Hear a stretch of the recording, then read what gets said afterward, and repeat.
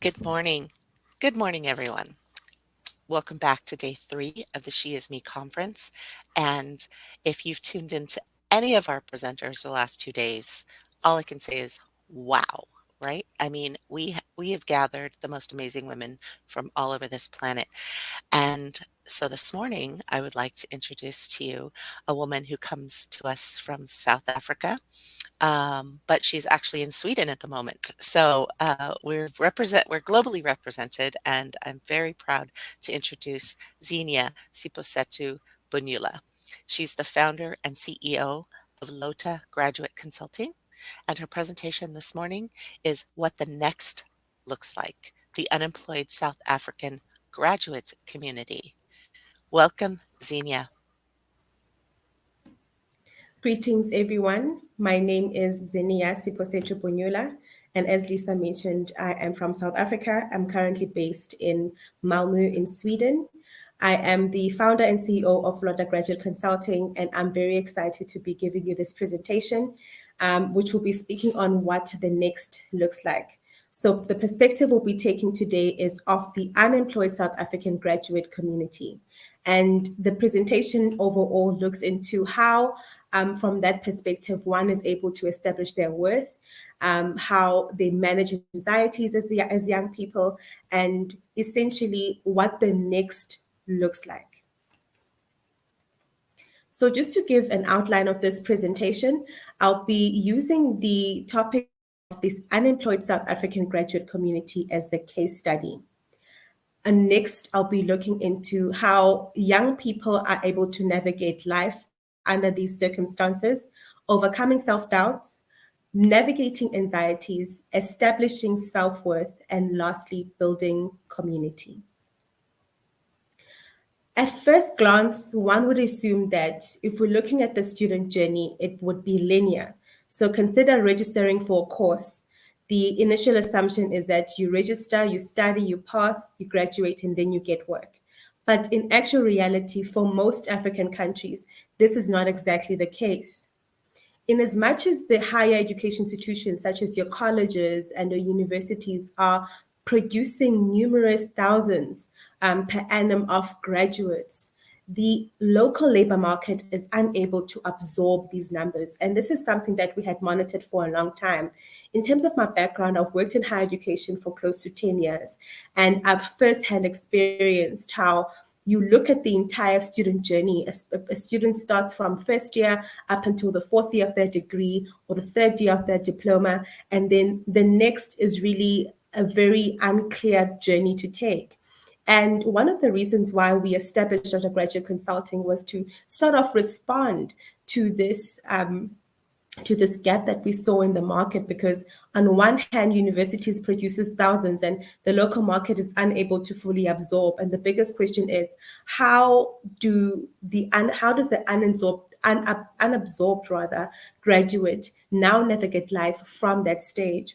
Now, we looked at this and we saw that it was very much visible within the past 10 years within most African countries. And in as much as there have been many agencies that looked into addressing the unemployment issue, there are still many gaps, as previously mentioned. And essentially, a lot of anxieties rise from the young person, especially the young woman, on what will my next exactly look like. Now, this is how we kind of gave birth to the idea of Lota Graduate Consulting, because we saw that in as much as we have unemployment agencies and government institutions and private entities trying to intervene to sort of kind of remedy this issue, we saw that there was still a gap because the graduate community still felt excluded. So you'd have a fully qualified accountant, having studied for 4 years in a higher education institution, unable to get work because there's a lack of jobs. So the biggest question that Lota Graduate Consulting is also trying to cover here is, what does this graduate do as they wait for their next? Because essentially, like any other human being, you feel discouraged the more you get those regrettably in emails, or unfortunately, we are unable to take you at this point email. How does an unemployed graduate in their footsteps or in their feet really navigate life moving forward and establish their worth. So, Lotta Graduate Consulting is a female owned edtech platform that facilitates the process of learning, knowledge, and resource exchange between unemployed South African graduates. We are hoping to really expand this movement and make it a really continental African initiative. Here we establish or try to advance better accessibility to local and international opportunities and engagements to young people who are unemployed at the current moment. So, a closer look to the case study where we discuss the unemployment of of the South African graduate community. If you have a closer look in this slide, you see on your right that this, just to give a context to the picture, this was a few years ago when there was just an immediate panic within the graduate community of South Africa. So we have 26 universities in South Africa, and there was a significant number of students that all felt that they're not being accommodated in any way within the labor market. So they took their placards and they wore their graduation gowns and they stood on the streets and they held these placards written, "I'm educated and unemployed." Another would say, "I'm a medical student, but I'm unable to be placed within clinical allocations," and so on and so forth. And this really became a big conversation, especially around the years of 2017 up until even today. And in as much as the government had played a huge role in trying to respond to these calls and these protests, there hasn't exactly been a clear plan on how the graduate or the young person or the young woman will be accommodated in terms of the planning or strategic plannings of the country and policies itself. On your left, you see that this is just a bar graph that gives a picture of, in terms of just the numbers in terms of just the years on who's exactly affected. And you see at the bottom, it is young people between the ages of 11 till 24. And you see another number here being around the ages of 25 moving up, of young people who find themselves unemployed. They have the degree, they have the background training, but are unable to get a job for themselves.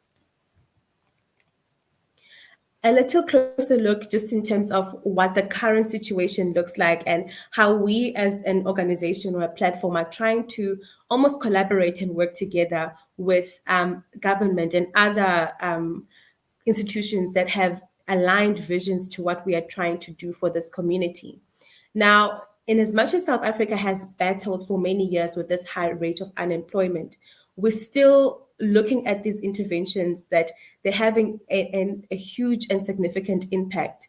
But I have been unsuccessful, like as mentioned before, in prioritizing the student journey, specifically the graduate.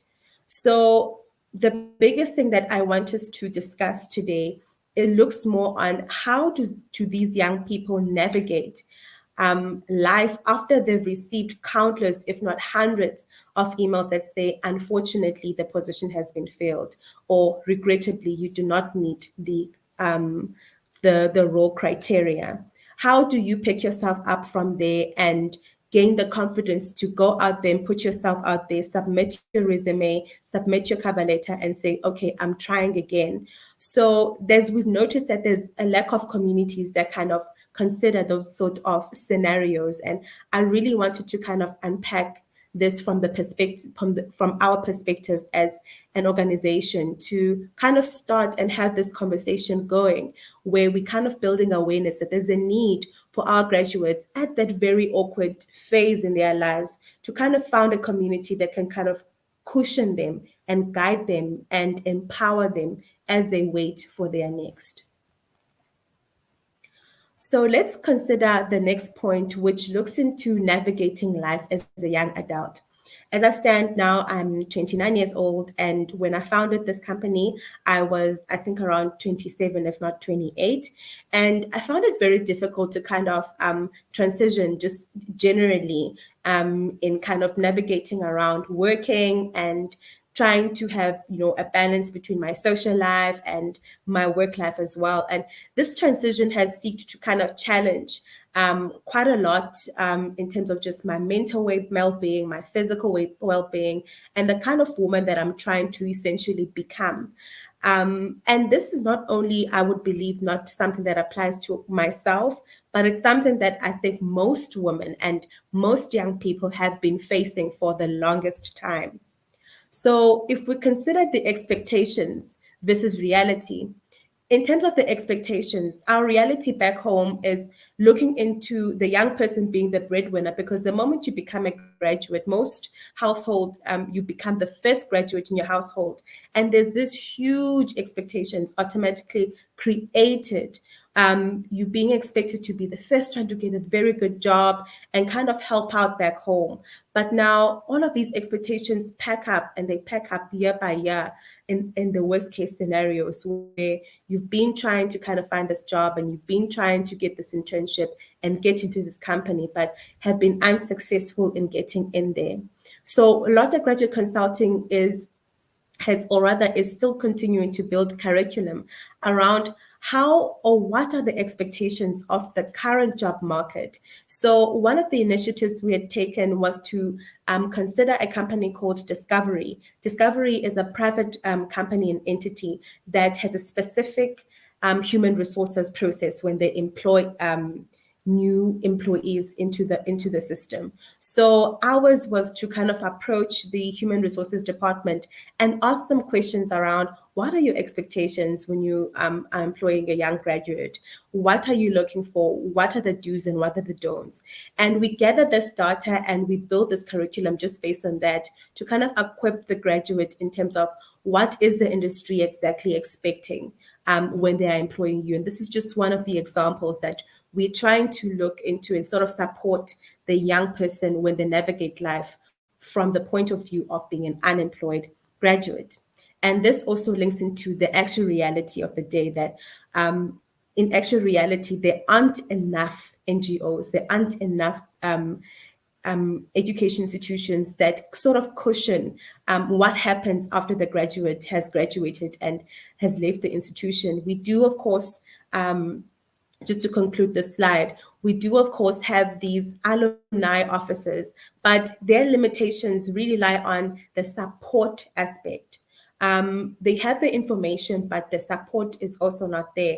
And this is the gap that also LOTA is kind of trying to address as well in this regard.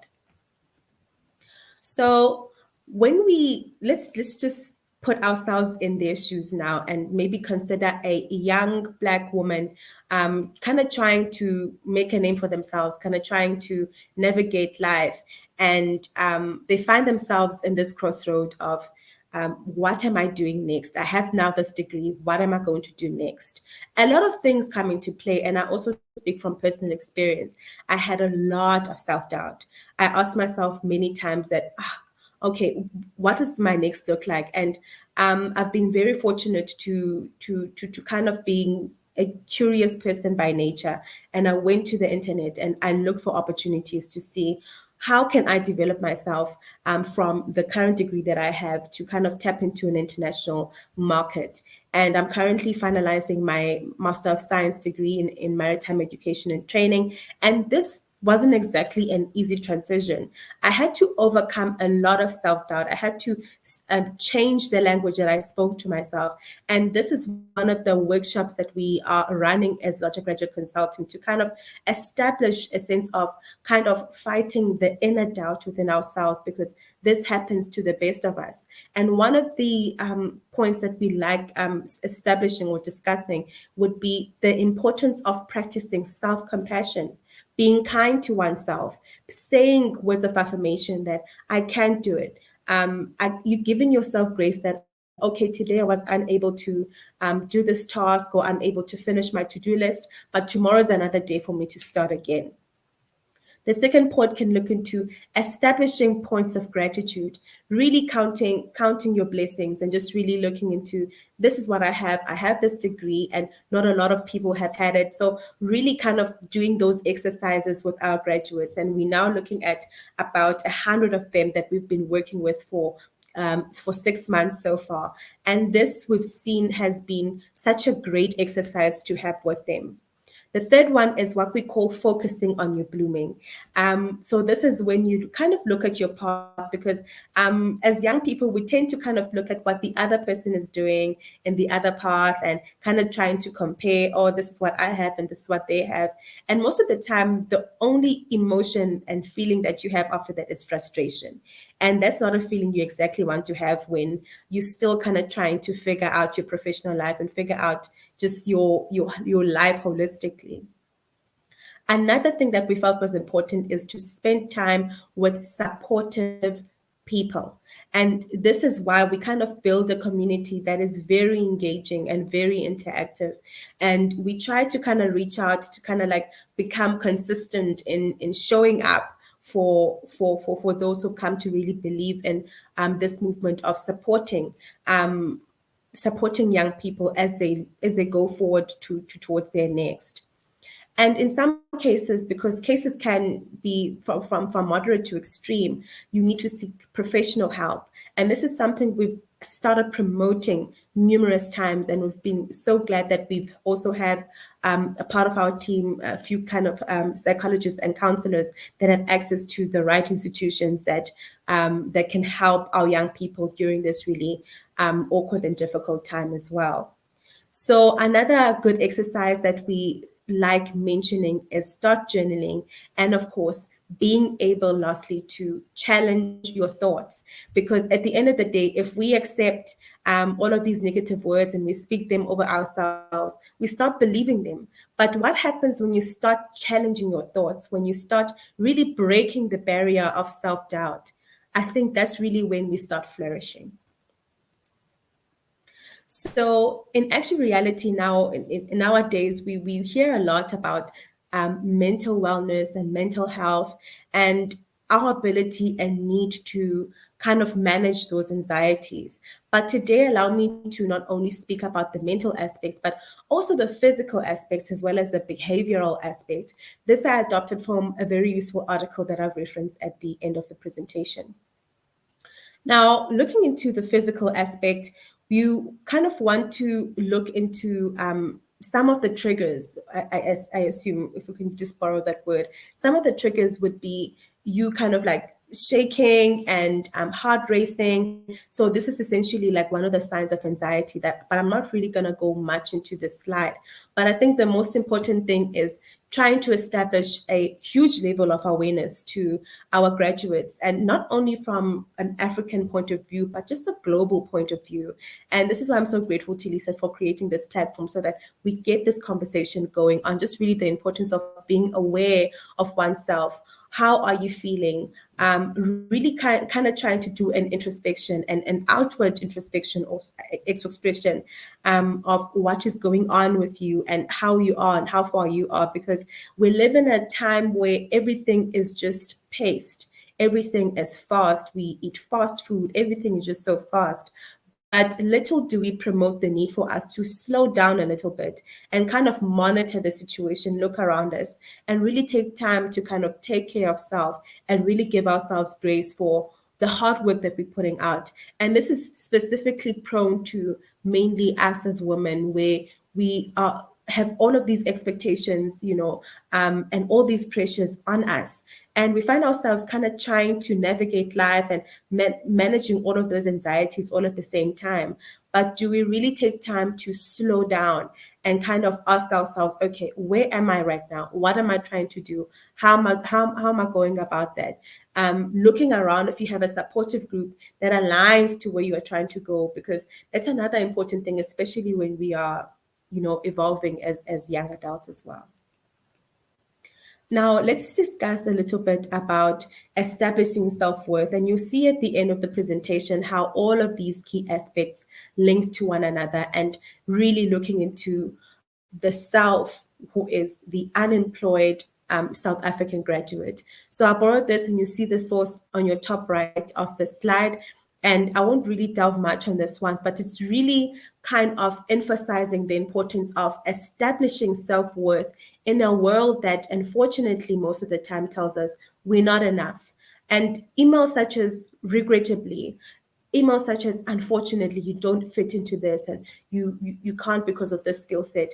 You find that the more you read those emails, this is something I experienced personally, that is the more you get a little discouraged, because you start believing it, that, or maybe I'm not meant for this career, or maybe I'm not meant to do this, entrepreneurship journey, because I'm getting a lot of, regrettablies from sponsors that I want to partner with, and so on and so forth. So where do you go to kind of reestablish your worth as not only a person, but also as an entrepreneur, as a person who's just trying to voice their opinions out there as well? So, from point number one, we look at and we see that it says we need to understand the power of our attitude towards ourselves. And I think this is an emphasis on one of the points we discussed on previous slides. The second one is the need for us to learn to overcome the fear of self love. The third one looks into trusting your own feelings, trusting your own instincts, and believing really in yourself. The fourth one looks into analyzing oneself. And lastly, the fifth one looks into stop making yourself worth conditional on other people. I really want to emphasize on point five, because most of the time we tend to find ourselves, and this is not something that we do on purpose, that we sort of lean more on trying to establish or weigh our value based on how other people perceive us and receive us and speak to us. But that shouldn't be the case. I think it is so important as young people for us to sort of establish, not only young people, but just as women in general, because I think this is something that we at some point all have to experience, or are experiencing, the need to establish self-worth, where you kind of need to establish your value. How do you want to be treated? How do you want people to speak to you? This is something that you need to establish. And if there's certain limits or walls that you don't need, or boundaries that you need to establish, those need to be lifted up, and they need to be respected, same as the other person would want them to be respected. So this is something that you need to firmly and assertively define as women and ourselves, especially in industries that don't exactly give us the voice, don't exactly give us the opportunity to be ourselves. And one of the things, just to also tie up this slide, that I feel is so important is the power of vulnerability. And this is something that is unfortunately seen as a weakness. And I completely disagree on that. I think women being vulnerable is the most huge risk, and it's such a huge risk, but at the same time it's the most strongest and most courageous move that you can ever make. And I believe that when I started with this initiative called Lotta Graduate Consulting, I really put myself out there, and I believe I put my vulnerability out there to say I really see this journey and I understand the journey itself, and I see that there's a need for a community to be established that supports not only women, but just young people as in their totality, on the struggles of just really establishing themselves in a world that is not exactly really ready to absorb them as yet. So this slide will now look into establishing community. And I think this is one of the most important ones and really ties everything up together, where we kind of look into the need to celebrate and reflect, engage and mobilize, create, and lastly, to skill up.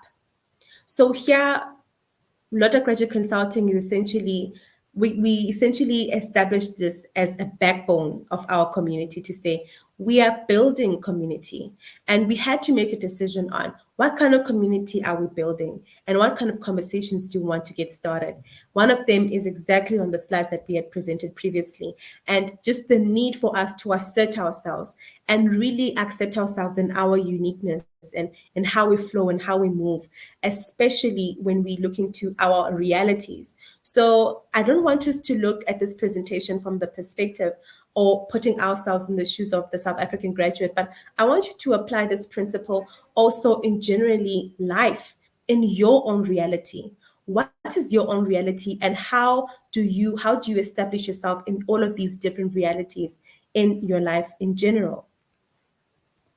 So let's look at in conclusion, what the next actually should look like and how we get there.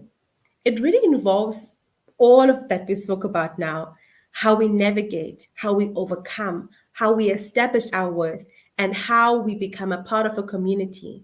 And I think this really involves us putting a foot of courage and putting a foot that says, look, I might be rejected, but I'm taking this chance anyway. Look, I might be silenced, but I won't stop speaking anyway. So I really put it out there to kind of encourage us to continue to take steps forward and really believing in oneself and continuously reflecting and analyzing and looking about, on how far we are and where we are exactly going. I want to conclude this on this point that we may not know what the exact future looks like, but we can at least try and navigate to contributing on what it could look like. With those words, my presentation is quite short and straight to the point, but I just really want to thank you and I want to thank Lisa for this opportunity of allowing me to share who we are as an organization and what we are trying to do essentially, and how we are able to establish our worth and should continue to do so, not only on a local level from my basis, but we really need to push our agendas and these conversations on a global level and a global platform. Thank you very much for your time. Thank you.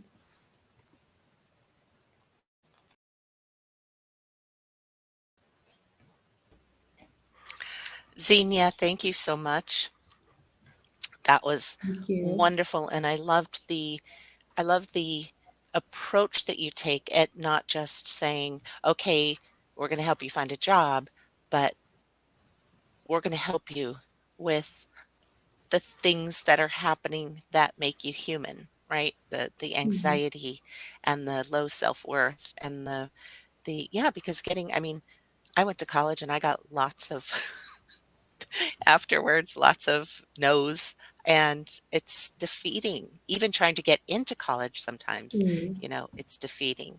Um, and you think, "Wow, I'm smart and I this is my passion and this is what I wanna do, and I've worked so hard, and now I can't like, no one's listening or no one's seeing Mm. me," right? And so, um, you think, "Oh, I've graduated from college, yay," and then no one sees you, and you think like, "Well, that was such a big thing.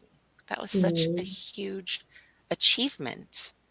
But then you go from being, up here emotionally and mentally to taking a dive, when you can't find a job and you're not respected for, the work that you've done.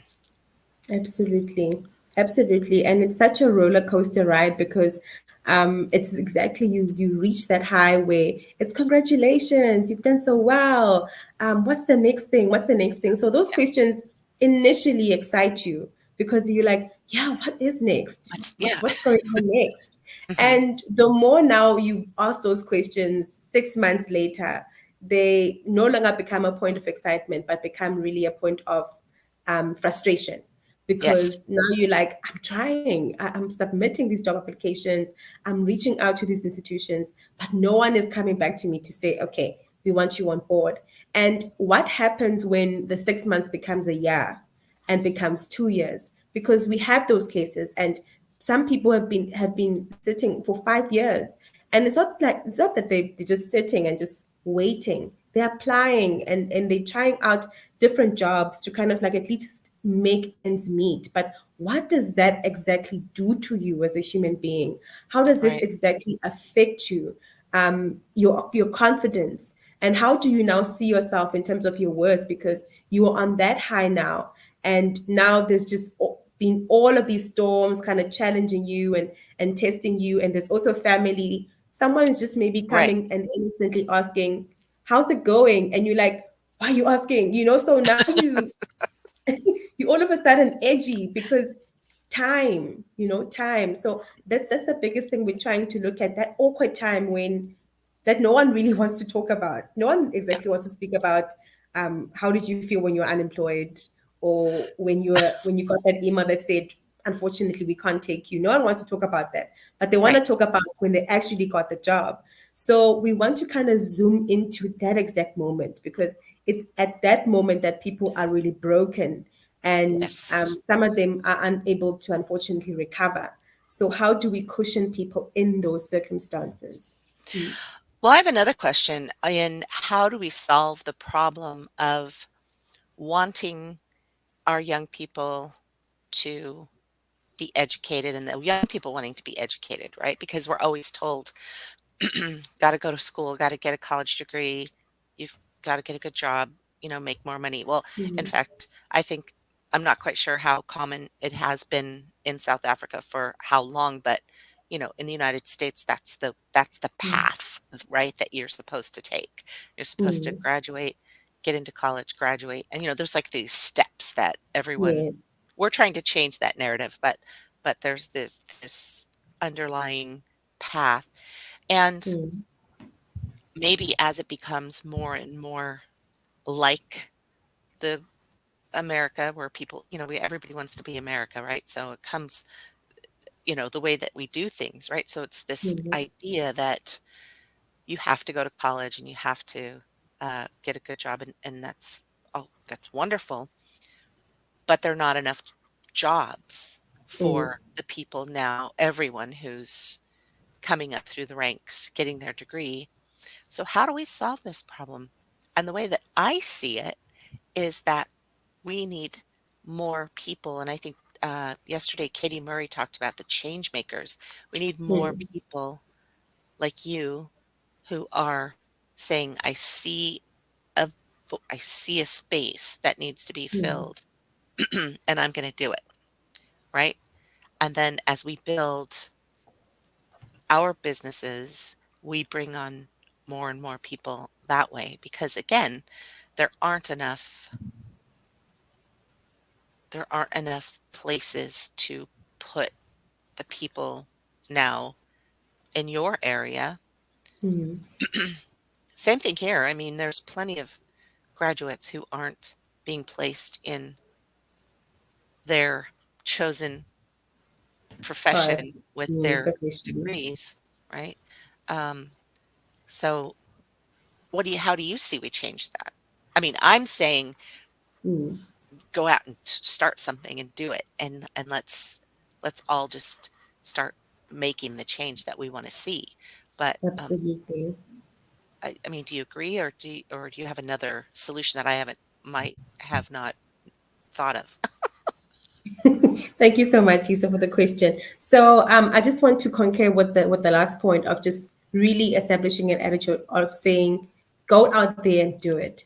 And we this is something that we've had countless discussions around on how do we exactly define the student journey up until they're graduate, and from that point moving forward, right? And the in actual truth, the that journey of a student is not only it's not exactly linear in my opinion, and that's something that we always discuss. It's not you just graduating to get to the next job. Your next could be your next business idea.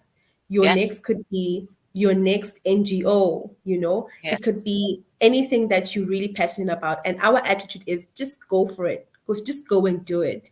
And what we're here for is for us to kind of cushion you and support you. And should there be resources that are enough, and help you out with the resources that you need right, to get to your next, right? yes, So to kind of answer your question, the journey is really not exactly to the job, because not everyone is made to do a 9 to 5. And this is something right, that we've seen countless of times, especially in the age of social media, where everyone maybe wants to be an influencer and they want to be yes, a digital, social media person. How do you kind of navigate that when it's still, especially in South Africa, still something that we're still kind of trying to understand how it works, and how do you get money, how do you get paid, what criteria, because on most cases there's always a minimum requirement criteria on how hmm, you qualify to be this profession and that yes, profession. So how does that apply in a unique space where you're on social media, for example? And this is one of the things that we're trying to open the conversation about, and go actually beyond the conversation and really build material around that, so information is available for people who are interested in that. And just to really touch on the need for us to have the change makers. I hope I'm using the word correctly. Yes, Um, yes. yes. So one of the things that we're trying to do as Lotta is to multiply. So to multiply in terms of the thinking aspect. So we wanted to use the word ambassadors. But now we're kind of trying to make it cool and make it sound like, you in your institution, you kind of want to own certain words. So we kind of building a community of ambassadors who are almost echoing the same message that look, there's a platform that's like this, or if not them, they'll just be a representative that is really a positive force in a community that is constantly looking down on women, constantly silencing women, constantly that there's quite a lot of realities that we face in the country, gender-based violence, there's extremes to it. So Yes. how do you really pull out and really move confidently to believe in yourself to say, I'm gonna start this business with Yeah. my $20. I'm gonna start. I'm gonna start with what I have. I'm gonna just move forward. And sometimes you just need that one person to say, you can do it. Yes. Of course. So us establishing those kind of change makers, we trying to build a community of people that speak positively to one another. And like you had mentioned, not exactly in competition with one another. We're here to lift one another up. Right. So if we maybe look at it now, would say maybe it's more because initially we had 5 legs on this. So the entrepreneurship journey from a graduate entrepreneurship journey, you getting a job, you going to an international institution to pursue your masters, to pursue your honors, you being an ambassador, you starting your own NGO. So it's all of these options, and they keep multiplying and growing and growing. And this is something we are embracing fully as well, to kind of say, go out there and just do it. Yes. Yeah. I think that's Mhm. wonderful. I think that's wonderful. We need more of that. Um, and I love the idea of ambassadors. So if somebody would like to get involved with LOTA uh, in any way that you've described today, they can just contact you on your contact information. We have it posted on the website on our speakers catalog. Absolutely. But also, I think anyone who can get involved and see there's so many women on this platform on She Mm, Is Me, and there's so many women who uh, could mentor or help. And so mm, um, make sure that anyone that you're working with is aware of what we're doing and how many. I mean, there's probably over 200 women right now on the platform who've spoken, who have presented in some way, shape, or form, um, mm, and are doing really amazing things. They are the change makers. So um, it's definitely a great resource for you, and it's a great resource for absolutely. the women that you work with. So I just wanted to put that out there, and anyone else who's watching, you know, um, just look through our catalogs and see. And this year, in addition to this event, Mhm, we have 11 more. Well, 12. I added one yesterday, so there's 12 more events. Um, mhm, we're actually adding a STEM event this spring. So that's going to be great. But 12 more events this year, and that's another 200 women that are coming forward and joining the platform. So amazing. yeah, so it's a really good resource, and the best thing about it is all the women that are involved are here to lift each other up, are here to help. So, and you'll hear that throughout the days of the women saying, if there's anyone who's watching this, wants to reach out to me. I mean, that's what we're here for. So, um, Mm, ideas, anyone who just has an idea and says, "Hey, I want to pass this by someone who's in the industry. Is this something that is needed?" That kind of information or that kind of resource is just mm, invaluable because sometimes you have an idea and you can do it. You just don't know who else is in the space, or you don't know anybody and you have no guidance, you know? mm, And so we want to change the world, and we want to help whoever else wants to change the world do it. So we are Absolutely. here for you. And Xenia, thank you so much for your wonderful Thank talk you. and for the work that you're doing. Um, you are a change maker, and thank you so much.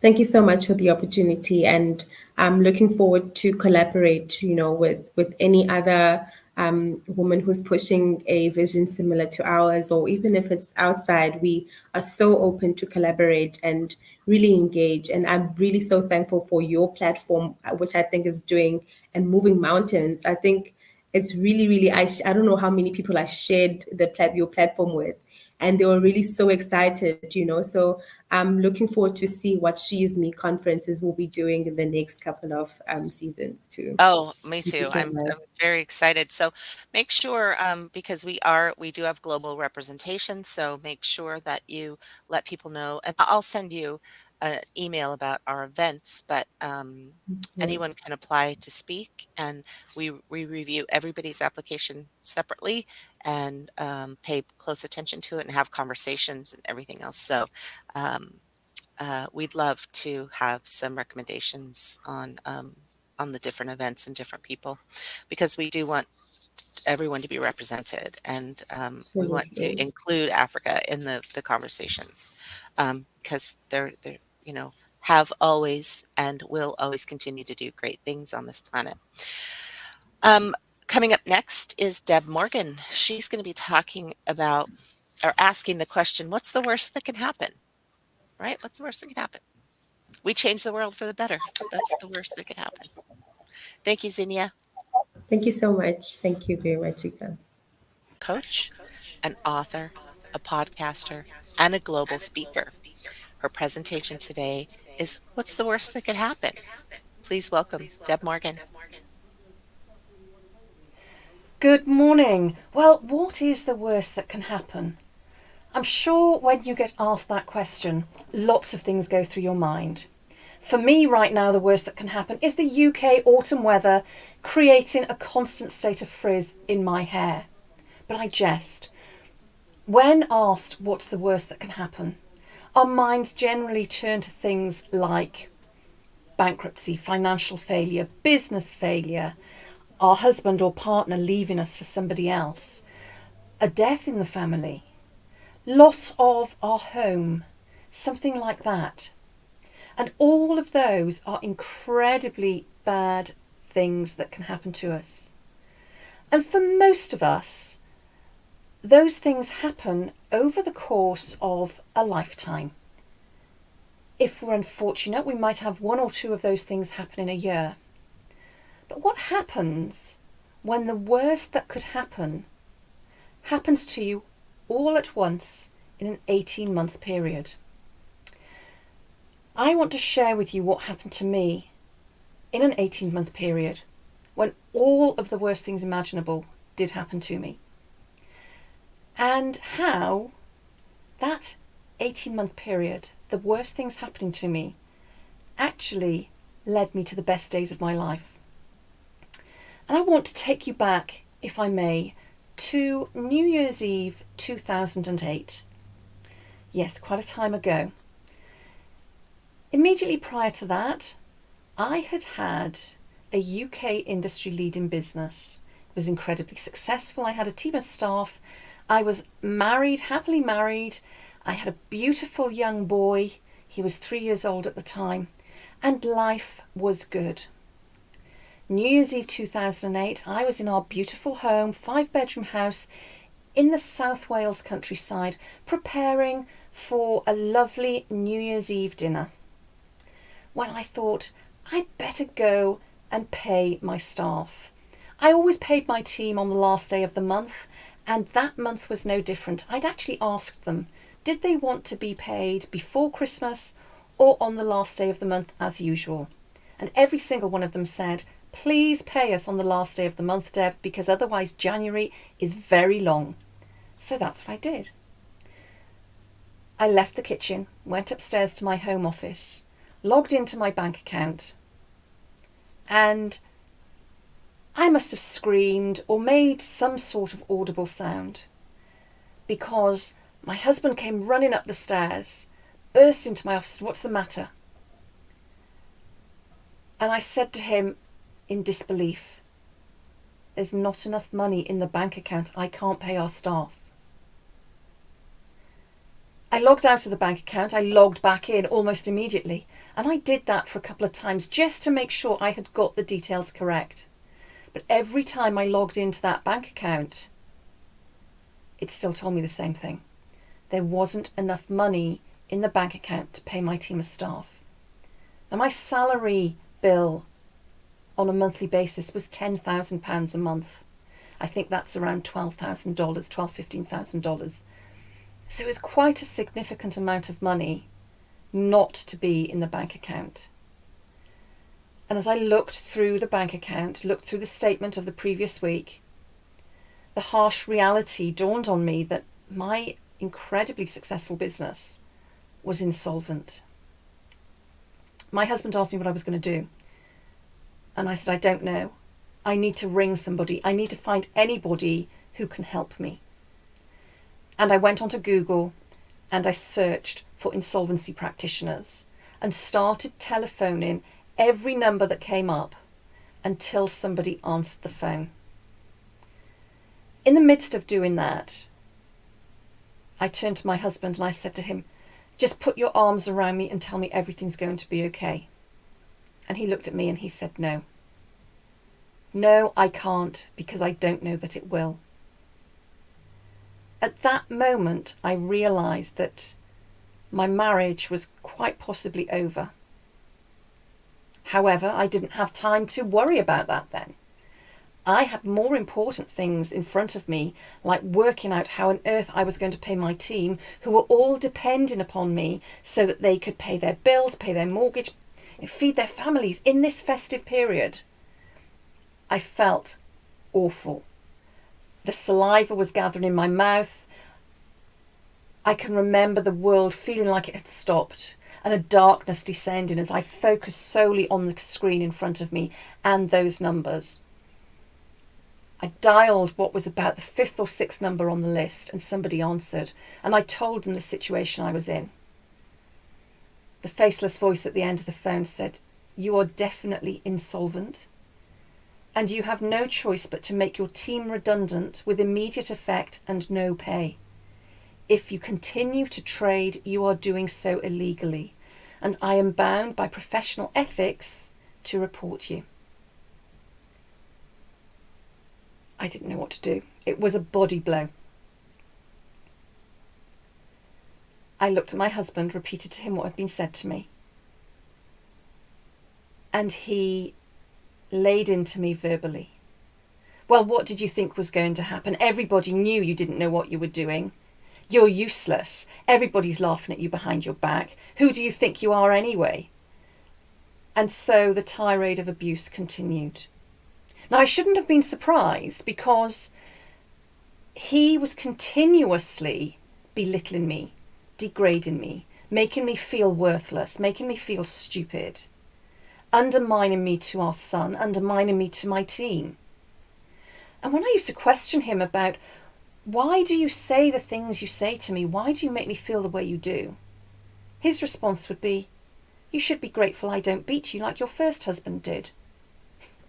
And yes, I was grateful, because my first husband had beat me up for the first time on our wedding night with the words, "You're mine now. I can do what I like with you." That's not what I was expecting to happen on my wedding night. So when, after 18 months of marriage, I eventually plucked up the courage to leave my physically and sexually abusive first marriage, I thought that was it. I thought I knew what it was to be in an abusive relationship. I knew how not to end up in that situation again. Yet here I was, some 12 years later, coming to the realization that in one of the worst moments of my life, when my life as I knew it is crumbling in front of my very eyes, the one person that I thought I could rely on, and I would expect to rely on in that moment, was the one person who couldn't help me and wouldn't help me. Not that he couldn't. I wasn't asking him to physically do anything other than just hold me and make me feel safe. And he couldn't do that. I realised in that moment that not only had I lost my business, I had also lost my marriage. In the weeks and months that followed, I had to put my business through administration. I didn't have enough money to employ somebody to take it through administration for me, so I had to do that myself. It was during that time that I realised that my marriage was actually in a far worse state than I'd actually cared or dared to admit. And not long after, I left my husband. I didn't know where I was going to go, and I certainly didn't want to leave my second husband. But neither did I want to stay in a relationship that was making me feel as bad, if not worse, than I felt when I was in my first marriage, although it was a very different form of abuse. At that stage, I didn't even recognise that it was abuse. I just knew that I felt terrible when I was in the marriage, felt terrible when I was in his company, and felt so much better when I was on my own, when I could get in my car, when I could walk, when I could go anywhere other than be with him. And the abuse that I was continuing to get on a daily basis since the business had gone through was just wearing me down. And I knew for my own sanity, I needed to get out. So I packed what I could, a few clothes, a few toiletries, nothing else, into my car and drove. I left my son with his father because I didn't want to take my son around spare beds, spare rooms, sofas, until I knew exactly where I was. I wanted my son to have stability. He was only 3 years old. And what had driven me to leave that day was when he came up to me and said, "Don't cry, Mummy. Everything's going to be okay. I'll look after you." Now, if that was the first time I had heard my 3-year-old son say that to me, I might not have reacted in quite the same way. But when you have heard those words from your toddler time after time again, and he is being more supportive and more caring than your partner or your husband, I knew it wasn't fair on him to grow up in that environment. But neither was it fair for him to go through the turmoil of feeling scared about where he was going to sleep that night, or where we were going to get food, or where he was going to live, where his favourite toys were even. So I left him with his dad. Over a period of time, I got offered a job. I got offered a partnership in a business which was owned by one of my former clients. And this was one of the clients who had supported me through the business insolvency. My 3 largest clients had failed to pay us over the Christmas period. He wasn't one of them. That was partly why the business ended up in insolvency. But this partner, this client, I'd always worked really well with. And he offered me a partnership in his business. And I accepted it. And when I told my estranged husband that this is what had been offered, his words to me were, "Well, you obviously slept with him. Why else would he offer you that job?" The irony being is that less than 3 months later, that client, now business partner, decided that the conditions of him giving me the partnership were that he expected me to sleep with him. And when I refused, there was no job anymore. So I guess, with hindsight, my husband had been right. I had got the job because the intention was that I would sleep with that partner. I went out. I was fortunate to find myself another job. 3 months later, I was made redundant as the company restructured, and I was the last one in and I was the first one out. But I got another job shortly after, and with that job I felt confident. I could feel my sense of worthiness starting to return. And so I managed to get myself a rental apartment. Beautiful apartment on the edge of a cliff overlooking the sea with floor to ceiling windows. It was everything I could want and more. And I spent a number of very, very happy months there. My son didn't come and live with me, but he was spending weekends with me. And when I got the flat, the apartment, I went to my ex-husband and said to him, I'm sorted now, our son can come and live with us. And he said to me, he's going to live with you over my dead body. I sought legal advice, but back then, in the eyes of the law, certainly in the UK, because I had left my son with his father, I had voluntarily given up my right to be his primary carer. What I didn't realise is that I'd actually also given up my right to be recognised as his mum, because in the time that I had been trying to get myself sorted and back on an even keel, his father had told his school, the health visitor, the doctor, the dentist, and anybody else that needed telling that I had died. And I only found that out by accident when I telephoned my son's nursery, because for whatever reason I'd stopped receiving reports of how he was doing at nursery. And when I telephoned them and I said who I was and why I was calling, there was a silence on the end of the phone. I wasn't prepared for what came next. But they said to me, we thought you were dead. His father told us you were dead. And we were worried about your son because he's been telling us about his weekends with his mum.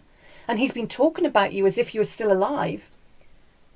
And we thought he was really struggling to grieve and were on the verge of contacting an educational psychologist because we were really concerned about how he was dealing with this.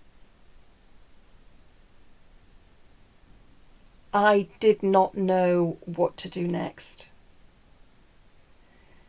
I sought legal advice because what was now happening was effectively parental alienation, again a term I had never heard.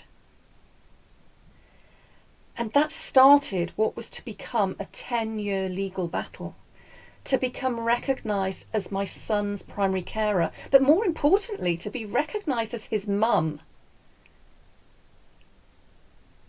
At that point in my life, I didn't think it was possible to feel any worse. I'd failed in business. I had failed financially. I'd failed as a wife. And I'd failed as a mum. Surely things couldn't possibly get any worse. I had a beautiful apartment and I had a job finally.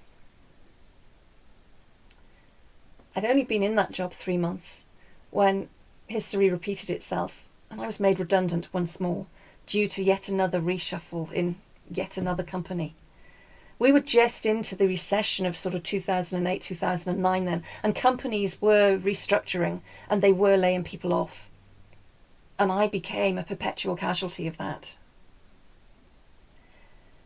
This took me to November 2010. And I was sat in my flat at my desk, much as I'm sat here now, similar setup. And I remember thinking, what can I do next? I'd been applying for more jobs that I could do easily. And I wasn't even getting invited for interview. And when I called and asked why I wasn't being invited for interview when I knew I met all of the criteria, they would say to me, we know you can do the job, but you've been self-employed, you've had a huge profile, we've watched your profile. You're not going to last more than 6 months and you'll get bored. And I said to them, please let me be the judge of that. Let me decide what is best for me. But they weren't prepared to take that chance. And on that November evening when I was sat at my desk, I was down to my last few pounds in my purse. What little I had managed to save through the course of the bankruptcy, because everything I'd had been taken from me, had been seized. That had all gone.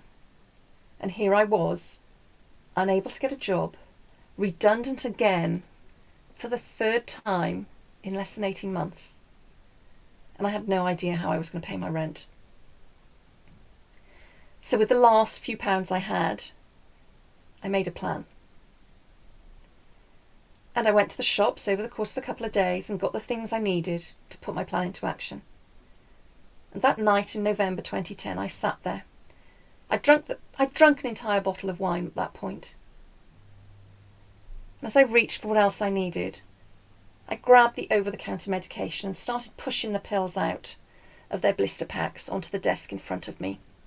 I'd figured I needed about 60 or 70 at least to do a really good job. And I'd also bought a bottle of vodka and another bottle of wine because I wanted to make sure I did the job properly. I picked up the bottle of vodka and took a swig, just to get used to the taste, because I don't drink neat spirits, and vodka's not one of those I particularly enjoy. But I knew it was strong enough to do the job.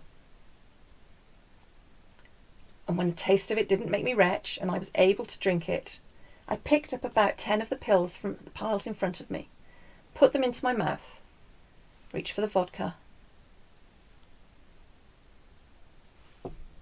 As I tilted my head back, I caught sight of a photograph of my son on my bookshelf that I always kept to the side of my desk. And I realised in that moment I couldn't go through with it. I spat the pills out before I'd even swallowed them and thought there had to be another way. I cannot allow my son to get to the age of 14 believing that mummy killed herself because she didn't want him and didn't love him, which is what he was being told by his dad at the time. There had to be another way. I just didn't know what it was. But what I did know is whatever that other way was going to enable me to buy his Christmas presents. Because all I'd been able to get for him up to that point were gifts from the charity shop and free cycle. And that made me feel like a major failure, that I couldn't even afford to buy something new for my son for Christmas. He was 5 years old. I felt terrible. There was only one thing left for it. I've always been quite resourceful and quite entrepreneurial, so I turned those talents to something else. And in the previous weeks and months, I'd been self-medicating quite heavily on Chardonnay, which I absolutely can't stand now. And, as Lisa Nichols says, I'd been looking for love in all the wrong places. I'd been going out and having one-night stands in a desperate bid to feel loved, to feel worthy, to feel wanted, to feel desired and to feel valued. That evening in November 2010, I decided if I was prepared to give it away, why on earth wasn't I prepared to sell it? And so I became an independent escort and joined the ranks of sex workers worldwide and started selling the only thing I had left available to sell. Now, whilst that was a decision I made out of absolute desperation,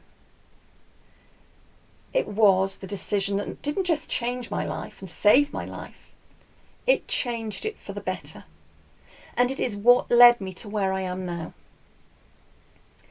Because during the course of my time in that industry, and I went into it very business focused, knowing that I had some objectives I wanted to meet, and they were to make enough money to pay my rent in advance for a year, and to put the same amount of money into a bank account so that I had that to live off for the year, thereby giving me some breathing space to sort myself out.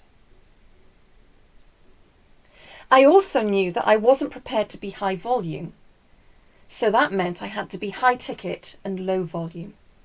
I certainly wasn't going to be sleeping with more men than I needed to. This was an absolute business decision, and I needed to pull on my big girl pants, metaphorically, and I needed just to get through the business plan. And that's what I did. But what I didn't expect to happen was to have all of my preconceptions shattered completely. Every single preconception I had about sex workers and about the users of the sex industry was shattered, because I had been living with the myth that the media like to feed us, that the sex industry users are dirty old men in their long coats and flasher-macs, as we call them here in the UK. So when my first client arrived on my doorstep, less than 24 hours after making this monumental decision, I was a little bit apprehensive, to say the least.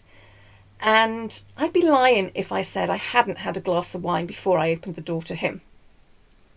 But I needn't have worried.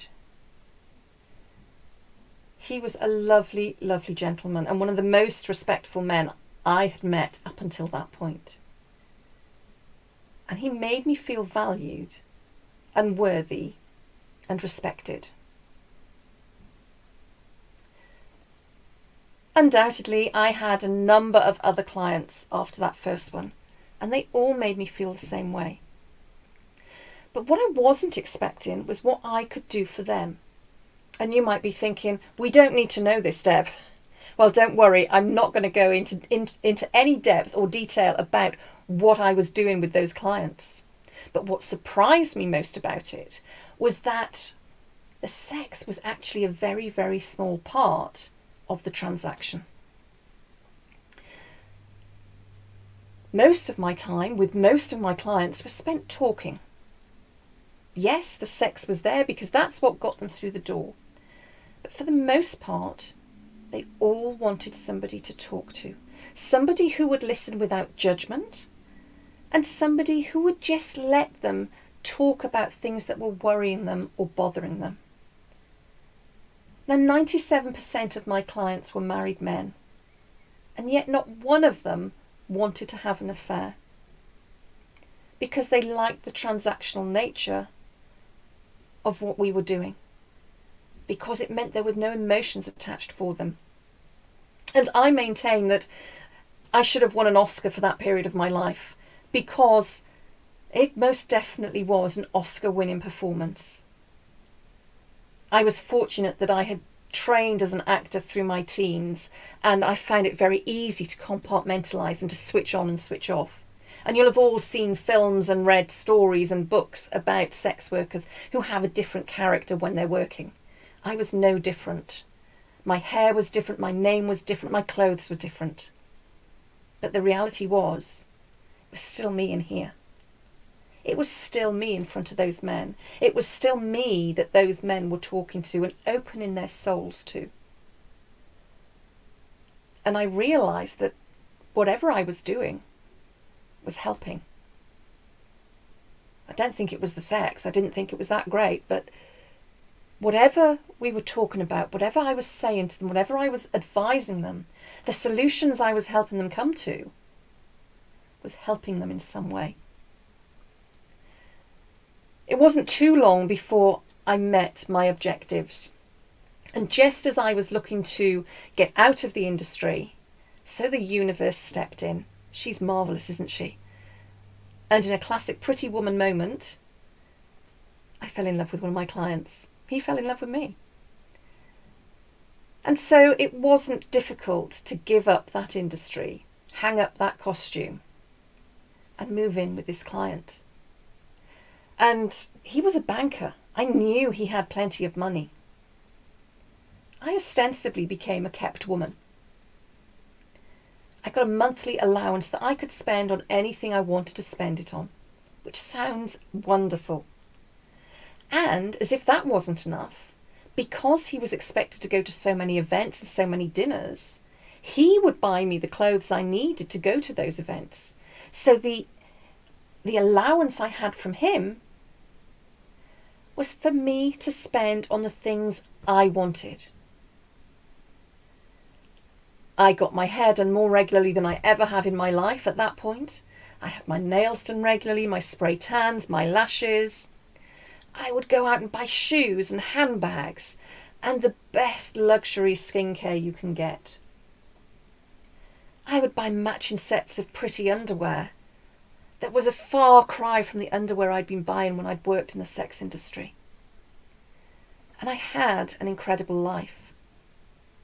Or so it seemed from the outside.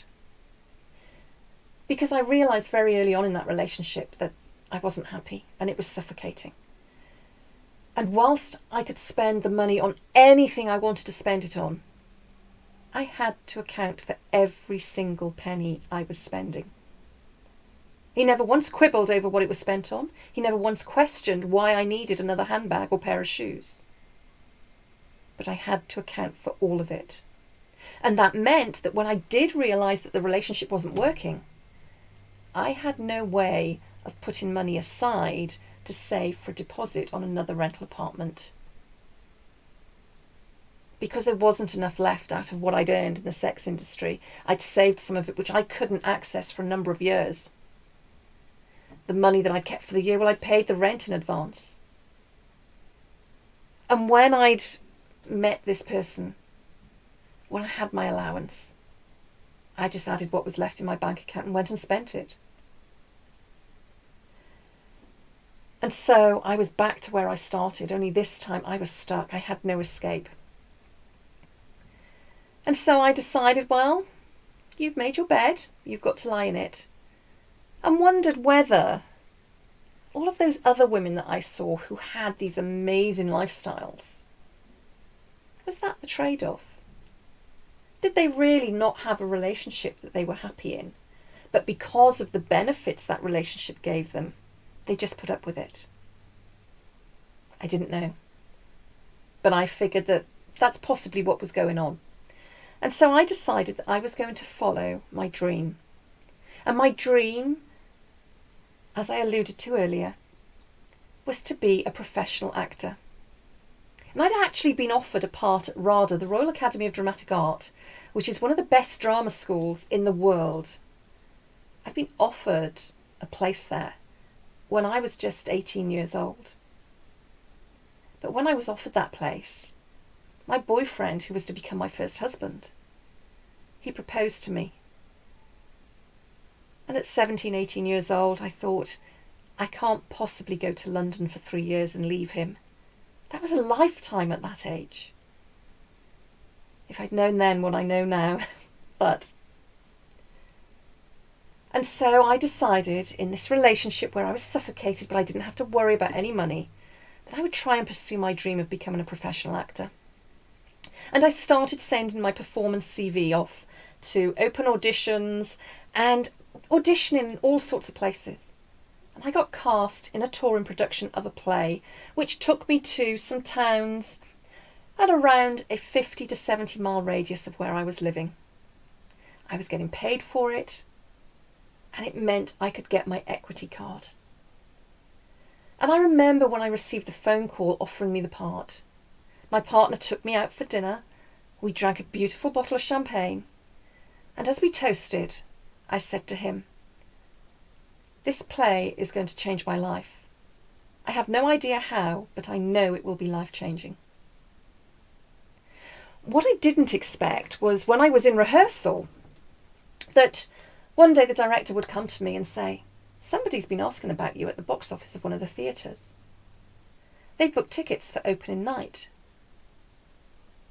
They asked if this was your name," giving me my maiden name. And I said yes. And she said, "That's good, because the box office manager remembers you." I said, "What do you mean he remembers me? We're 70 miles away from where I was born and brought up, from where I live. How can he possibly remember me?" And it transpired I had been in a theatre company as a teenager with his daughters. And he recognised the name, looked at the poster, because I happened to be the world's most unglamorous poster girl at that point, and said, "Do you know what? I think you're right. I think that's her." Because the person asking about me had also recognised my name on the poster. To this day, I'm not sure whether I should be complimented or offended by that, but they recognised me. And that person contacted me on Facebook and just said, "Hi, how are you? How's things? Remember me? How's the family? Haven't seen you for ages." And we hadn't seen each other for probably about 15 years at the time. And I responded as I would respond to an old school friend. There was nothing overly familiar in the message. There was nothing sexual. There was nothing flirtatious. It was just two old friends catching up. That was when I realised that the person I was living with was checking my phone and all of my social media profiles on a regular basis, and my emails. And he approached me and asked me, "Who the F is this person?" And I told him, and he went slightly mad. In fact, I've never been so scared in my life. Bizarrely.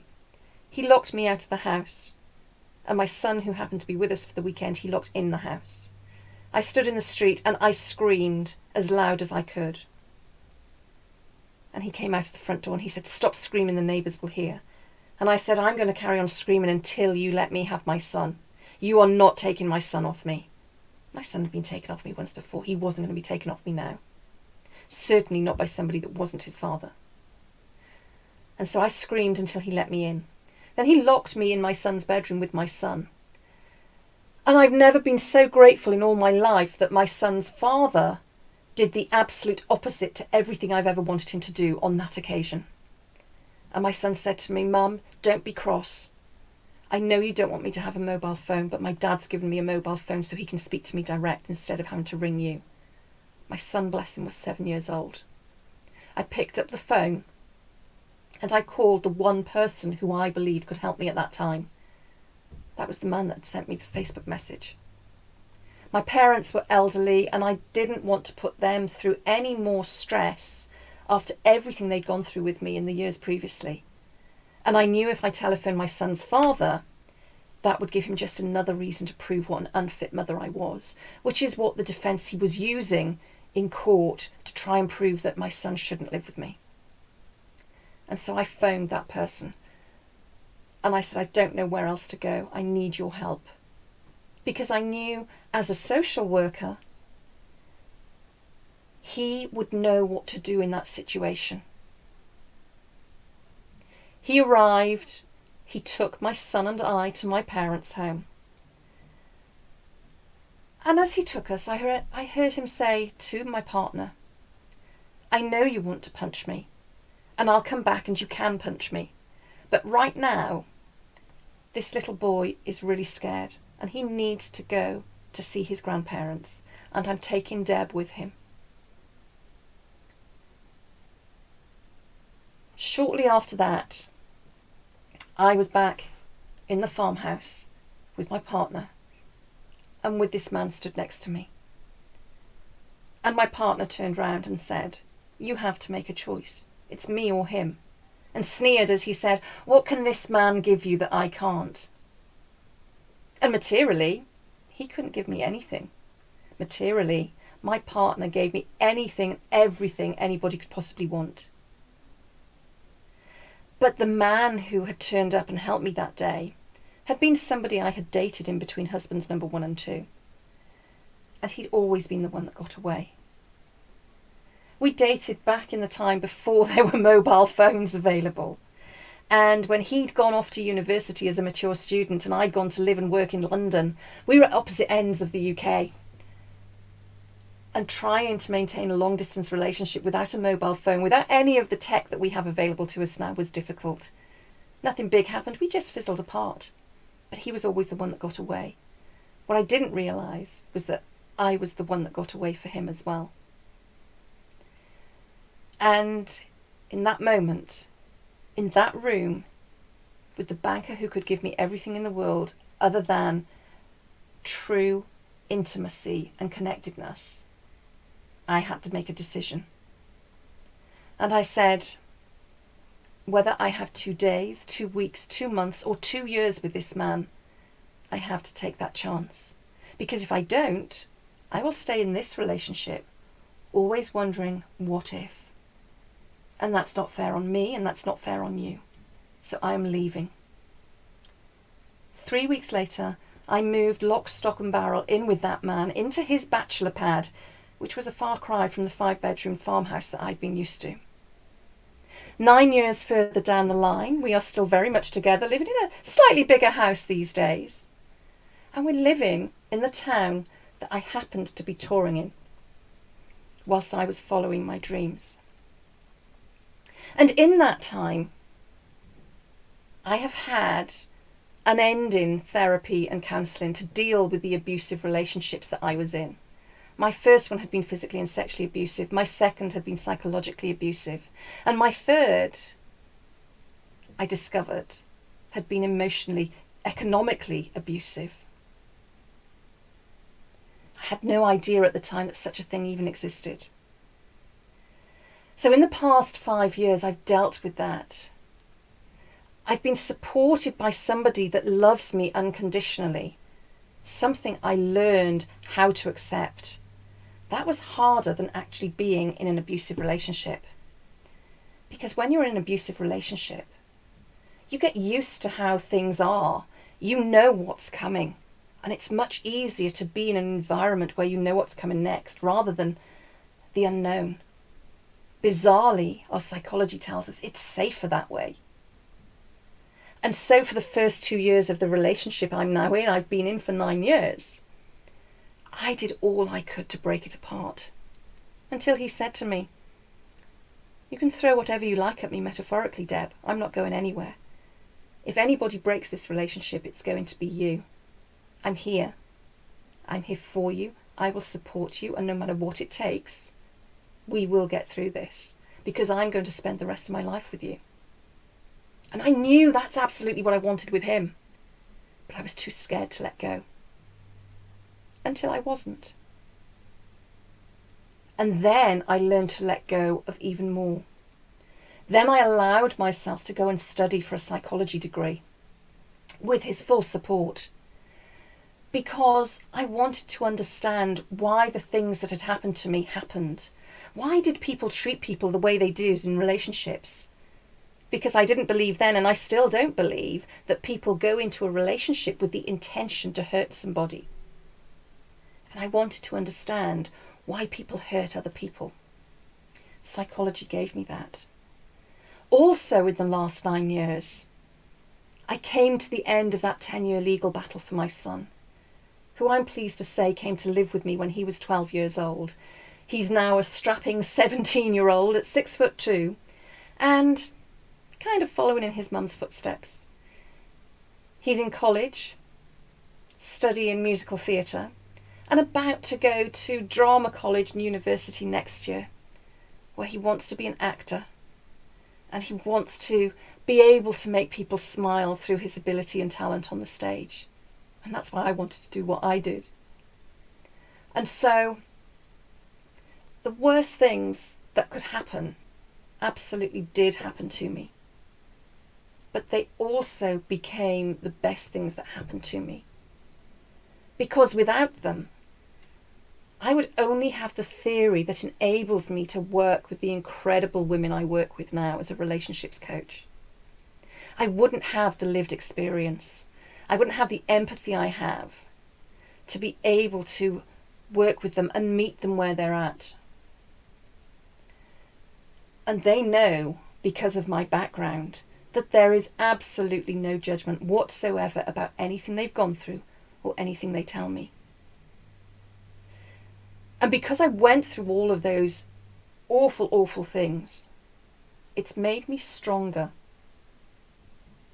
So much stronger than I ever expected to be.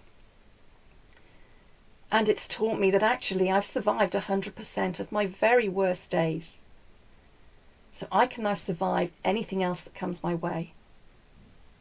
And if I can use that to help me work with other women to ensure they survive 100% of their bad days, then every single moment of it has most definitely been worth it. Thank you so much for listening to me today. Thank you for giving me the space to share my story with you. And I'm happy to take any questions you may have. Thank you so much. Deb, thank you so much for telling your story, for being vulnerable, and sharing your life experience with everyone. It's so important to our the women here, and it's so important for everyone to know that you can survive 100% of your worst days. And as a fellow survivor, I identified with a lot of what you were talking about today. And what would you say to anyone who's watching this today about who might be in an abusive relationship, whether it be physical, emotional, monetary? What is something that you could, piece of advice that you could give them? My best piece of advice is you have choices. You might not think you have choices. And the things we are afraid of happening very rarely happen. Fear and anxiety are future facing emotions. They're fears about things that have not happened yet. Yes, we might have experience of bad things in the past that we relate to, and we think, well, if I leave, if I do this, if I do that, this is going to happen. Hmm. But when we take the courage and the strength to actually leave, and it takes so much courage to leave, Absolutely. there are people there who can help us. Hmm. And when those people say to you, sever the ties, don't respond, don't go back, they're saying it for a reason. Hmm. Because the moment you leave is when you are at your most vulnerable. Yes. And if you go back, that's when the cycle starts again. Hmm.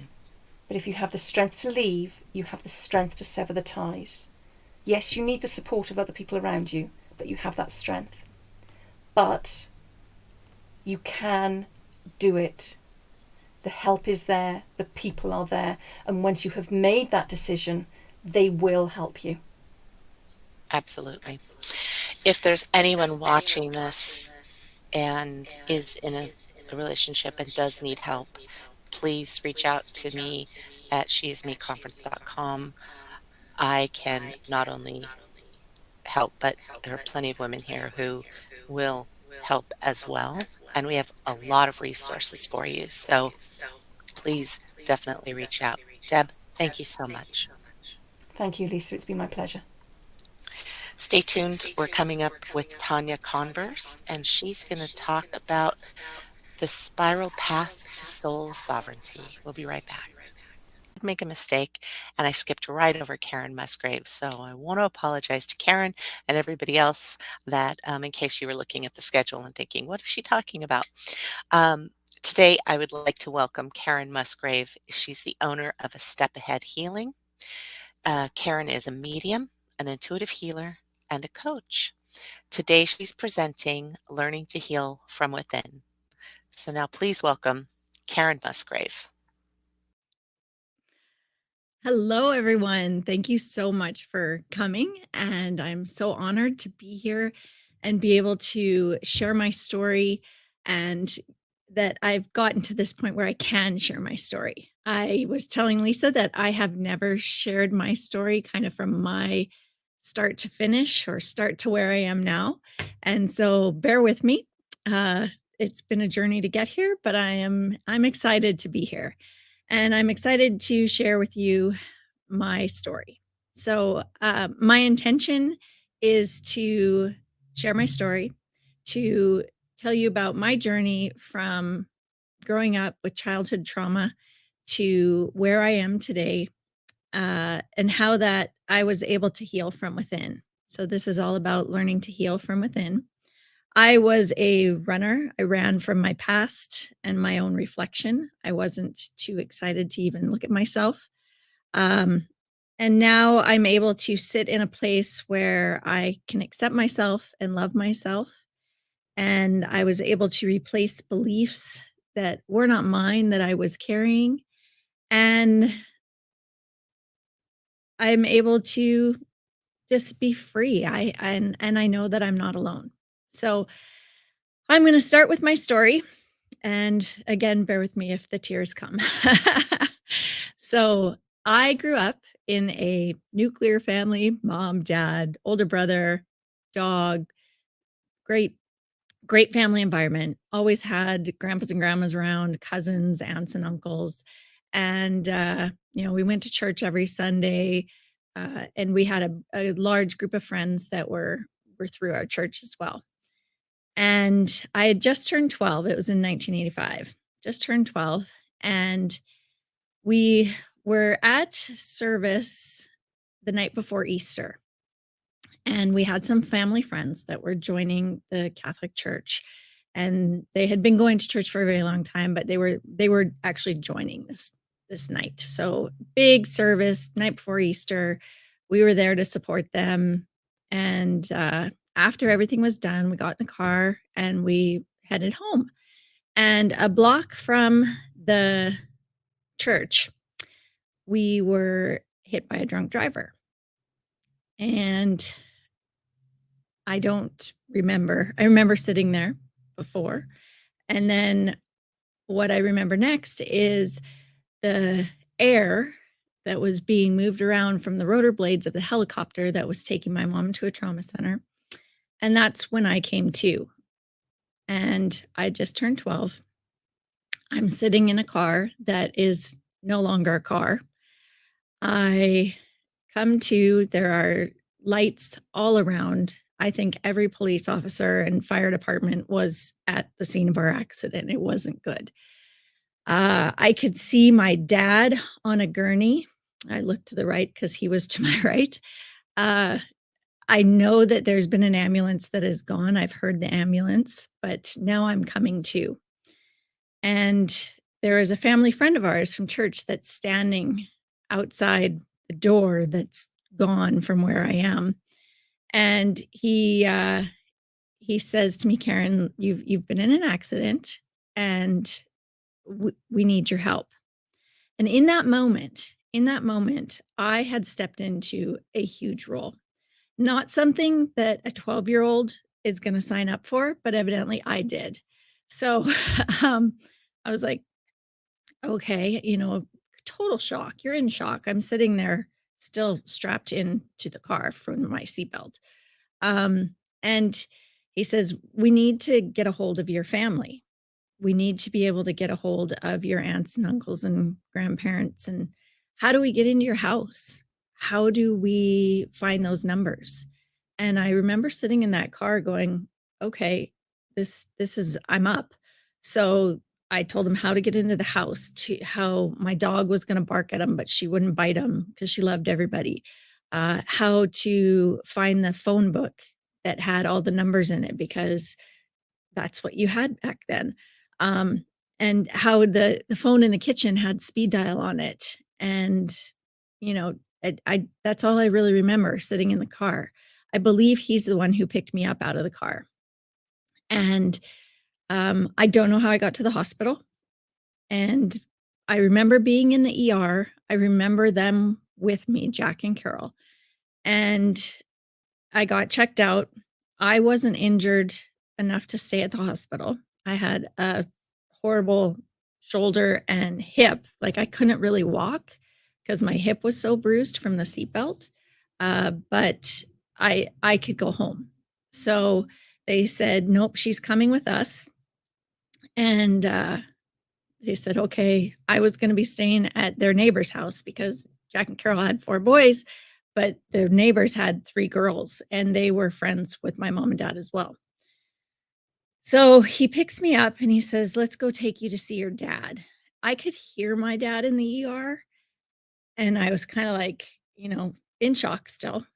And he started taking me into the room, and I could see my dad. My dad was still like hooked with, they put that thing over their head, and he was still on the board. There was doctors and nurses all around him. He was loud, and I just started screaming, no, no, no, no, no. And so that's all I remember. And I don't know how we got back to where I was staying that night. I don't even really remember that night. I don't remember much the next day. The next thing I really remember was going to see my dad in the hospital. I didn't know anything that had happened other than they're all in the hospital. Okay. So we go into the hospital. I don't know who took me there. And the mind is a crazy thing when it blocks stuff out for you. But again, I was just 12 years old. And so I remember going into his um, hospital room. And at this point, I hadn't seen any of my family, no aunts and uncles, no cousins. Nobody had come to get me. And so I go to see my dad, and I don't even remember any family being there. I remember going in the room, and he was sitting in a chair, and there was a chair next to him. And so I sat down, and he told me about his injuries, that he was going to be okay.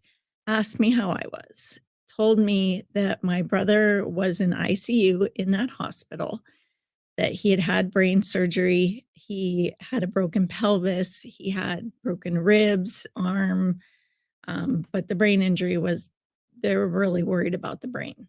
So, and then I asked about my mom, and he said that she had really bad injuries and she didn't make it.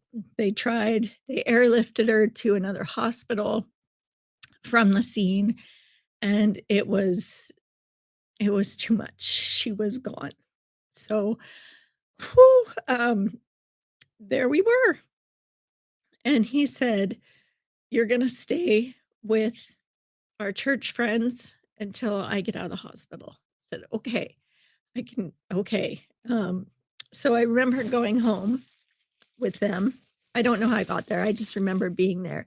And they're like, "You need some clothes."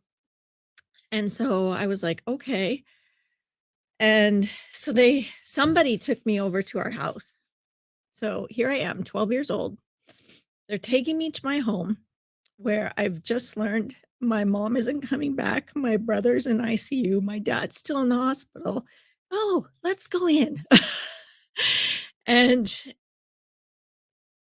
that memory, holy, the emotions that are tied to that is huge.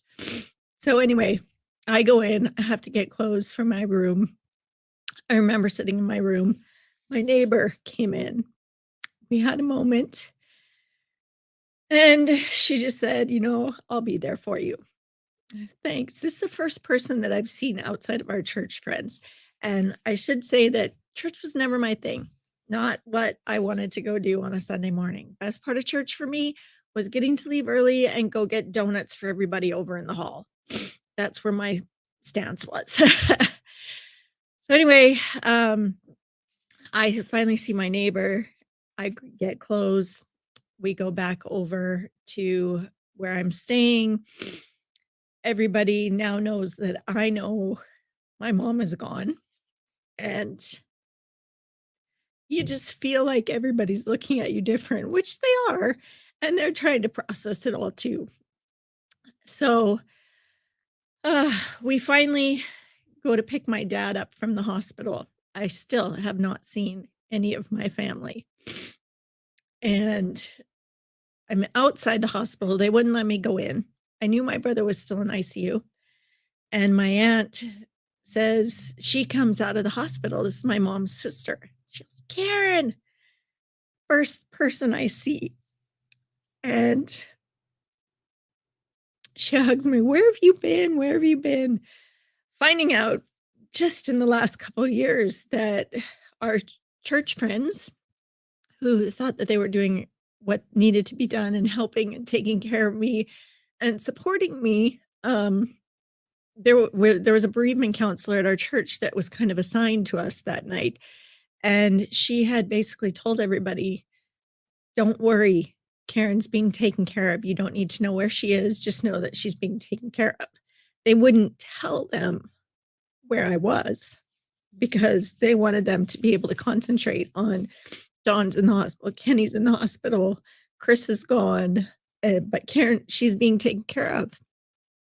So she gave me a big hug. We picked my dad up.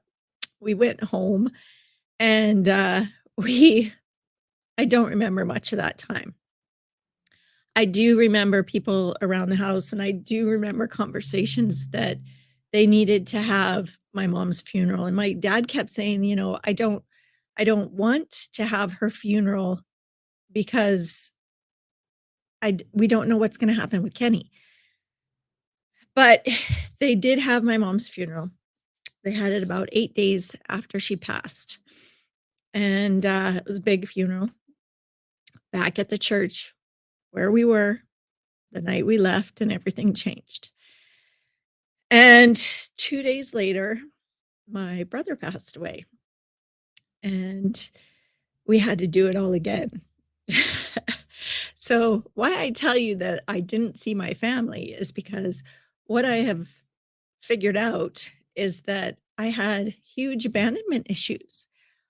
Why didn't anybody come for me? Why didn't anybody care where I was? Looking back now and understanding that I was cared for and I wasn't alone, I was loved, I was being looked after, they were allowing them to concentrate on the people that were really hurt, not realizing that I didn't have any physical damage, but I had a lot of emotional damage. So, yeah, the abandonment was big. Um, I was also an empath from very young. Didn't, back then nobody really said anything about it. Nobody talked about it, but I could feel everything. So here we have this house filling up with flowers and always full of people sleeping on couches and on the floor. And my dad didn't want anybody to leave. And I evidently wanted everybody to leave. I would go in my room, close the door, and not come out because the feelings, the energy was so heavy. And I had so much of my own that I didn't even know how to deal with it. And so eventually everybody leaves. Dad and I are on our own. My grandma lived with us for a while, which was healthy for my dad, wasn't healthy for me. um, I was angry, like, why would God do this? If, I'd been raised Catholic, why would he do this? Why would he do this to me? I'm a good kid. We had a good family. Why would he take these people from us? So that pretty much solidified my feelings about the church and God and everything else. Um, the next few years, we grieved our way through, Dad and I. He started dating again. Eventually, fast forward 5 years, he's found somebody in a bereavement group from church that lost her husband to cancer, and they are going to get married. They do get married. They're still married. Um, but for me, I was angry. I was still angry. I was really good at pushing all my feelings down, and I was angry, but I was excited. I was excited for him that he found somebody, that he didn't have to be alone, because I knew what alone felt like. Give me a second. But I felt like he chose them over me when he moved on, which was really hard. And so all that abandonment, that, why wasn't anybody looking at me going, hey, hang on, she's not ready for this? Well, it didn't matter what I was ready for, because I signed up for all of this. This was all supposed to happen to get me where I am today. And I had my own journey to walk, and I was a senior in high school when they got married.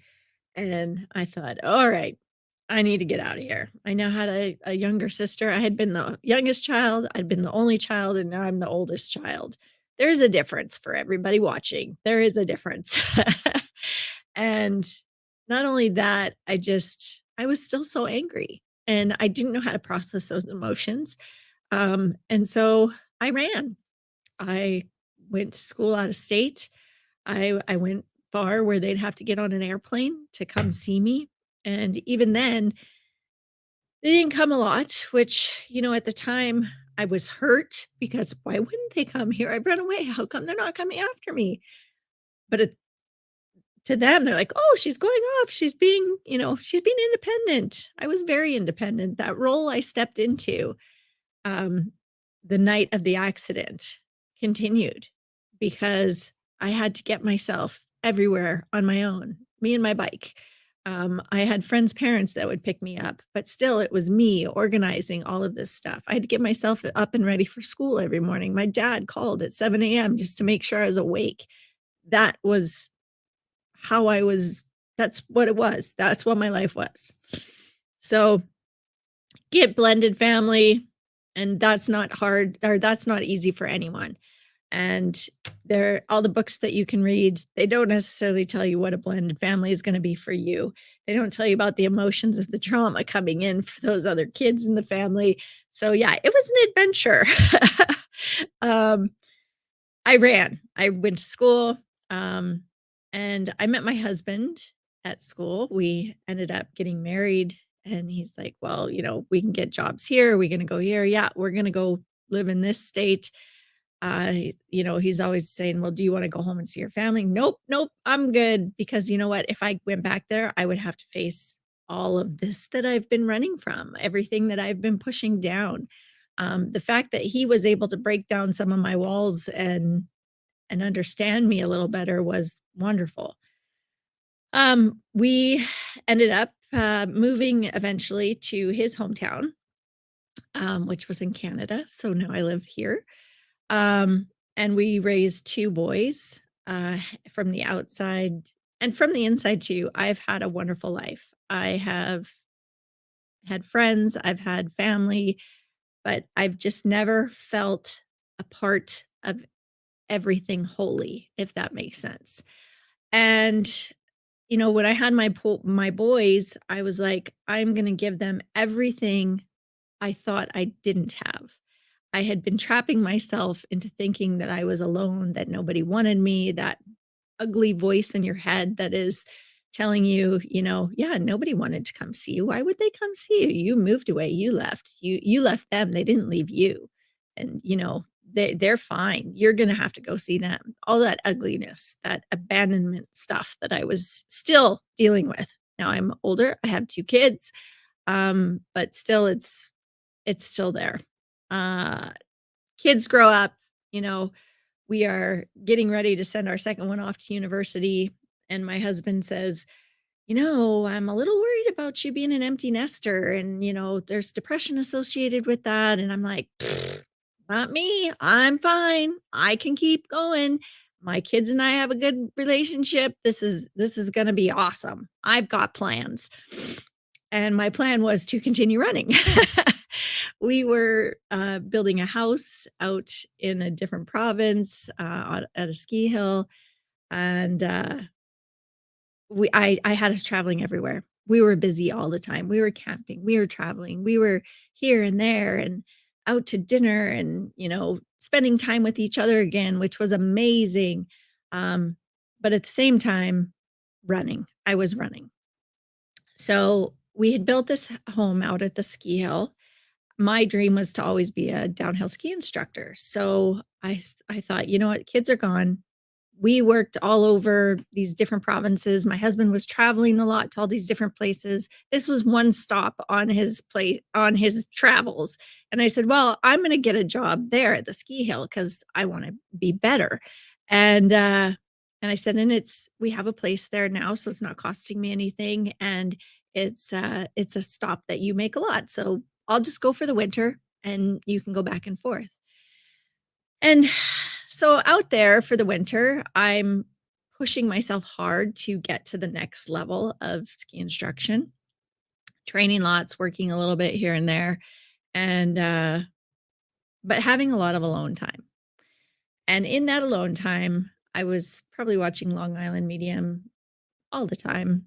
Any of those shows growing up, I was enthralled with. And I was looking for connection. I had done some meditations to try and meet my spirit team because I really didn't feel connected to my mom and brother. I would always see bald eagles and knew that they were around a lot. Even when my kids were little, they were around with as bald eagles for me. But I wanted more. I wanted more of that. I had kind of distanced myself from my dad a little bit. I mean, we still had an amazing relationship, but I put walls up pretty easily. So we're out there, we're skiing. It's the 2019 season. 2020 comes. My husband comes out in March, and he's there for my birthday.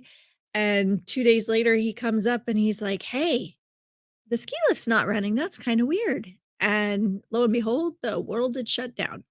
So I have one son who was going to school out there, and he called and said, "Hey, can I come up? And we're out of school for 2 weeks. So, or we're going online for 2 weeks, whatever. We're off for 2 weeks. Can I come up?" "Yeah, come on up."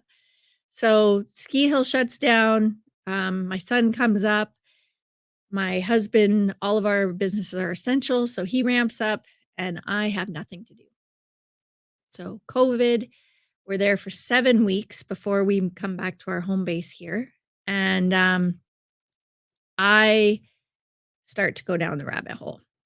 Now I can't run anymore. The world has stopped. It's time to finish up, Karen. It's time to raise yourself up, look in the mirror, dig deep into what you've been pushing down.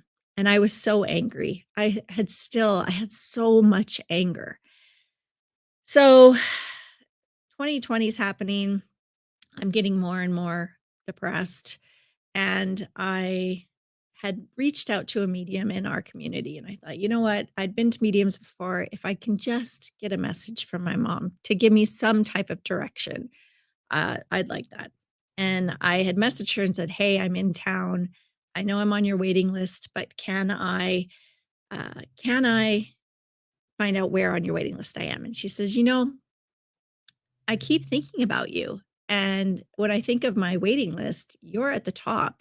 And I happen to have an appointment here in November. Can you come?" I said, "I'll be there."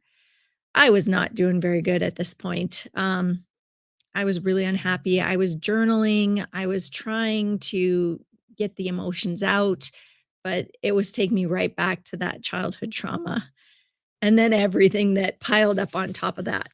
So I went into this appointment, and I was so excited. I had brought my little journal that said, "Working on me in 2020." That's what I had written. And she's like, "Okay, well, get on the table. We're doing a healing session." And for any of you that don't know what a healing session is, it is working on the energetic body. So it is working with at the emotional level of all of that emotion that's tied to the energy that's trapped in your body. So in your chakras, in your aura, everywhere.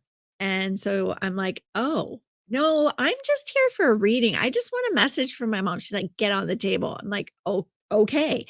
So I laid down. She started grounding. She goes, "Wow, you're not really grounded." And that's kind of where it all started.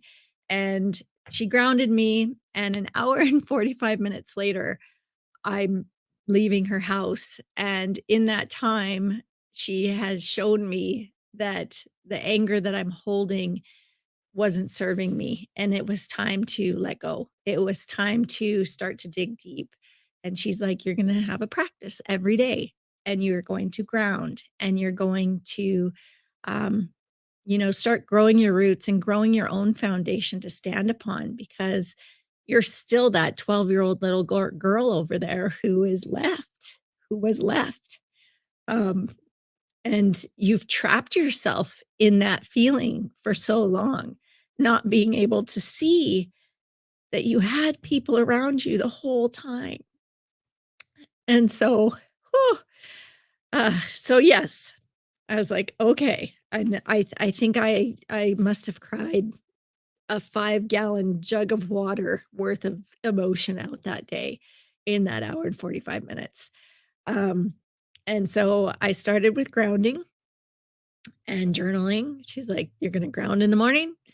We're going to learn to cut cords, because we're all energetically connected. And you have such strong cords tied back to that time and all along that time, that you need to start cutting these cords and letting go of which isn't serving you."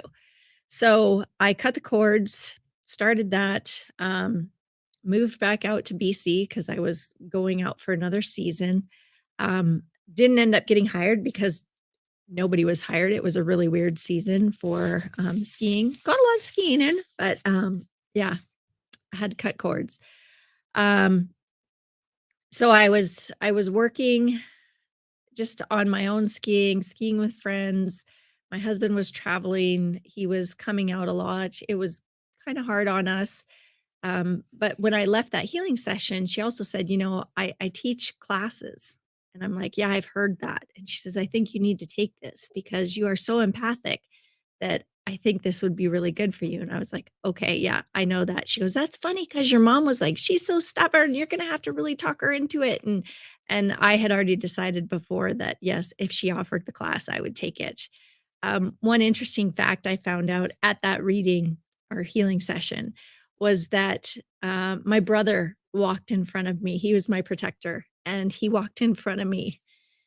And part of the reason I never felt fully whole or accepted or that people liked me was because they often met his energy first. And my good friends will tell me, no, you are a hard nut to crack. Like you are hard to get to know.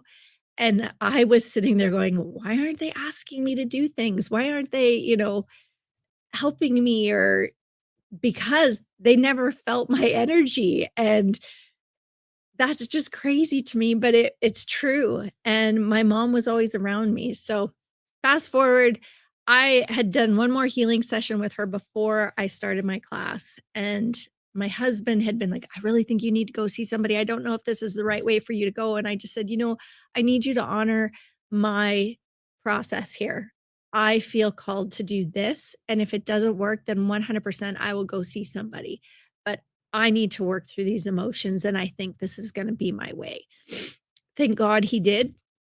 For the next 2 years, I basically have taken classes with these beautiful women, these beautiful, powerful, empowering women, and we've helped each other journey through all of this type of stuff. Um, we we're able to ground and get to know our ego, that voice in your head that's telling you that everything is wrong, creating a relationship with that ego and getting it to work for you and not against you.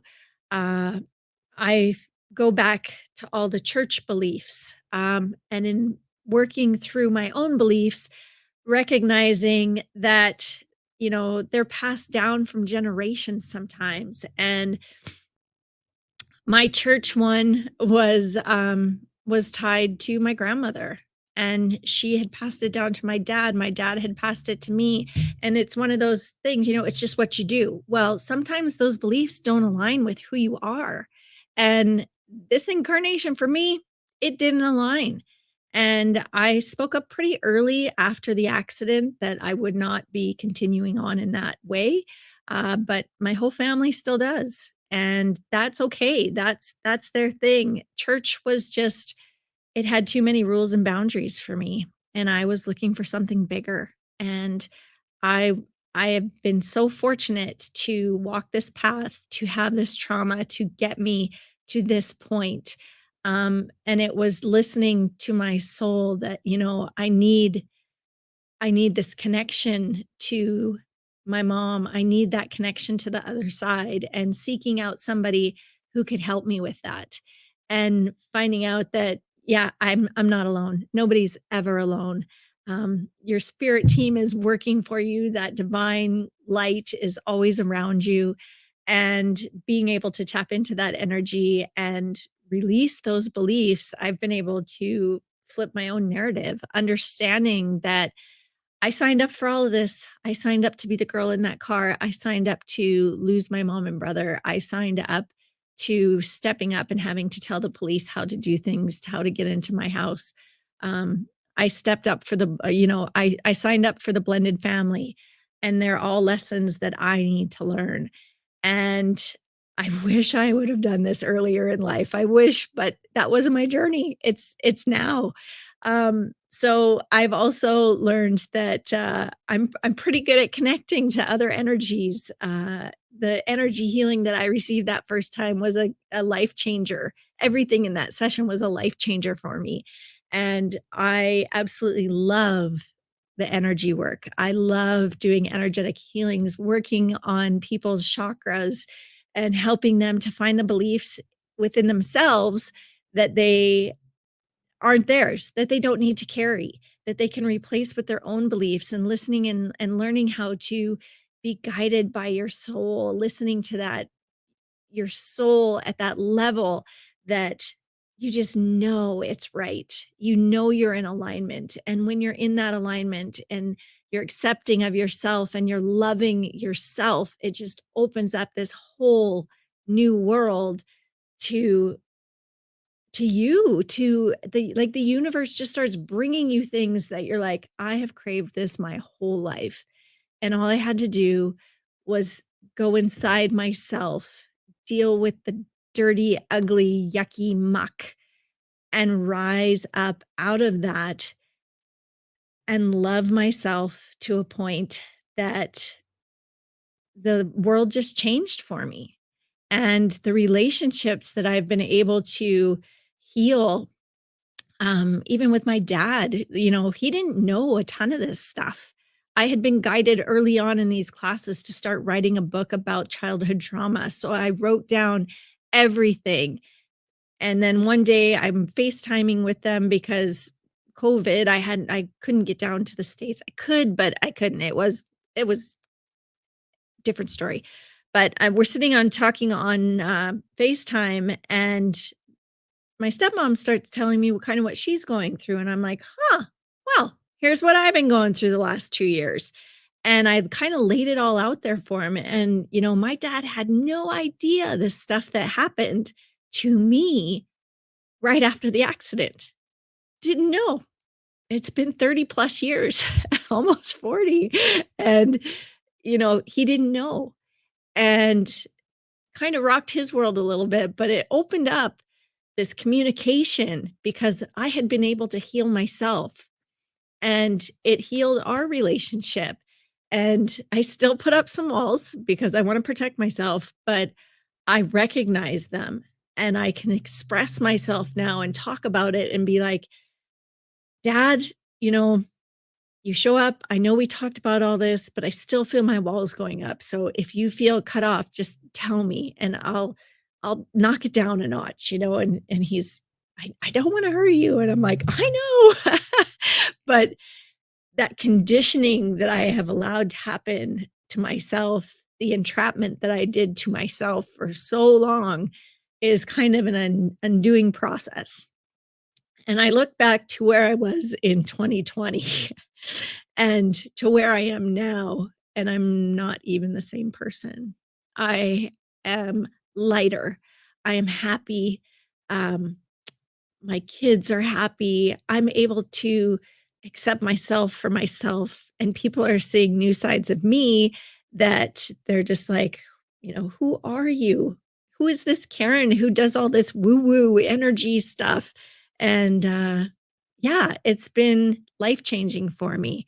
I now, I'm an energetic healer. I found that I am a writer, I am a speaker, I am all of these things that I had covered up with all that anger and all that sadness and all that emotion that wasn't serving me.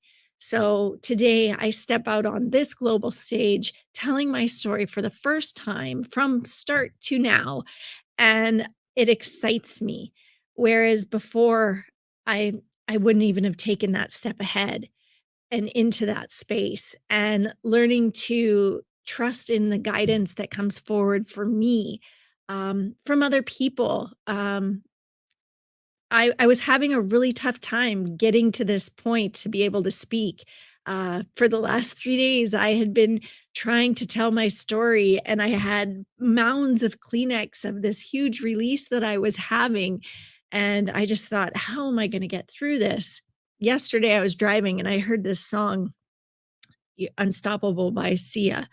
And I was listening to the lyrics and I'm like, yeah, I am unstoppable. Yeah. Okay. I am powerful. This morning, as I'm getting ready, that song comes on the radio again, and I'm like, "Okay, thanks, Spirit. Thanks for reminding me that I am powerful and I have these gifts, and everyone has the opportunity in this lifetime to make this connection." And I am totally fulfilled by helping other people get the messages they need and helping them make that connection on their own and to help to heal them from the inside. We have it all within us. We are all love. We all come from love. And that's what we're all striving to get back to, is that feeling of love and that alignment. And when we come from love within the heart, everything else just flows to us. And being able to walk through life and experience this whole journey. And if something traumatic happens now, I'm able to stop and go, okay, what am I supposed to learn from this?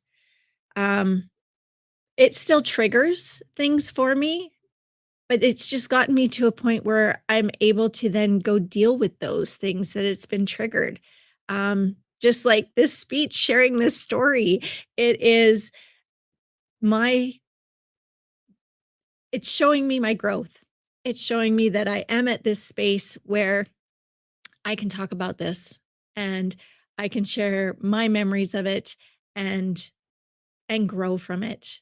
And out of that total darkness that was within me, I wasn't alone. And people reached down and showed me that, hey, there's this crack of light right here. Just walk towards that. Just reach for that little amount of light to pull you up just that little bit more. And each day it gets easier and easier. And I'm not saying that there aren't setbacks, because every time you level up your vibration, you're in this new space and you don't even know how it feels. And you're kind of like, whoa, I kind of feel gross right now. Like, what is going on? Why do I feel this way? And it's taking that little moment to go within and being like, well, no, I've just come through this huge transition and I've healed another part of myself, which has allowed me to step forward into this new space. And okay, let's feel this new space. Let's give it a moment. Take a minute to relax and just feel what it feels like and feel how much space there is to grow in that moment. And take that step ahead. That's why it's the name of my company.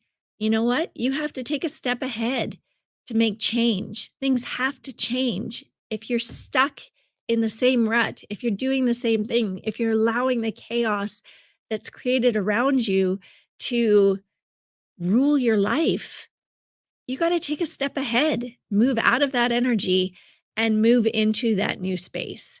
And that's something I would love to help people do. And I'm grateful for this opportunity. I am grateful that I have been able to tell my story and not have 10 pounds of Kleenex in front of me anymore.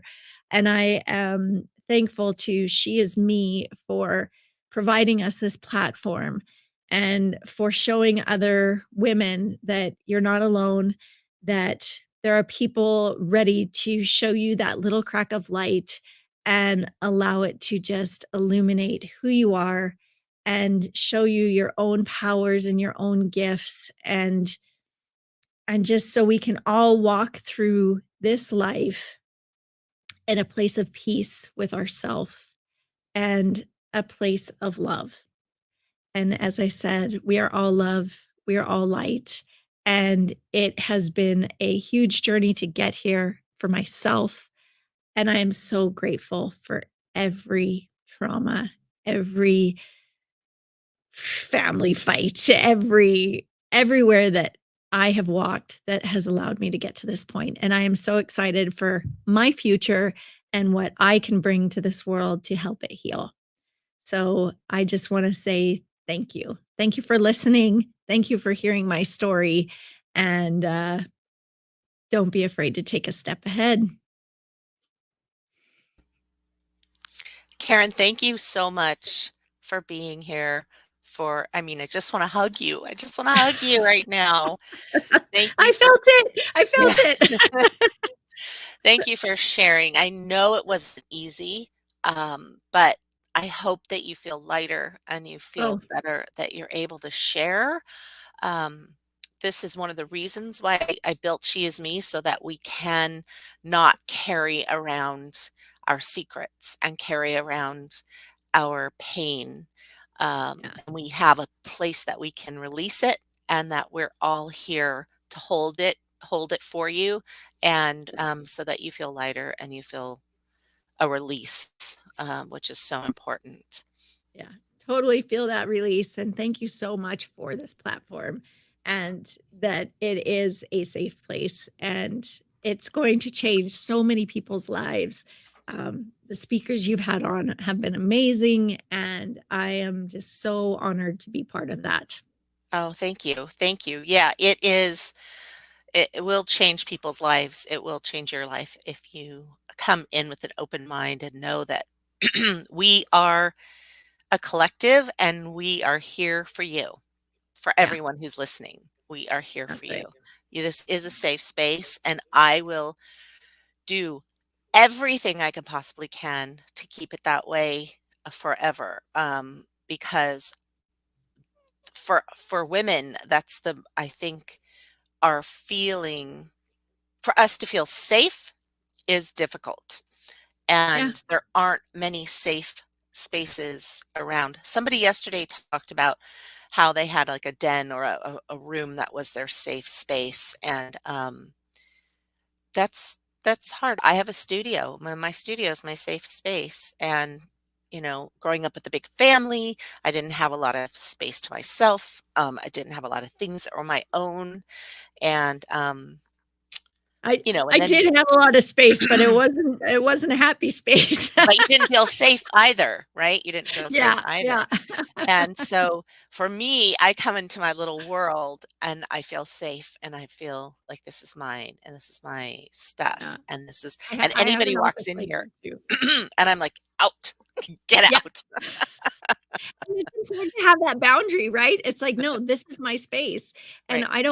I don't want your energy in it, so No, yeah, please respect that exactly. boundary. It's mine." And I Exactly. have a space like that as well, and it's, yeah, it's important. It is important. And Yeah, so for me, it's important that I created a safe space for women. and And you've done a so wonderful job. yeah, thank you. Thank you. Thank you again for sharing Yeah, your story and for allowing us to be the place where you did it. That means so much to me that you trusted me and um, feel like this is a safe enough space for you to be as vulnerable as you were. So I appreciate you and I feel very honored that I was able to give that to you. So thank you, Karen, Lisa. thank you. And Karen can be reached. I didn't put your banner up.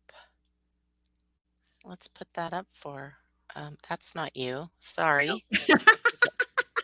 That A is step not ahead. you. It's a step ahead. Healing.com. There it is. We were talking beforehand and we didn't set that up. So a Yeah. stepaheadhealing.com is where you can find Karen. You can work with her. She's a coach, she's a healer, she's an intuitive, so she has plenty to offer if you um, would like to do, if her story resonated with you and her energy feels good and you want to move forward, please reach out to her. And I and do. I also have on Instagram. I am a step ahead healing, and I do a daily guided or just a channeled message yeah, that it's is. beautiful. So It's yeah, you yeah, can we you get can that follow me every there too. If you're not ready to step forward, just follow there, and it'll start you. just follow because honestly, sometimes those messages you get, it just something just hits you and you go, okay, that's my message. I'm supposed to Yeah, hear that today. So yeah, that's important. Thank you so yeah. much. Yes. Have a great day. Thank you. Yeah, now we're gonna talk to Tanya next. So stay tuned, everybody. All right. Bye bye. A.m. Pacific time, and we are so pleased to welcome Tanya Converse. She is the creator of A Soulful Space, and she is an energetic intuitive and a spiritual mentor. Today, she is presenting The Spiral Path of Soul Sovereignty, Walking the Journey Home to Yourself with Love. Please welcome Tanya Converse. Hi. It is such a pleasure to be here with you today and to be adding my voice to the chorus of strong voices and powerful stories that are part of this conference. The sharing and witnessing of one another's lived experiences in all of its messiness and complexity is powerful, powerful medicine, especially in a world that centers airbrushed beauty, superficial connection, and positive vibes only spiritual guidance. While the details of each of our stories are completely unique, there is a shared quality, a universal resonance, a reflection of the collective experience in every tale ever woven. Gatherings like this are a potent reminder that we are never, ever truly alone. And I sincerely hope that you're able to really feel into that for yourself as you listen to what all of us have to say in the coming days and the preceding days. My path back to myself has been a little unconventional, having taken place largely in front of the backdrop of a 20-year career in the Marine Corps. I enlisted in the Marine Corps right after high school. So when all of my classmates, or many of my classmates, were heading off to their first semester of college, I was headed to stand on the yellow footprints at boot camp. And anyone looking at my story from the outside might think it to be kind of shiny and perfect, maybe even enviable. Successful career with an interesting job, supportive, loving husband, 2 healthy children, financial security, a home, good health, so on, right? The American dream. And yet, inside of that life, I often felt miserable. I felt small, uncertain, unseen, alone, and deeply, deeply sad. I was certain that there was something wrong with me. How could I have all of these things, all of these markers of success and happiness, and not be happy? I felt broken. I felt like a fraud. And I lived in fear of being found out as the imposter I believed myself to be. Time and again, when I needed myself the most, when I needed me to have my own back, to be my own friend and source of support, I did not, or maybe could not, show up for myself. In walking out the stories of my culture, my community, my lineage, my ancestry, without much question, I abandoned myself time and again. I'd like to be able to tell you that my retirement from the Marine Corps in 2011 marked the end of my self-abandonment, but it did not. The Marine Corps was never the problem. It merely provided me an excellent reason to continue to allow harmful and unfulfilling patterns of thought, patterns of movement, patterns of feeling to express through me and into the world and into my life. It did, however, mark the end of the access to a long list of convenient things outside of myself that I could blame for how lost and listless and dissatisfied I felt. So I'd like to take a moment here for us all to kind of center in to ourselves. Before I continue, I want to recognize that it can be activating to listen to someone else's story. That sometimes in listening to the details of someone else's story, a charge that we're unaware of can rise within us and we can feel ourselves closing off, pulling back, or starting to feel agitated. And so I'd like to just all take a pause right here, right now, to center back into our own bodies and our own breath. If you like, you can place one or both hands over your heart. Maybe close your eyes if you feel safe to do so. And just feel your breath. Feel yourself right here in time and space where you are. Feel into the warmth, the pressure, the comfort of your hand on your chest. And let it bring you a greater sense of safety, comfort, ease, and presence with yourself in this moment. Let it remind you that you are safe as yourself with yourself, right here, right now.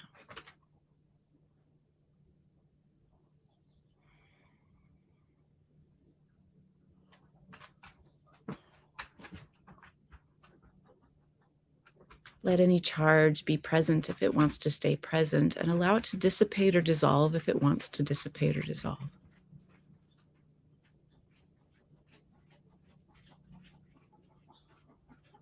Lovely. Let's take one more nice deep breath together, inhaling and letting it all out. Yeah. Thank you. I think I needed that. So you may be wondering how my path goes from active duty Marine Corps to energetic, intuitive, and spiritual mentor. And all I can tell you is it's a slow, subtle, and sometimes painful shift that is ongoing today. I don't believe that there is a destination. It has been my experience so far that I may never arrive at any special place in this journey. And this is how my work has come to be, is how I've come to understand both my personal journey and my professional work as the spiral path of soul sovereignty. It's not a linear experience. I am a cyclical creature. I move with the seasons, and so do you. So do we all. So I want to share with you that besides or in parallel to the Marine Corps, a powerful force operating in the background of my life has been the deep wisdom tradition of yoga. Yoga was the place where I first felt free to kind of feel into the stories that I was carrying, the narratives I was allowing to express into my life, and all the ways that I was showing up in the world. It was the first place where I felt free to kind of lovingly question myself and say, in Byron Katie's words, is this true? Just because I thought it did not turn out to be that it was true.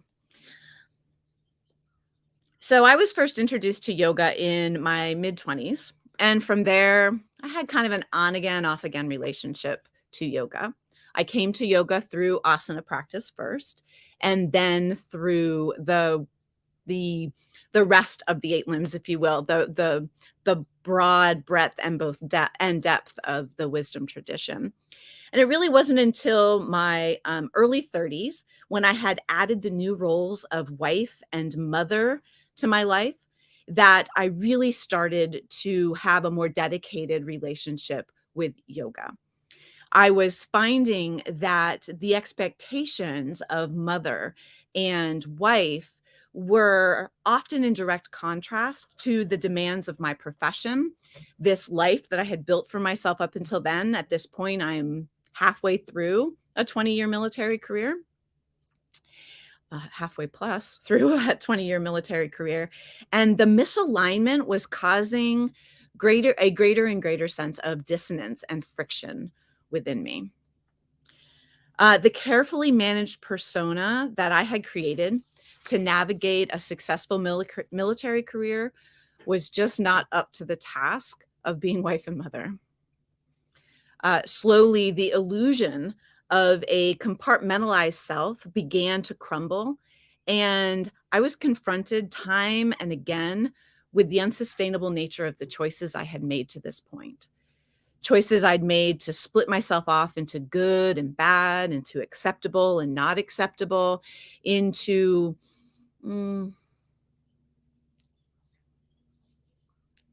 what I chose to present to the world and who my real self was.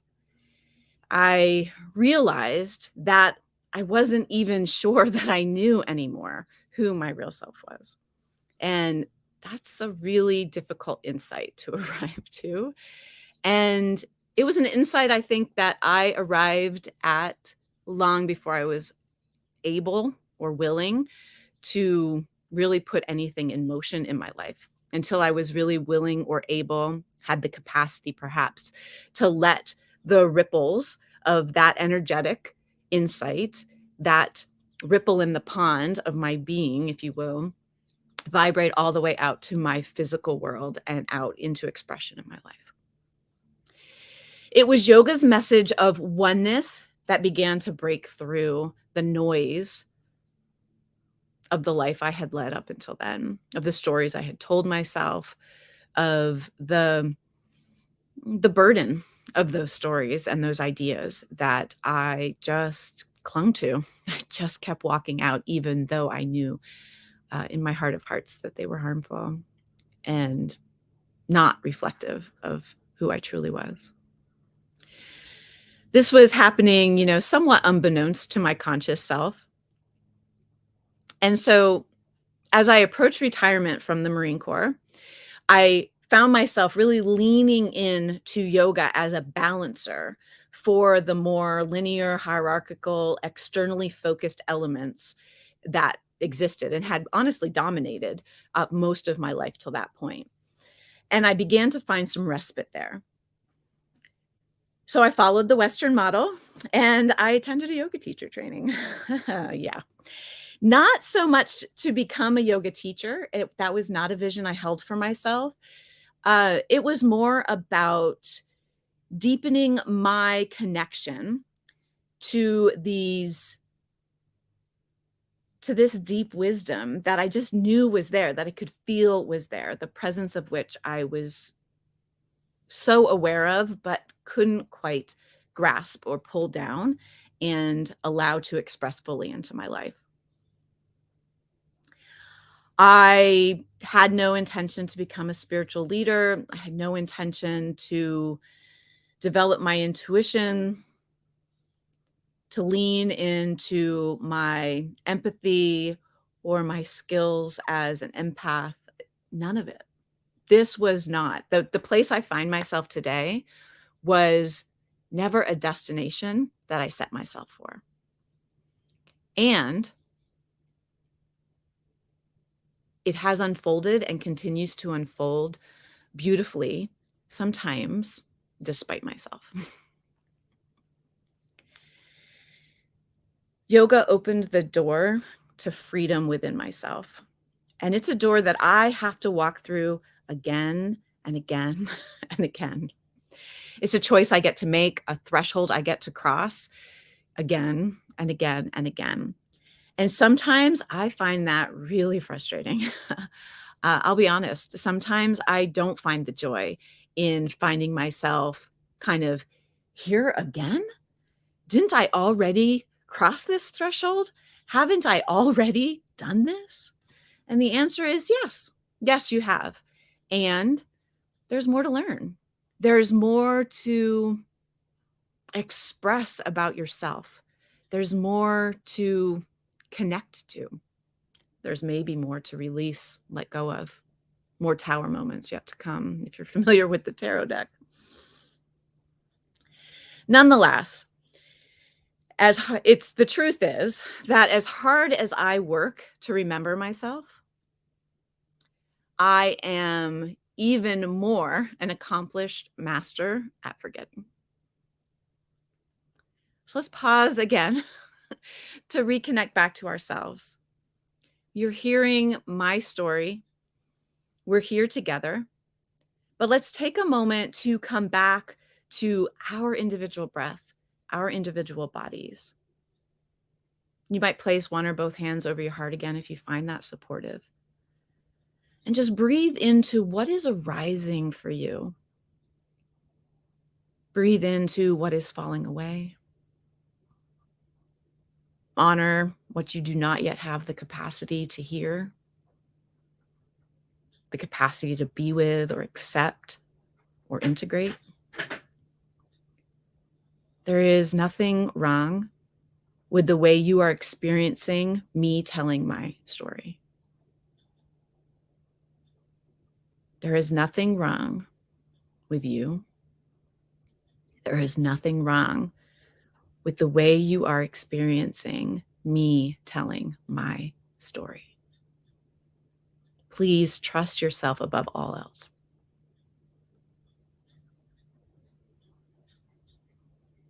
You are the way shower within yourself. Your inner guidance system is always talking to you, always ready to point you in the direction of home. So let's just breathe into that. Whatever of that you can take on board.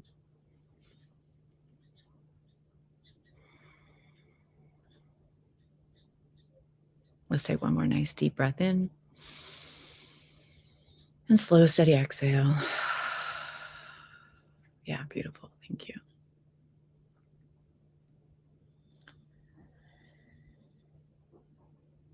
And so in time, these patterns that I've been walking out, these stories, these narratives, they bring me to the brink.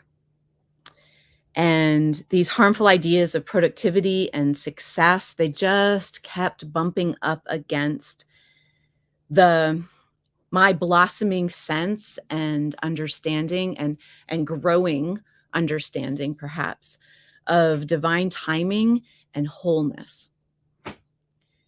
And so I was struggling. I was struggling under the weight of the narratives I had not yet shed, and the joy and peace and power that I could feel were possible within me, and I could just not yet anchor into with any sort of regularity or any sense of deep intention or consciousness. Ultimately, I found myself in crisis, like so many of us do. What brings us to the final threshold? I can't even, I have to walk that back because I can't even tell you for sure that this is the final threshold for me. I do know that this was a major threshold for me. And I honor in hindsight that there were so many smaller, perhaps, but no less significant thresholds that I had crossed in order to arrive to the place where I was, I don't know if I want to say prepared, but yeah, prepared, ready, right? Within me, if not consciously aware of it, right? Unconsciously, deep within me, my higher self, my inner knowing, that sovereign soul that sits on the throne at the very center of my heart, the way back home had been prepared. Bricks had been laid, a foundation had been set, and a path had been cleared. However tenuous that path was, the path had been cleared by a series of smaller and no less significant thresholds that I had allowed myself to cross. All those times I referred to earlier that I had consciously or unconsciously chosen to walk through the door to freedom within myself that yoga had opened for me, that my spiritual inquiry had opened for me, that my teachers had opened for me, that honestly my own, what we would often refer to as bad choices, but in the wisdom of hindsight, I could see that they were the only choices. They were the best choices at the time. All of those things brought me to a place where I walked through that open door to freedom within myself again and again and again and again. And then I kind of arrived at this watershed moment. I've come to refer to this part of my process as my breakdown to breakthrough portion of my personal process. Perhaps you're familiar with it or with this idea. But at this point, the decline in my mental and physical health brought me to a full stop. And it ultimately helped me to come to a place where the discomfort of my continued bondage and the related depression and anxiety and chronic pain and poor sleep and all of the things exceeded the fear of the unknown expanse within me. It was at this point that I gave myself full permission to begin to wiggle free.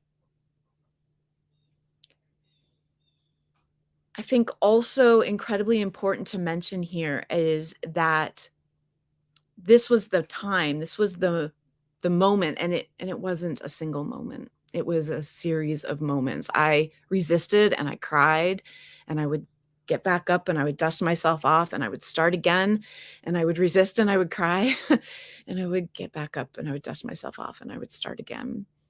So this was not a single moment in time.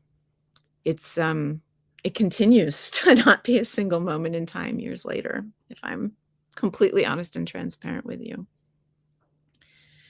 And what became apparent to me by the time I had this like puddle on the floor, who the hell is that in the mirror kind of moment, was that living according to the rules and expectations of the outside world, living out the stories and narratives of my culture, my community, my ancestry, was causing me real, deep harm. And that these were choices that I was making, that ultimately I held the keys to the cage of my own imprisonment, and that I am the active co-author in my story, if I so choose to be. I committed at that moment to finding another way to be in the world, another way to be with myself, guided by my inner guidance system and utterly devoted to being in loving and honest relationship with myself. My guiding mantra for the last 7 years, maybe, has been complete and utter devotion to being in loving and honest relationship with myself. Questions I ask myself include things like, am I using this to love myself? This thought, this action, this choice, this place I keep showing up to in my life, my business, my work, all of it. Am I using this to love myself, or am I using this to bully myself? Because the bullying of myself, the abandoning of myself, the betrayal of myself, right? That was my lived pattern for a really long time. And so I have to check in with myself on a regular basis, because that pattern is really easy to slip back into. This is the new way, right? The loving myself is the new way, the new pattern, the new path that I am carving out for myself. And I really have to honor that it continues to take time and devotion, intention and conscious devotion to stepping back on that path as often as I need to. Whenever I realize I've wandered back off, whenever I think it's Dr. Joe Dispenza that talks about the deep grooves in the record, right? And the needle kind of sliding back into those deep grooves. And what we're doing when we are consciously stepping into our spiritual path, when we're consciously walking this spiral path of soul sovereignty home to ourselves, is we're saying, I choose to walk this path with love.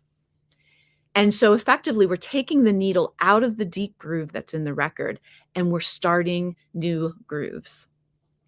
And when crisis comes, when the unexpected arrives, when things don't go to plan, the needle slides back into that deep groove sometimes. And there'll come a point where we're like, wait a minute. I know this song. This is not the soundtrack of my life that I choose anymore. We catch ourselves, we take a deep breath, and as best we can, we love ourselves as we pick up the needle and set it back into the groove that we are trying to deepen.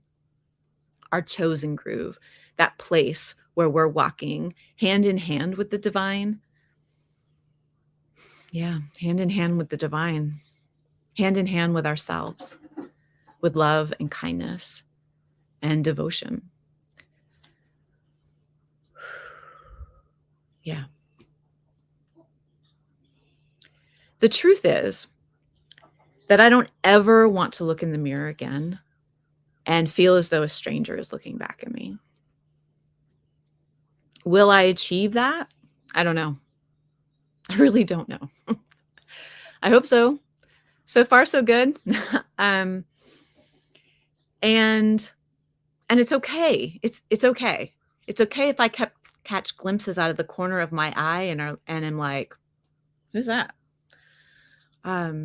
Because I know the way back. I know the way back, and I trust myself to get back on that path. What I do know is that I am learning to love myself through life unfolding, to challenge the bullying thoughts and perspectives instead of believing them and allowing them to express into my life. I am learning to move at the speed of both trust and my capacity, to release the lure of toxic productivity and do more thinking, and to let my pace be just right for me. I'm learning to trust myself. I'm learning to trust myself, to trust life, and to trust others, and to practice discernment in all of that. I'm learning to rise to my full height and use the full resonance of my voice and my being in support of myself and who and what is dear to me. I'm learning to let myself be loved, supported, held, and celebrated in all of my many forms and states, my messiness and my complexity, my perfection and my polished. I'm learning to see my sensitivity, my heart, my intuition, and my instinct to care and nurture as the true source of my personal power, instead of as the liability I believed them to be for so long. And maybe most importantly, I am learning to live as the full spectrum being that I am at my center. I'm learning. I am walking the spiral path of my own soul sovereignty every single day in the very best way I know how. And it's not perfect. And yet it is. Yeah, it's not perfect, and yet it is. It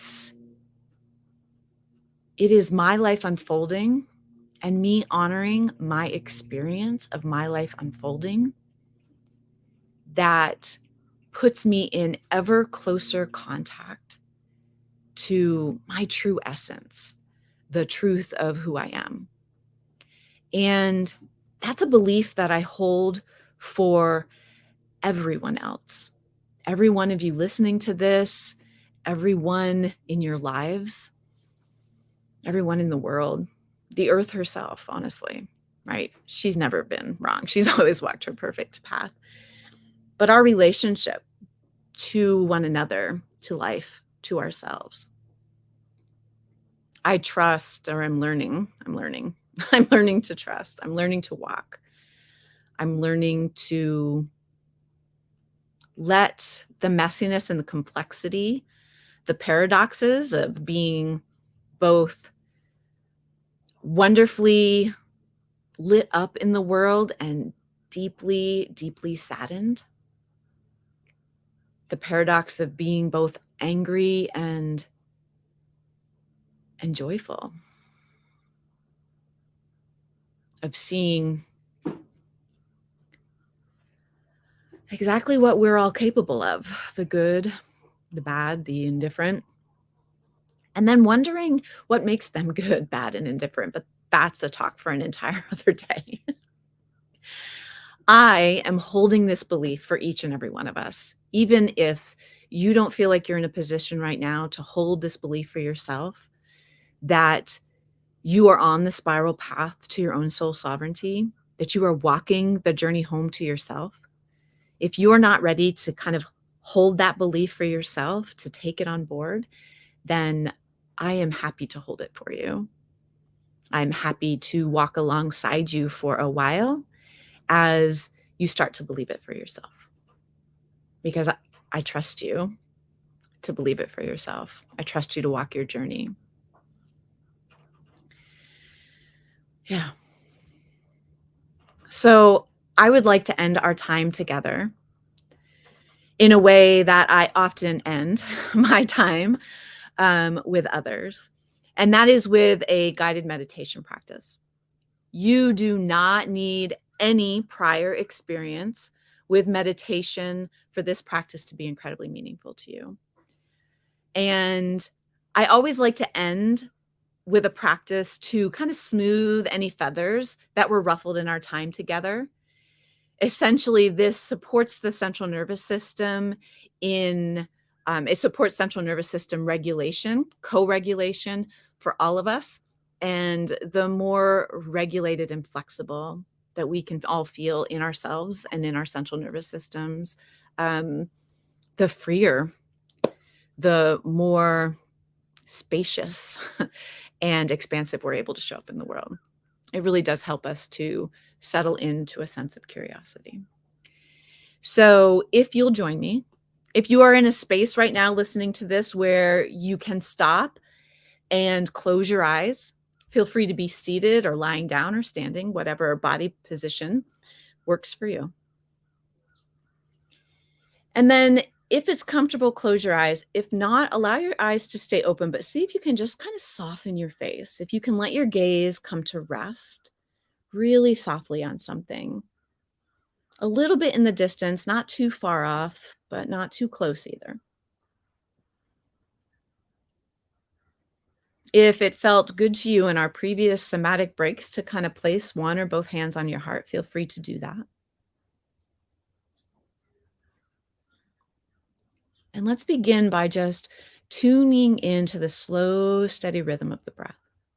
Whatever slow and steady means to you right now. It does not have to align to slow and steady in my breath or the other person's breath. This is you. What is your breath? Just let yourself observe it. Feel the breath enter the body. Feel the breath exit. Begin to notice how the body just naturally moves to make space for the breath. You don't have to think about it, work hard, do anything at all. You're free to just observe and breathe. The body breathing, you here in the present moment.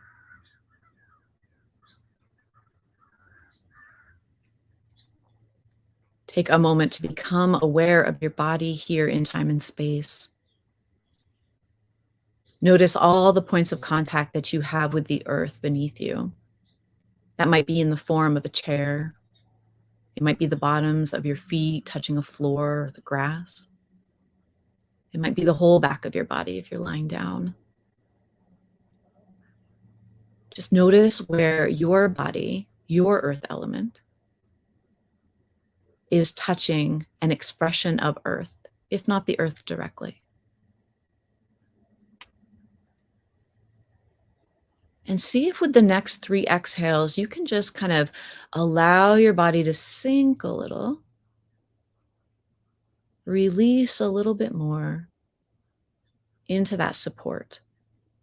If you can let yourself kind of give yourself over to being held and supported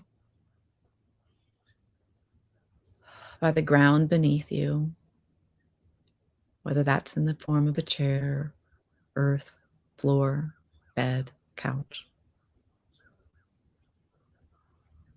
Can you surrender the effort of holding yourself up just a little bit more than the previous breath?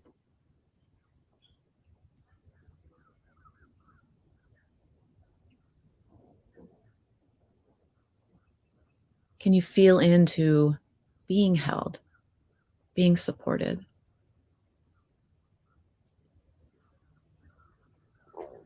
Good. Now let your attention come back to the slow, steady rhythm of your breath. And just observe the breath in the body, not from outside of yourself, but from a place within you. If you imagine that your attention, your awareness is a flashlight that you're accustomed to kind of pointing outward, like the bat signal, the giant light there at Gotham, kind of spin that light and turn it within yourself and experience yourself from within. Body and breath, you here in the present moment with yourself. It's okay if this is a little uncomfortable. Bring your awareness back to your breath or back to your hand on your heart.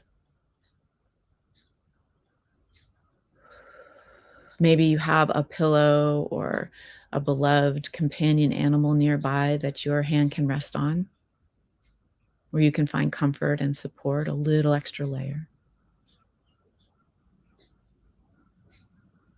It's okay for you to be experiencing this practice exactly as you are experiencing it.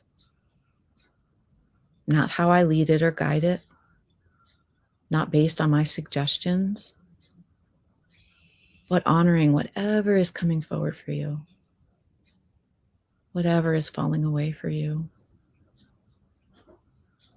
whatever is happening within you, around you.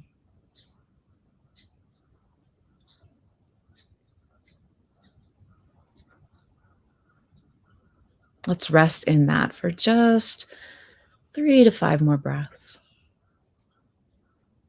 Awareness of ourselves here in the present moment.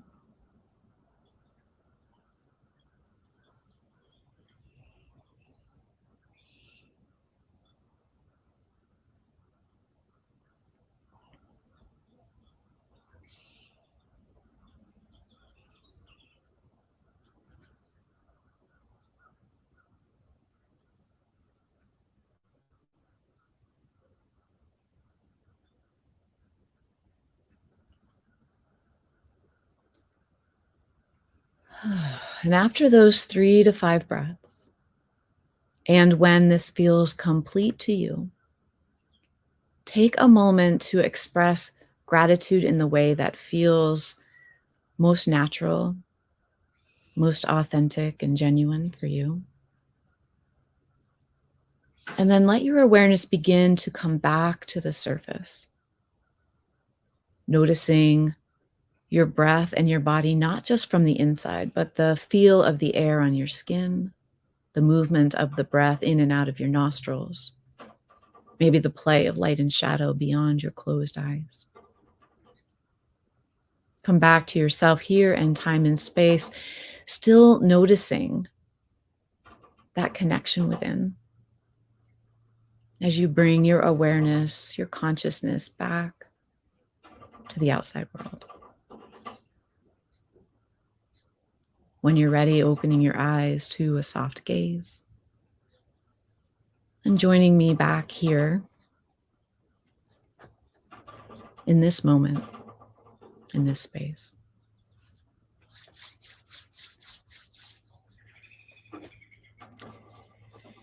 Thank you all so much for the opportunity to share my story, a little about my path, my journey, and kind of where it's led me in my work. It has been an incredible joy for me to be with you here today.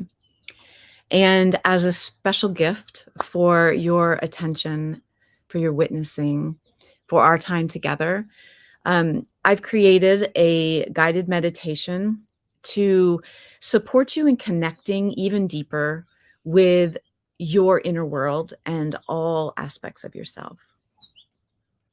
You can visit the link here on the screen, asoulfulspace.com/SheisMe, to get access to that meditation and to stay connected with me and my work.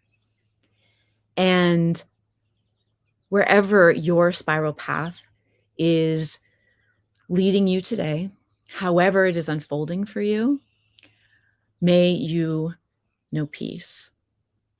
I hope you're also learning to trust yourself, to trust life, and to be in honest and loving relationship with yourself and all of life unfolding.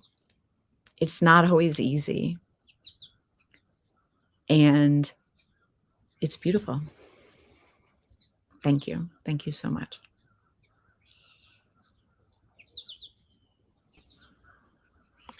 Tanya, thank you. I feel refreshed. I'm so glad to hear that. I was sitting here going, oh, I'm going to go to sleep in a second. I feel so good. I feel so good. So 2 nuggets that I just grabbed out of, I mean, you said, I couldn't write fast enough. I was writing, I'm like, I'm going to have to watch this again because she said so many amazing things. Break down to break through.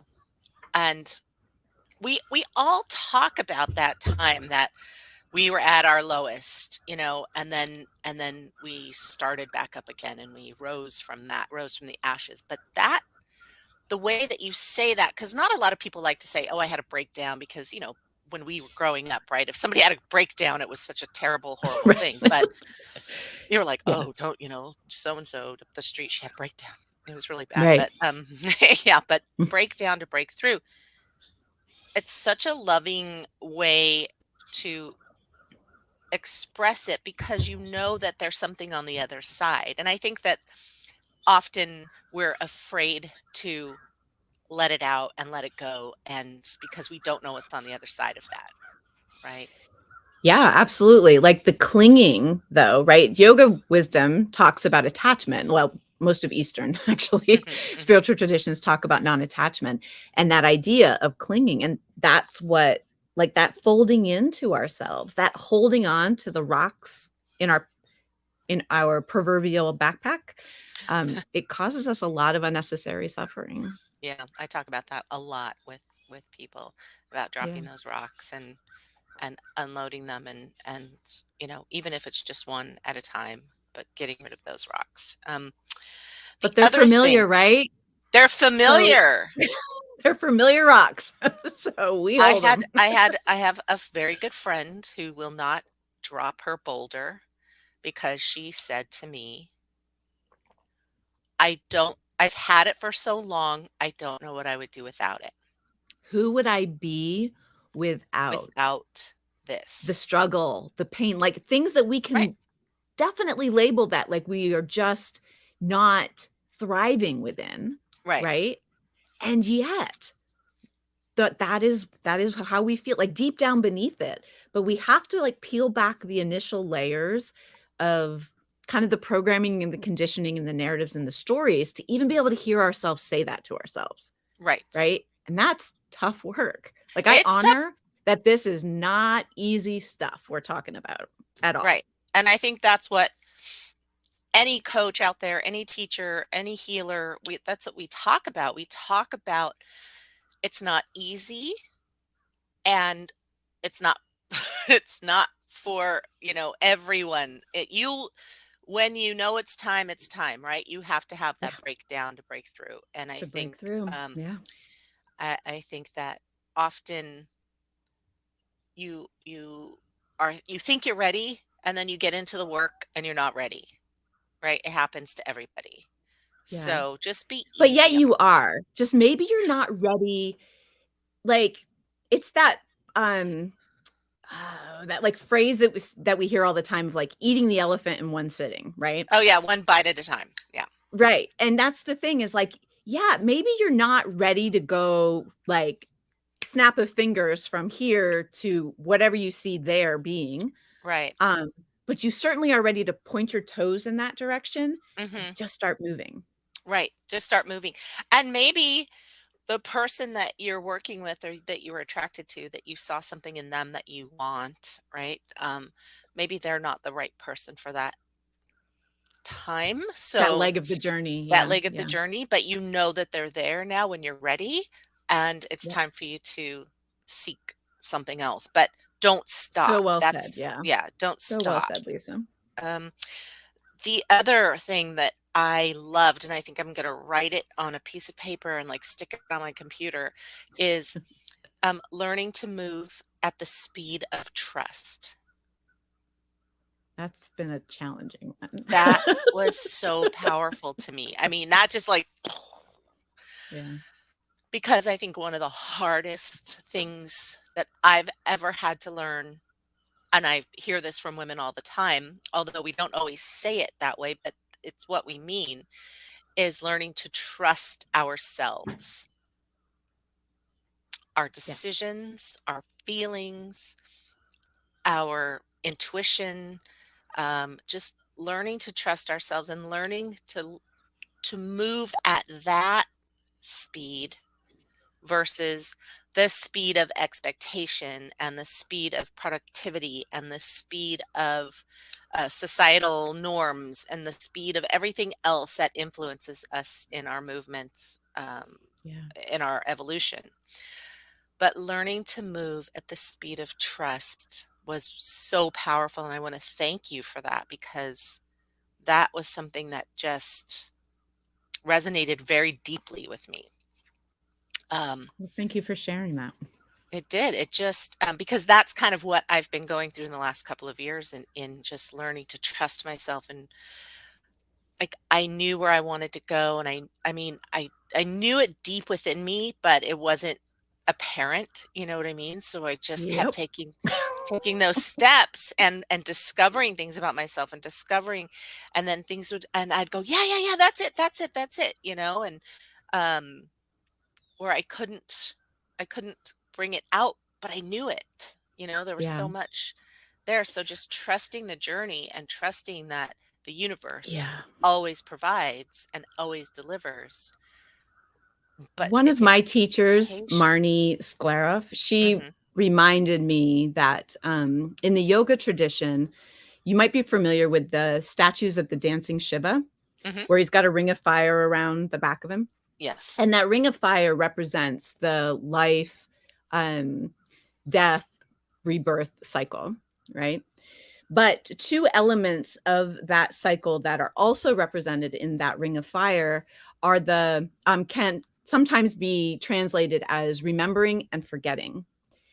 And the Oh, forgetting right. is as sacred as the remembering. Right. And I feel a little bit that's what you're describing there, is that sometimes we can't know what the most aligned path is for us, most aligned choice, however you want to approach it, until we make a few misaligned choices, Of till we course. step down some of the misaligned paths. Because sometimes it's in the bumping up against, it's in the Mhm. forgetting that we can remember. Mhm. And that always, like, that's something I come back to on a regular That's basis, like, beautiful. ah, Yes. yes, the forgetting is sacred. It's okay that Yes. I forgot. I'm a It's master true. forgetter. You Yeah. know? um so look at me becoming a master rememberer, but Yeah. I couldn't become a master rememberer if I didn't first allow the forgetting. Right. And as much as I don't like to allow the forgetting, it's a beautiful reminder. It is. It is. So Thank you. Thank you so thank much. you. And thank you for Thank you. offering this beautiful guided meditation just for She Is Me, that's generous and appreciated. We we're going to take a little break. We had our next speaker called in sick. Oh, She's homesick, yeah, so she cannot make it, but she will be doing her on-demand session once she recovers. We will be back at 11 a.m. Pacific, so in about an hour and a half or hour and 15 with Valeria Pagano, and she's got great energy, so I hope you all can join us. Thank you, Tanya. thank you, Lisa. Such a pleasure. Thanks to everyone. And yeah, a joy to be here. Because this, you can see me, I'm already extremely emotional. This topic for me is really important. I've been trying to make, a conference about the power of failure forever. You can just imagine, I just applied 234 times to TEDx to do this kind of speech, and they never called me back. So I guess that was a failure for sure. And just some words about me. I'm just a team leader for sales, and I am managing an amazing team of women. I am a consultant, the amazing gal for women-based small shops and small businesses. And even if I'm a serial learner, which means like not I love serious, which I do, but I have several degrees, I can see with absolutely no doubt that my best lessons I've learned that from failure. So what we are talking about today, I will just share with you a little bit of my story, a little bit of experience, and then how I cope with that. And I will just talk to you directly a lot. So I know that the topic can be really heavy for you all. Try not to be depressed, but trust me on that.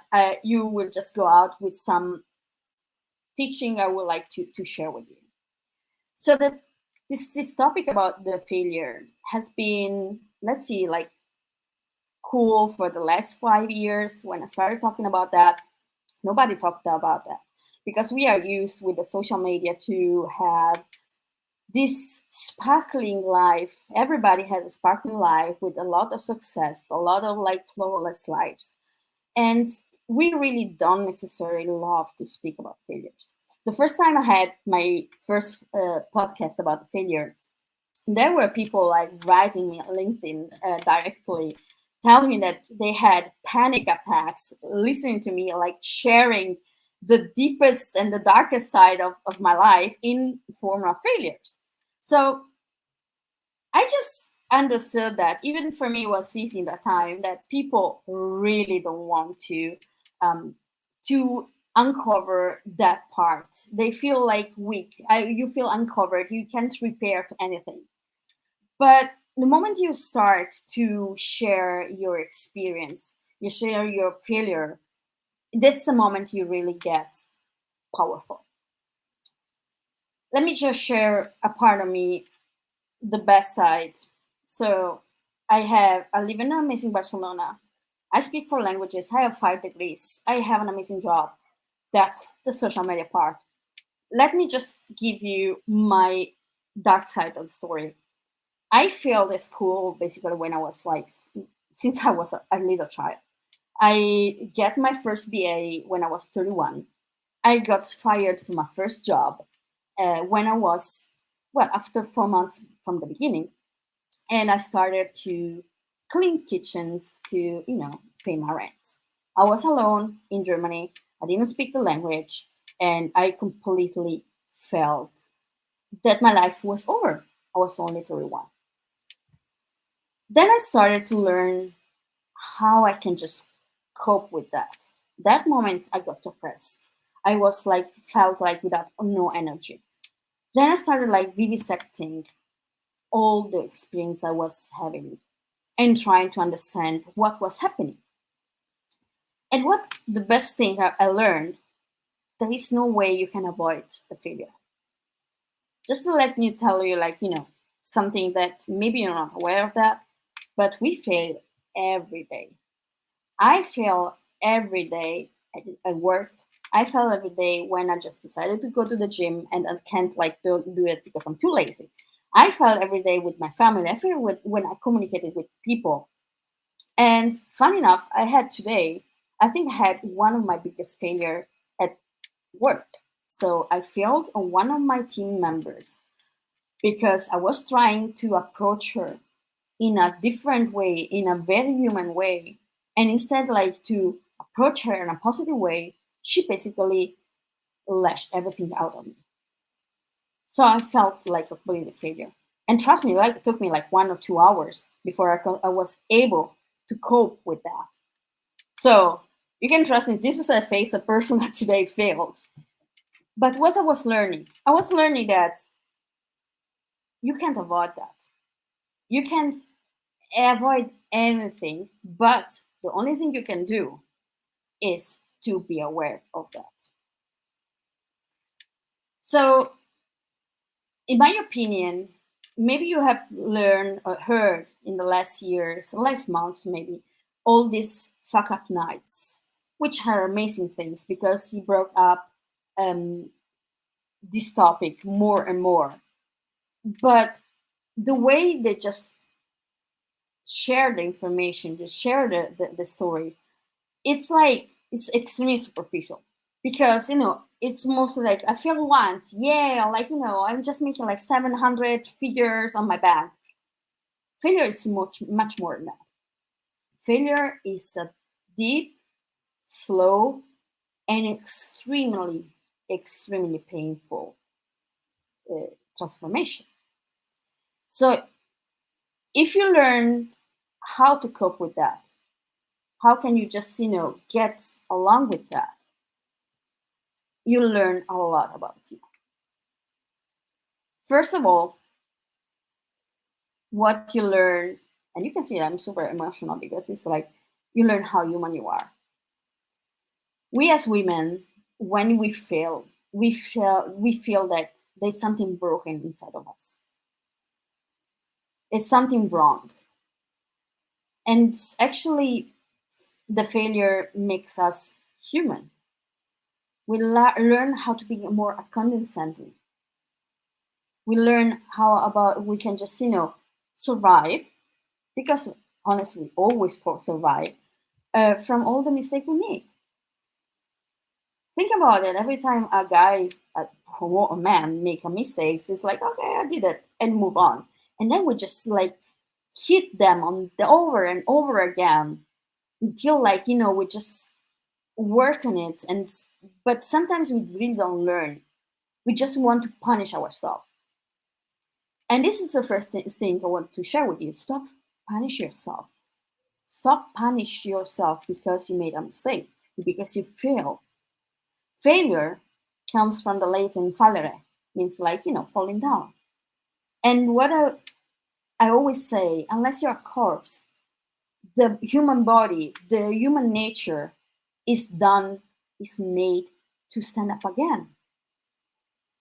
The only thing you can just learn and you can just take out of that is that you will get always out of that. It's like a breakup, guys. It's like when you break up, you think like it's the end of the world and you will never love again. And then you just, guess what? One day you start loving again. It's the same of failure. It's the same exact process.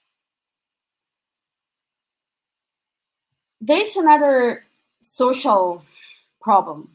When you are old, well, like, you're vintage. I prefer the word vintage, like me. You're over 40. It doesn't look like, but I am. And you think that the society just told us that you're not enough, and you feel that life is over, and you will never, like, you have to find something else, or like just you will just buy 20 cats and you will never work again if you fail working. No, the difference between us and a 20 years old is that when you're 20, you're able to do more mistakes. I mean, you have all the life before you, right? But you don't necessarily have the tools to connect the dots, to elaborate what is happening. When you have my age, I keep on saying that, you have enough tools, you have enough experience to learn quicker, faster, and smarter about each of the mistakes you do every day. The micro failure, the failure we do every day, and the micro failure and the micro failure, which is like, bigger failures. So we should really work on this concept, which is extremely old, that when you're 40, you're not allowed to fail. No, we are allowed to fail. We are allowed to fail like more than at 20 years old, because we are smart enough and we have the tools to move on.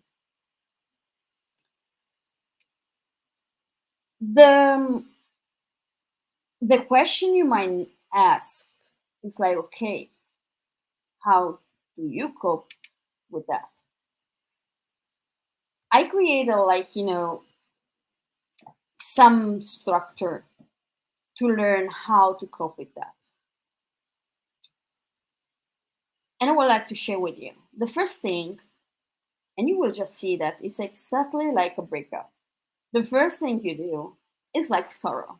So you fail, you're human, I told it before, extremely human. So it's okay to feel sorry, to feel bad, cry, whatever you want, right?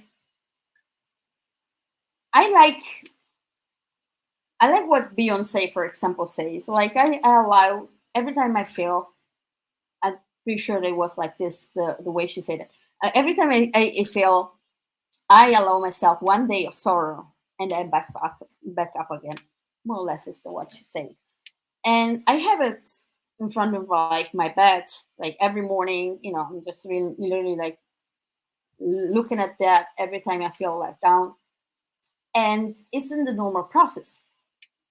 But it's the process that you should embrace and not run away with that, because it's like something deep in your soul, whatever like the topic is, like where it's a failure in the work, failure in your life, failure with yourself, is something deep.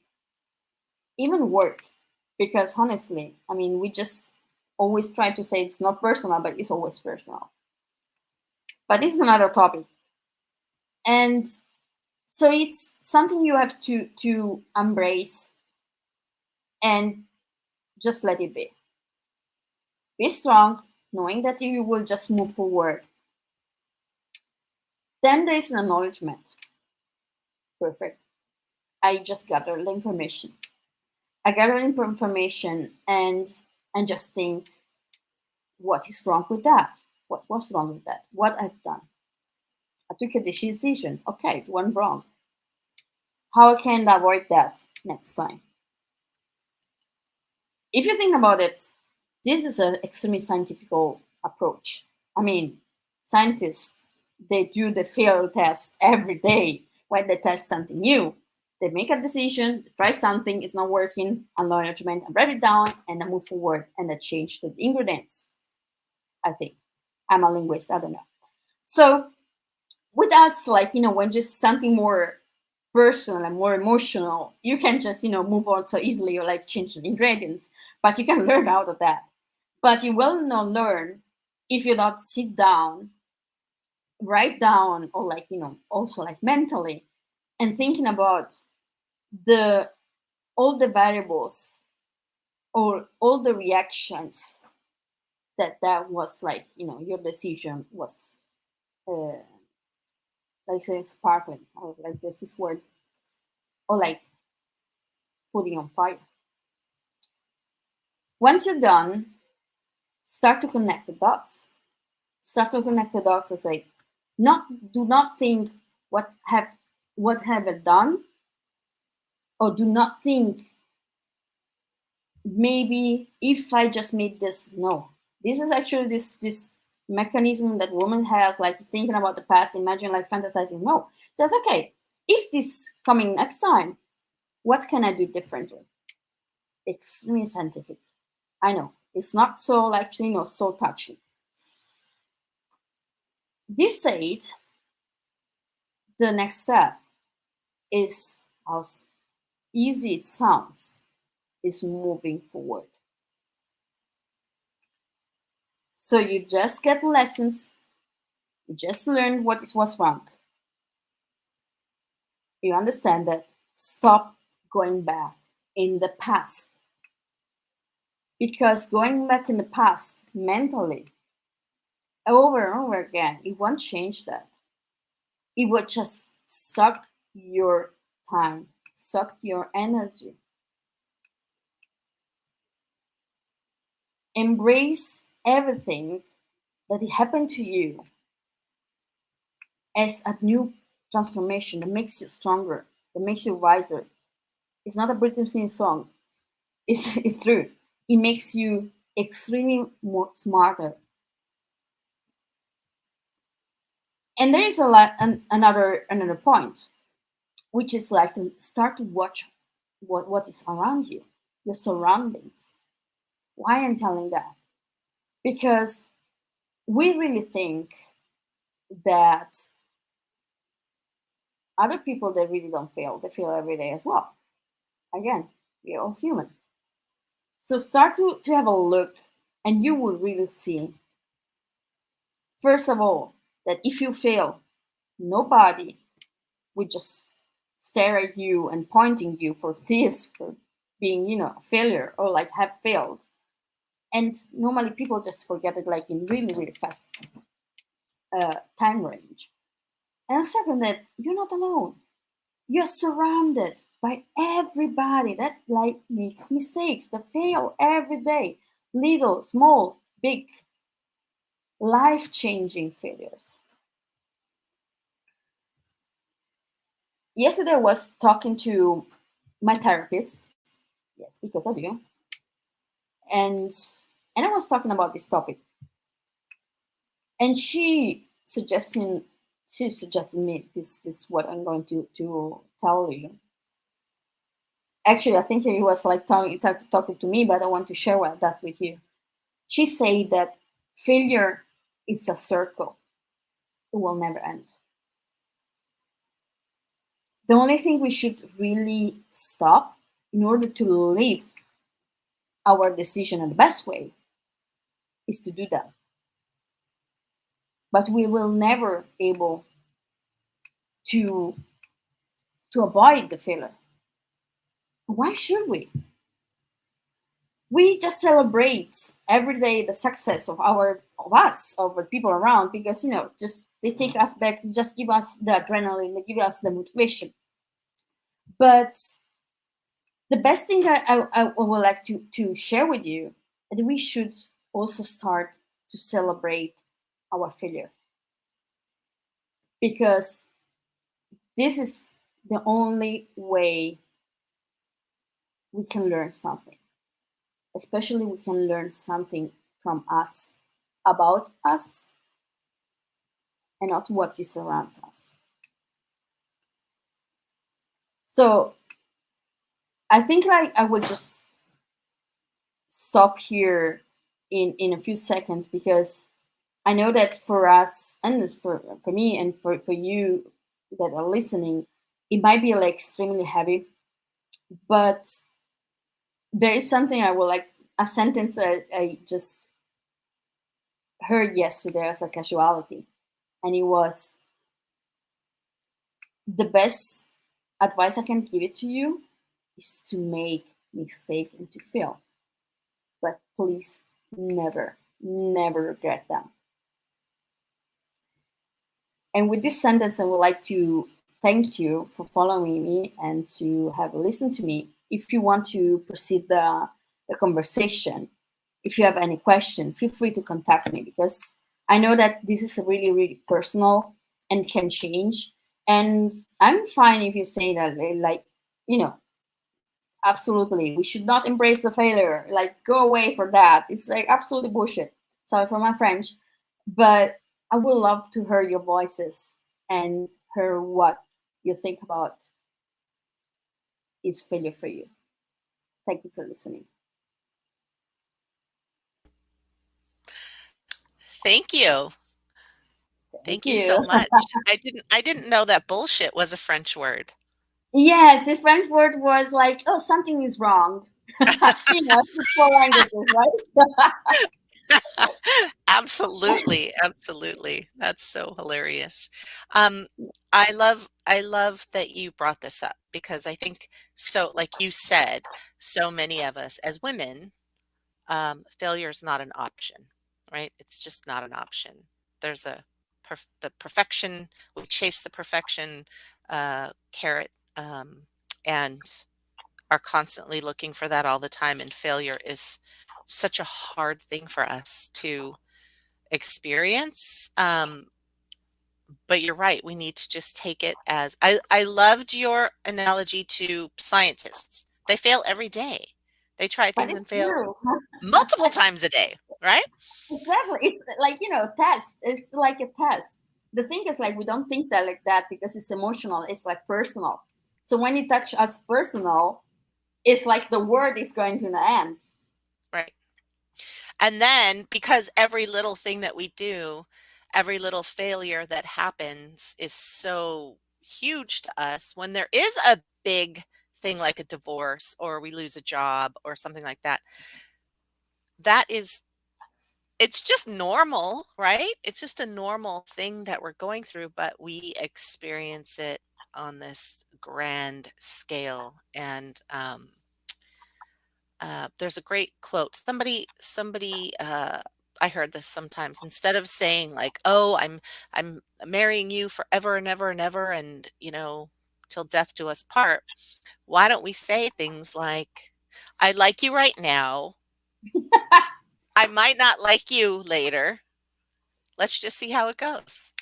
Right? Yeah, yeah. But the thing is, like, about the power of admitting to be wrong and if we failed.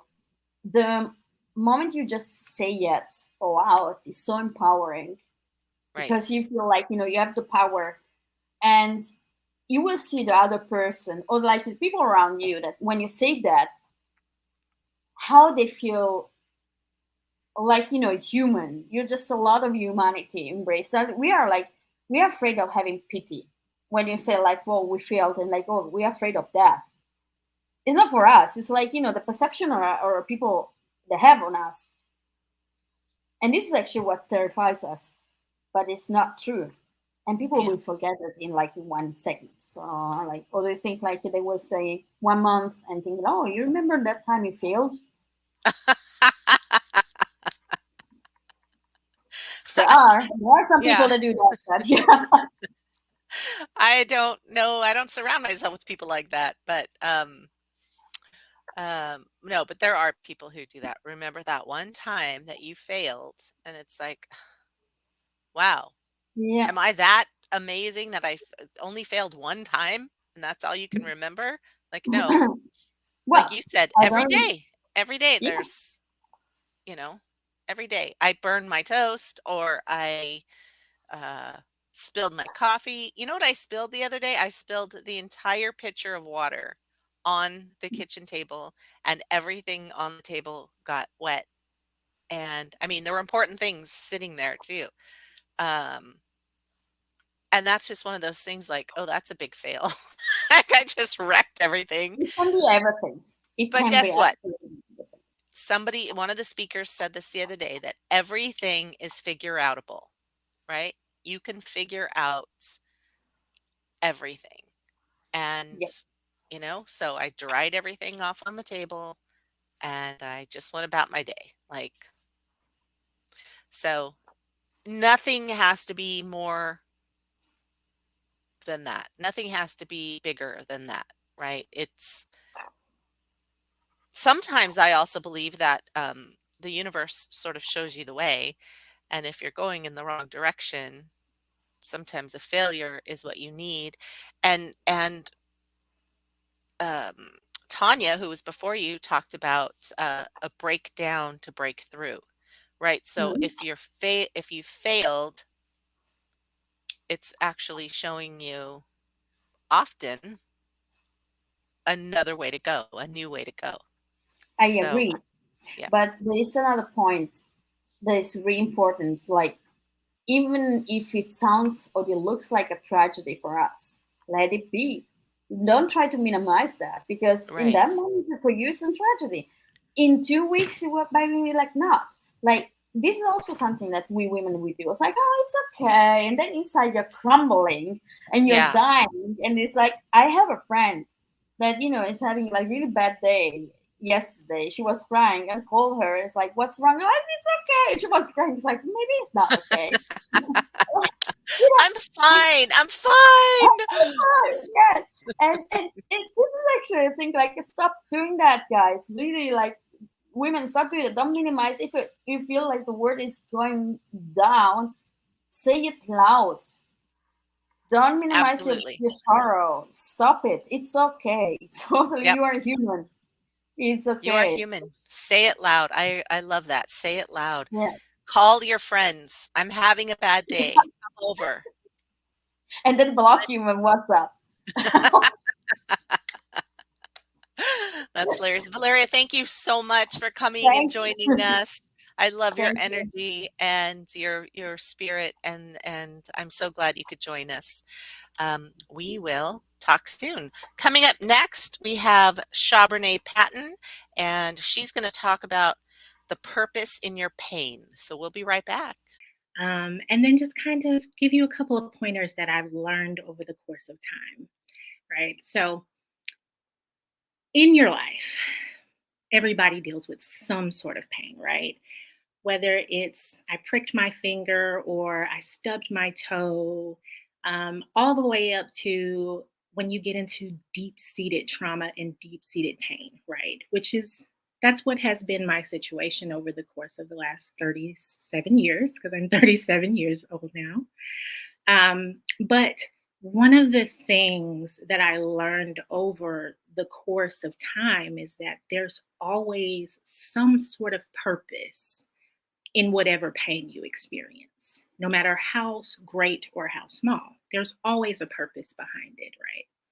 So, in talking with you guys today, I kind of wanted to give you a little bit of insight on how to navigate that pain, how to take that pain that you've experienced, that trauma that you've experienced, and how to make it work for you, how to allow it to be your stepping stone versus your stumbling stone, if that makes sense, right? So before we get deep into it, if you have a piece of paper and a pen, um, journal, any of those things, I have 3 questions that I would like for you to write down. And hopefully by the end of this discussion, you will have some answers to those questions, or at least a guide to help you answer those questions. Okay. So the first question: who were you before you experienced the pain? And when I say the pain, I want you to get something really important to you in your mind, right? What type of pain have you experienced in your life, right? It could be a single incident, it could be reoccurring incidents, but I want you to pinpoint that particular traumatic event or that particular painful situation. All right. And the first question again is, who were you before the pain? The second question is, who are you now that you've experienced that pain? Okay. Who have you become as a result of what you've experienced? And then the last question is, how will you take that lived experience and utilize it for the betterment of your future? Right. So those are the 3 questions. I'll run those really quick one more time. Who were you before the pain? Who are you now that you've experienced that pain? And how will you take that lived experience and utilize it in the future for the betterment? Okay. As we continue to talk today, I want you guys to use these 3 questions to help guide yourself through a healing and self discovery journey after you've experienced life's altering traumas. We all have them, we've all experienced them.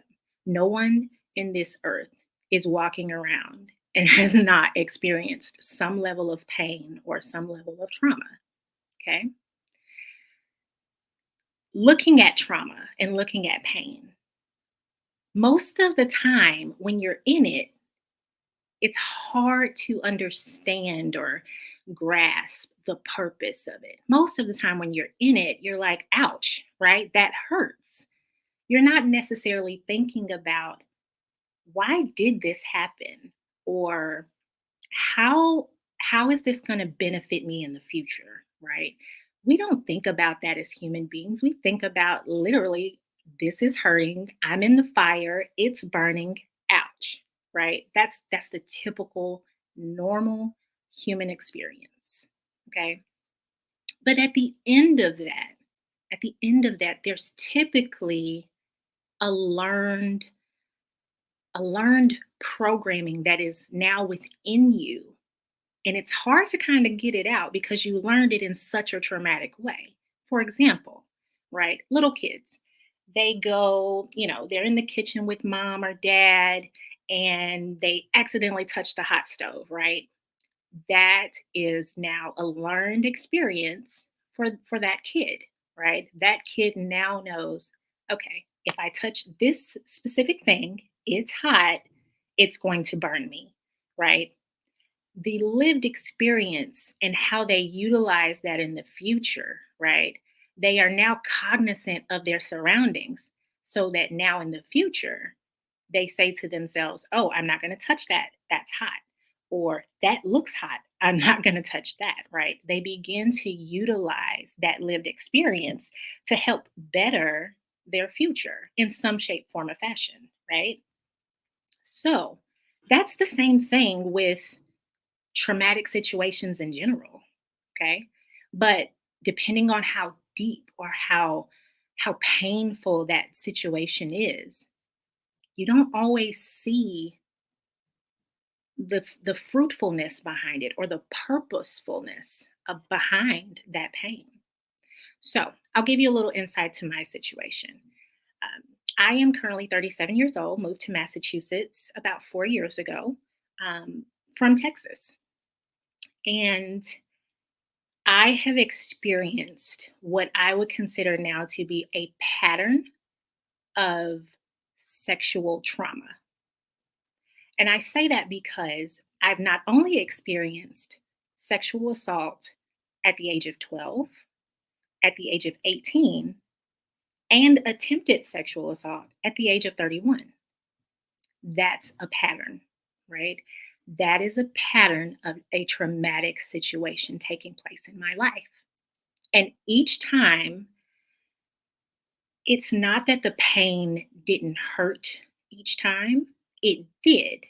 It absolutely hurt. It was absolutely devastating. Um, Unfortunately, it even caused me to do things in a way that I typically probably wouldn't have had I not experienced that trauma in the beginning, right? But going through all of those different things, I never got the opportunity to process that pain in the way that it was necessary for me to process that trauma and that pain.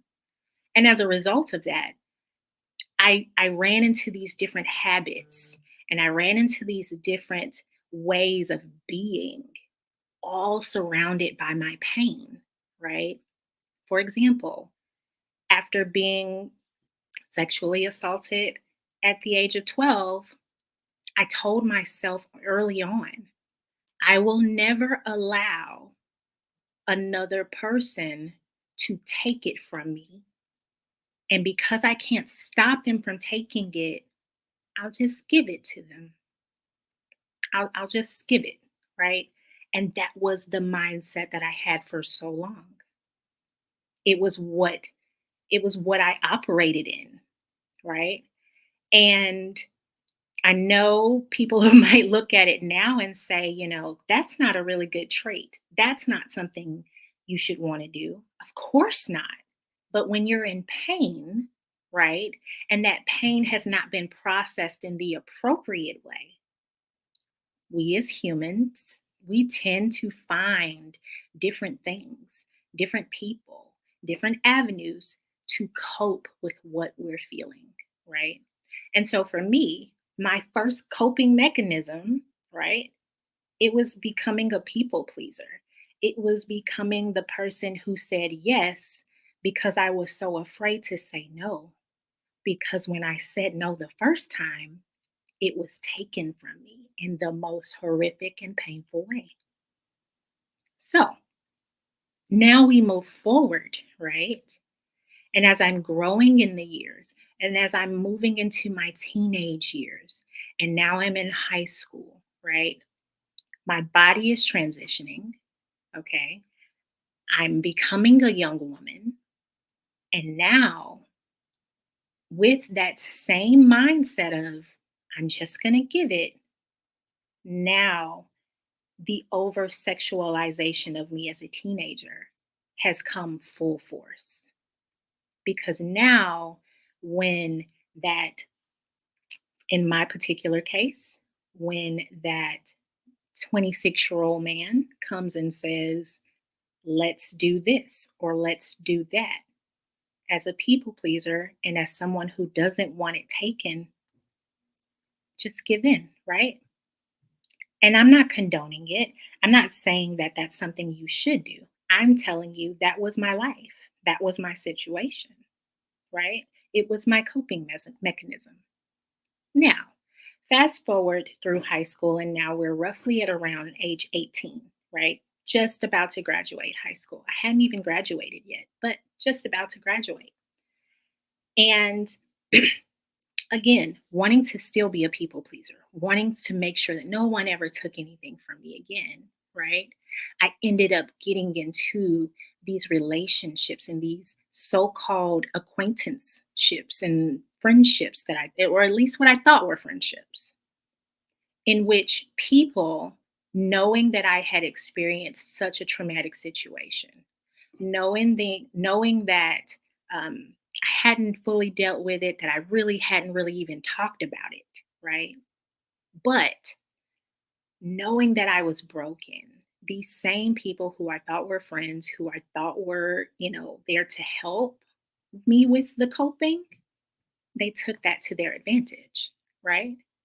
And knowing that I'm a people pleaser and that I will say yes because I don't want to be hurt again by saying no, I was then forced into another situation, which turned into rape, right?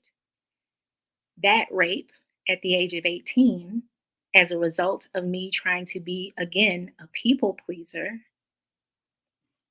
it put me in a situation to where now, again, I am hurt.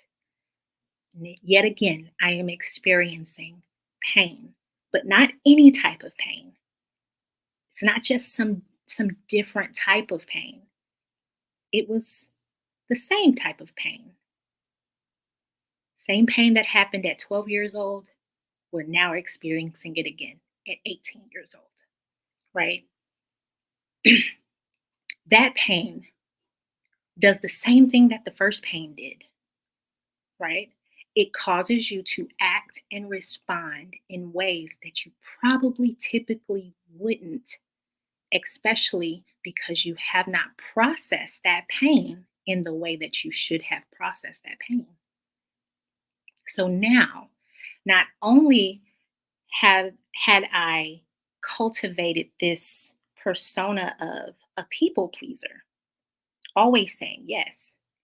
Now, on top of that, not only am I going to always attempt to say yes, but now my trust mechanism has been shot.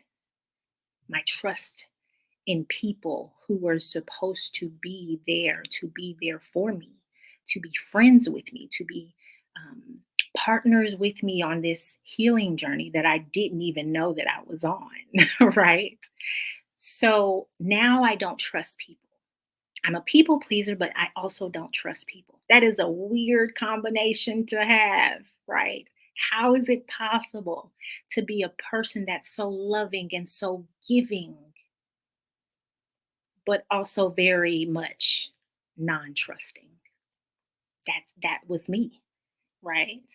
That was my life. It was what I tried to, again, cultivate to cope with the pain of the traumas that I had experienced. And that goes all the way up until age 31, right? At this point, I thought everything was okay.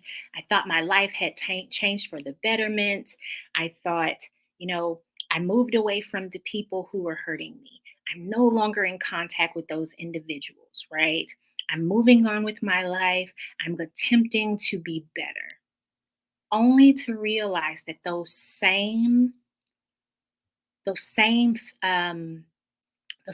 tactics that I used to kind of cope, they were still there. They were still there on the inside.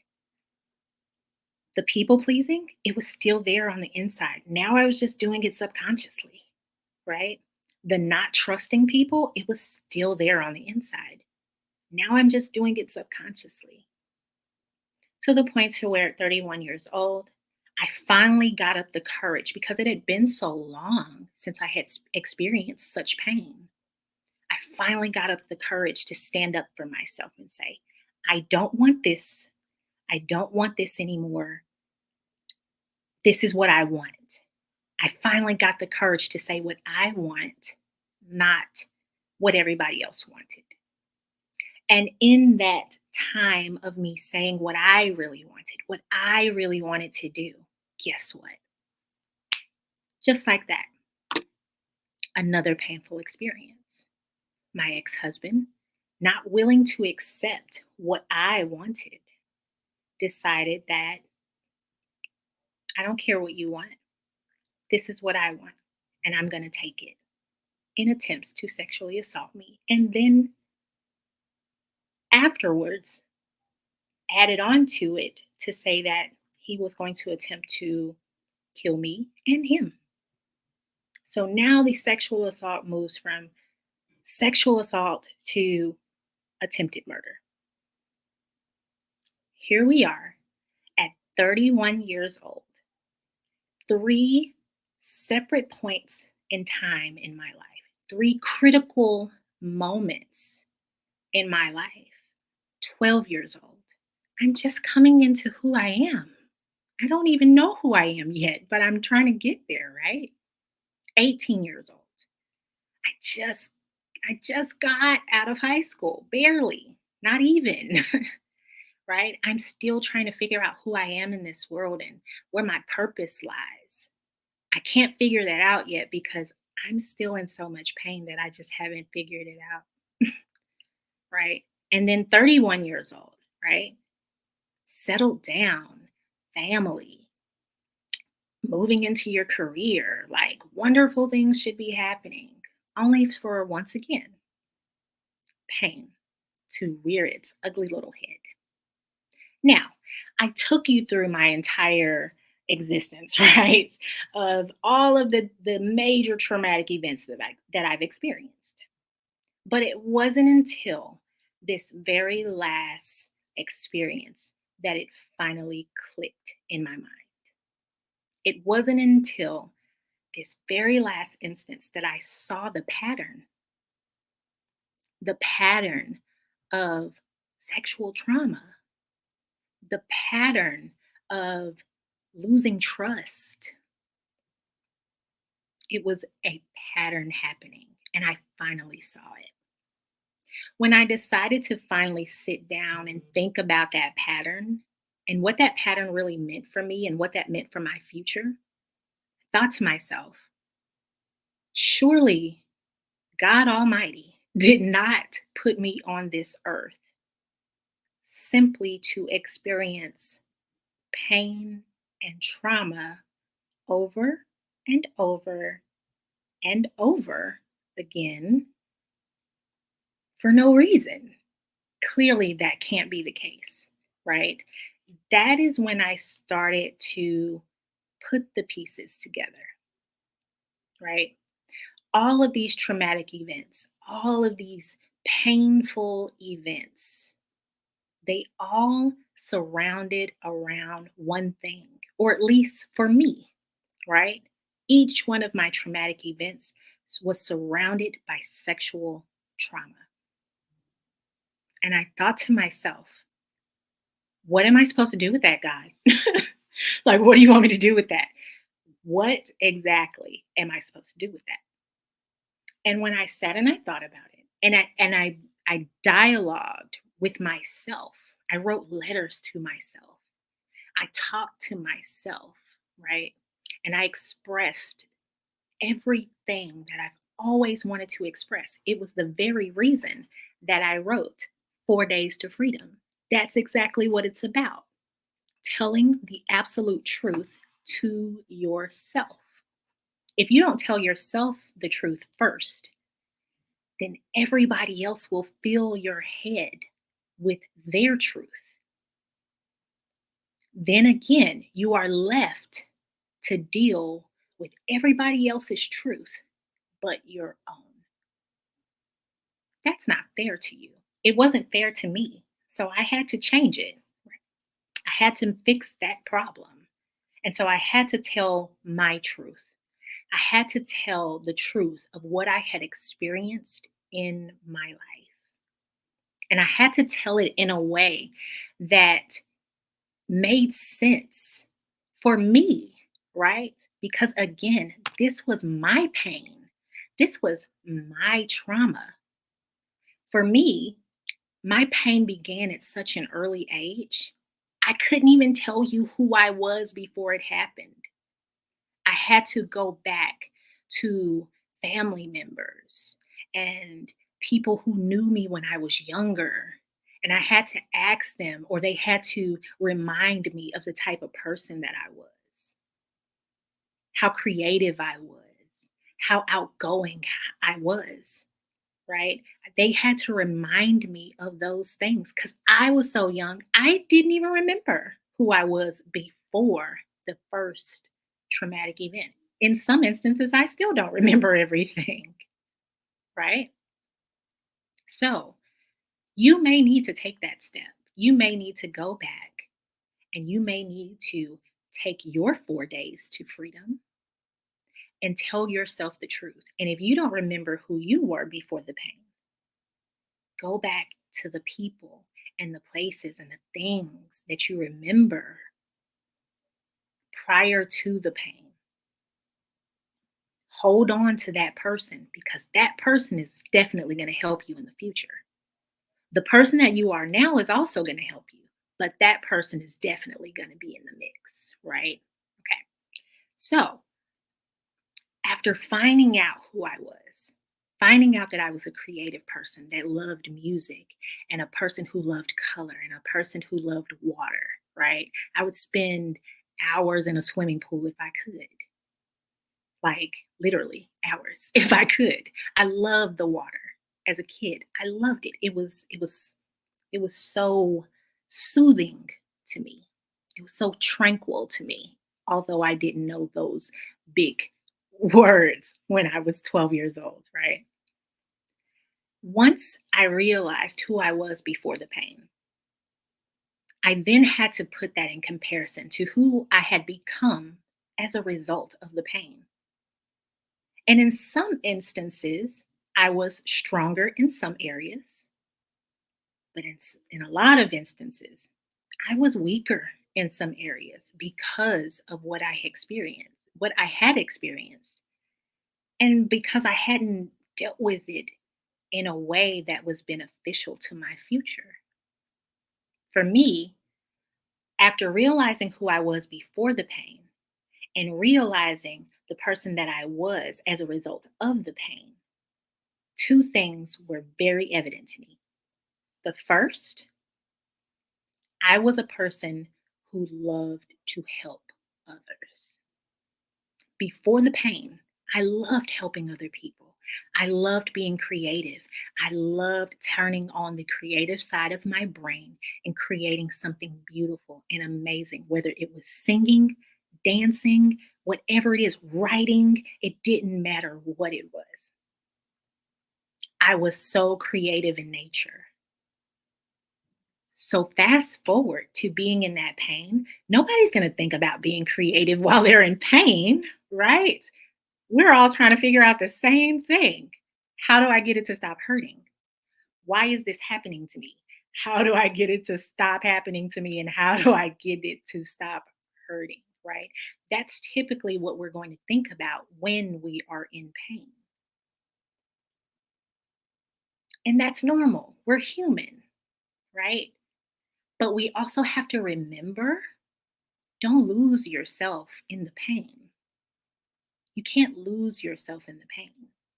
If you lose who you were in the pain, who are you going to be when you come out? What are you going to do when you come out of it?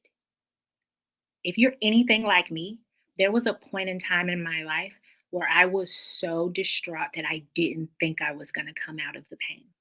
I thought that it was going to literally last forever. And that's a normal thought to have when you're in pain. When you've experienced something traumatic, that's a normal thought to have. But if you are in a position where you've experienced that pain, but you're a little bit stronger in certain areas, find those areas and hold on to them tight. They are going to help you in the future. Okay. When you've experienced that pain, You have to, again, the second question, who are you now that you've experienced it? Are you the same person that you were? Are you a new person? Are you a combination of the two? I know for me, I became a combination of the two.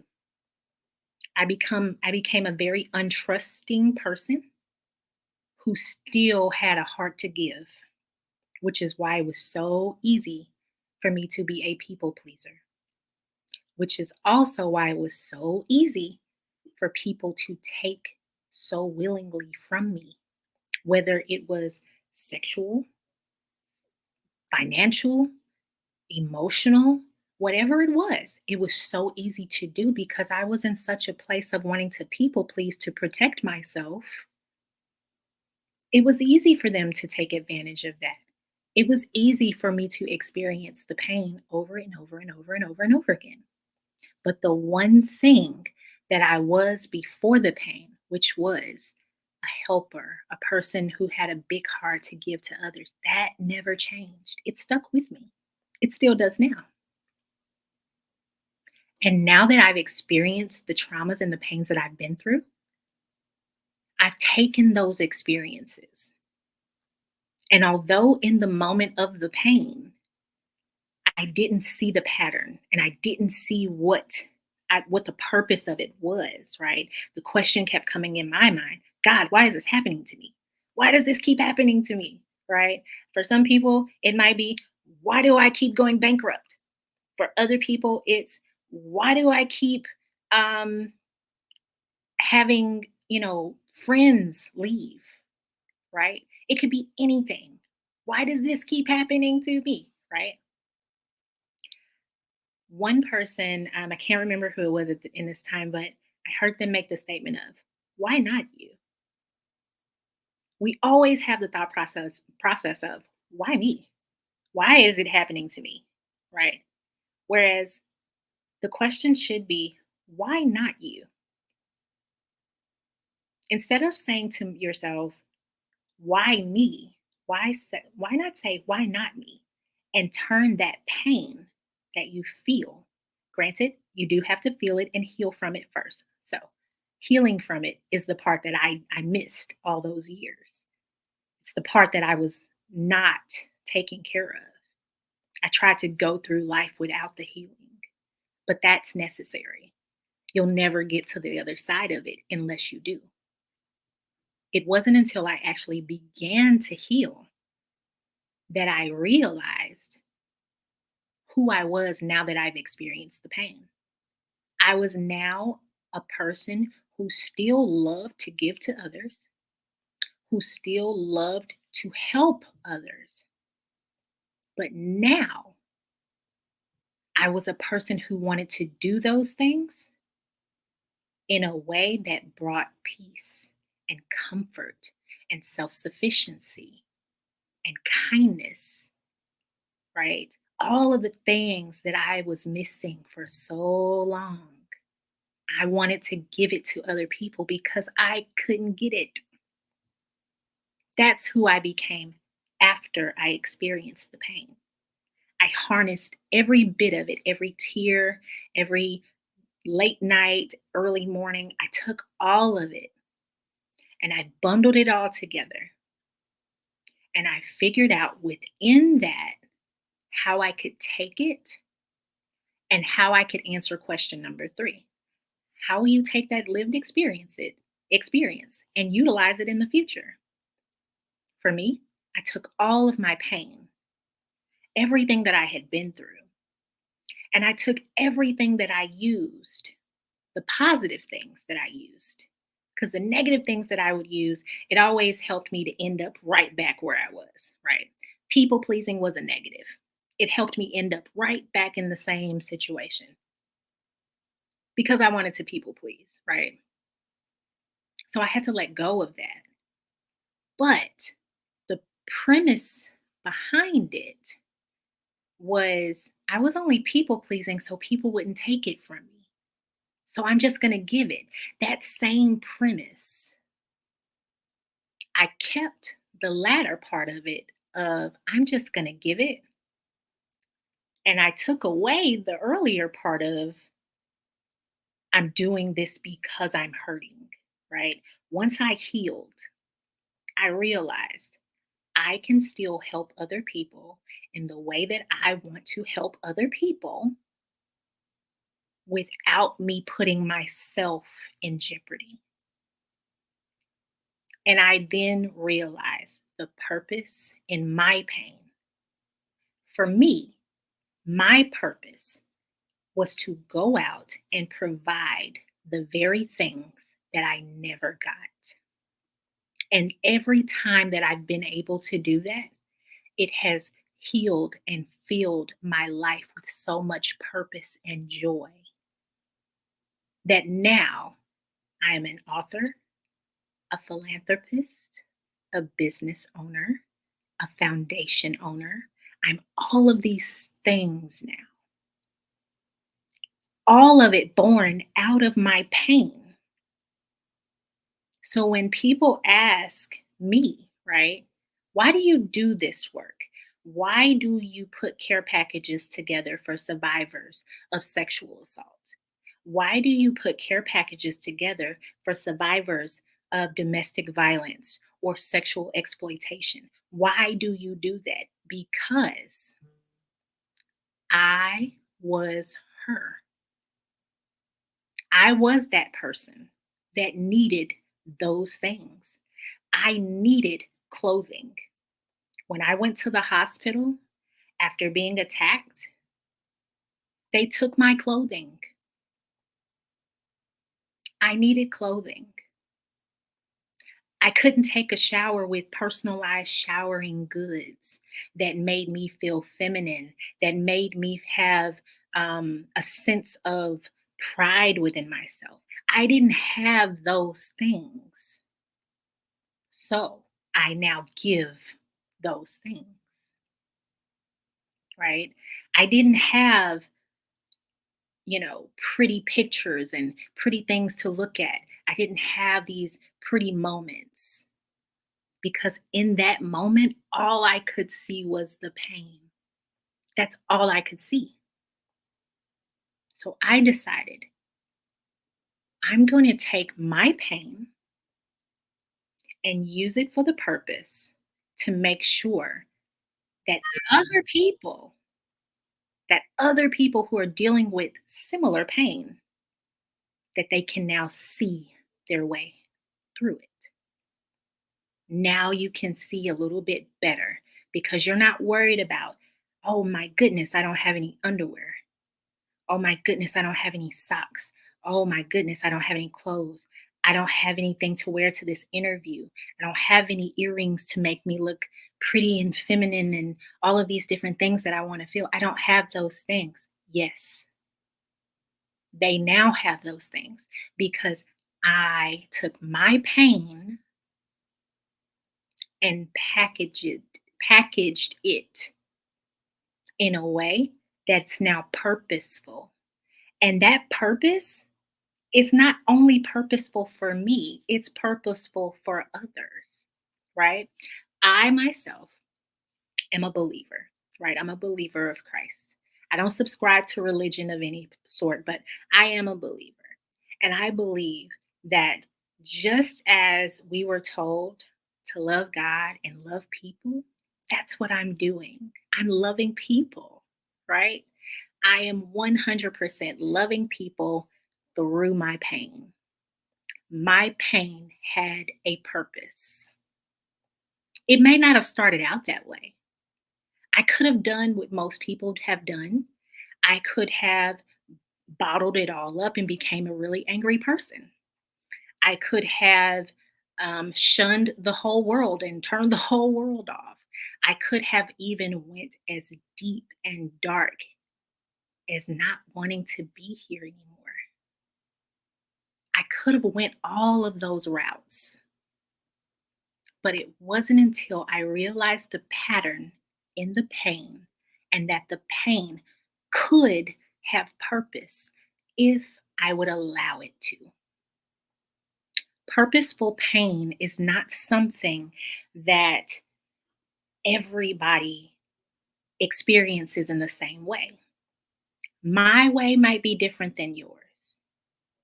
And that's why when I write my books, when I write my journal books, I always formulate it in a way to where anybody who picks it up, you can take the process and format it to your life to where you can now find the pattern in your pain and figure out how you want to take that pain and make it purposeful for the future. My pain has provided me avenues and ways of healing that I never thought that I would ever experience in my life. I've met people, stood in rooms. I'm talking to you right now, all because I found the pattern in the pain and I took the pain and made it purposeful. You can do the exact same thing. You can answer all three of these questions. Who were you before the pain? Who are you now that you've experienced it? And how will you take that lived experience and utilize it in the future to benefit? Now, you can say to yourself, I just want to figure it out and I want it to benefit just me. That's totally doable. Nothing wrong with that. But wouldn't it be better if you could take that same purpose and help others? Wouldn't it be better for you to take that same purpose and change the trajectory of not only your life, but the lives of others who are experiencing things that are similar to what you have experienced? That is a cycle of loving God and loving his people. That is my interpretation. Now, I'm not a Bible scholar or anything like that, but that's my interpretation, right? That's a real life interpretation of taking what you've been given. Some people say play the hand with the cards that you've been dealt, right? I decided, yep, I'm going to play the cards, but I'm going to win. I'm not going to play just to sit around and be in pain. Nope, that's not going to be my life. I don't want that. I want to win at this thing called life. And I want to win in a way that's going to set my family up with a legacy of giving. If that is something that you aspire to be, if that is something that you want to do with your life, you want to grow beyond yourself into an arena of helping others, I encourage you today, answer these three questions. Take some time. For me, I go to the beach, right? As everything you can see, I'm very coastal oriented because that's my space. The water just kind of rushes over me and it gives me so much clarity. You might have a different place. I encourage you, find your space, find your place. Sit down, tell yourself the truth, okay? 4 days to freedom, tell yourself the truth. And then after you've gone through the process of telling yourself the truth, answer these three questions. Who were you before the pain? Who are you now that you've experienced it? And how will you take that lived experience and utilize it in the future for the betterment of not only you, but your family, your legacy, and others in your community? Thank you so much for having me. I appreciate your time. Feel free to reach out to me anytime. I'm happy to answer any questions. And yeah, I hope you guys had a great time with me today. Thank you so much for spending your lunch hour with me. And for those of you who are over here on the East Coast, I know it's about 3:40, so you guys are just getting off work. So if you were able to jump in, I really appreciate you. Thank you so much. Thank you, Chabernet. Thank you so much. Thank you. That was amazing. So I'm going to answer your questions. Okay. Okay. Go So for it.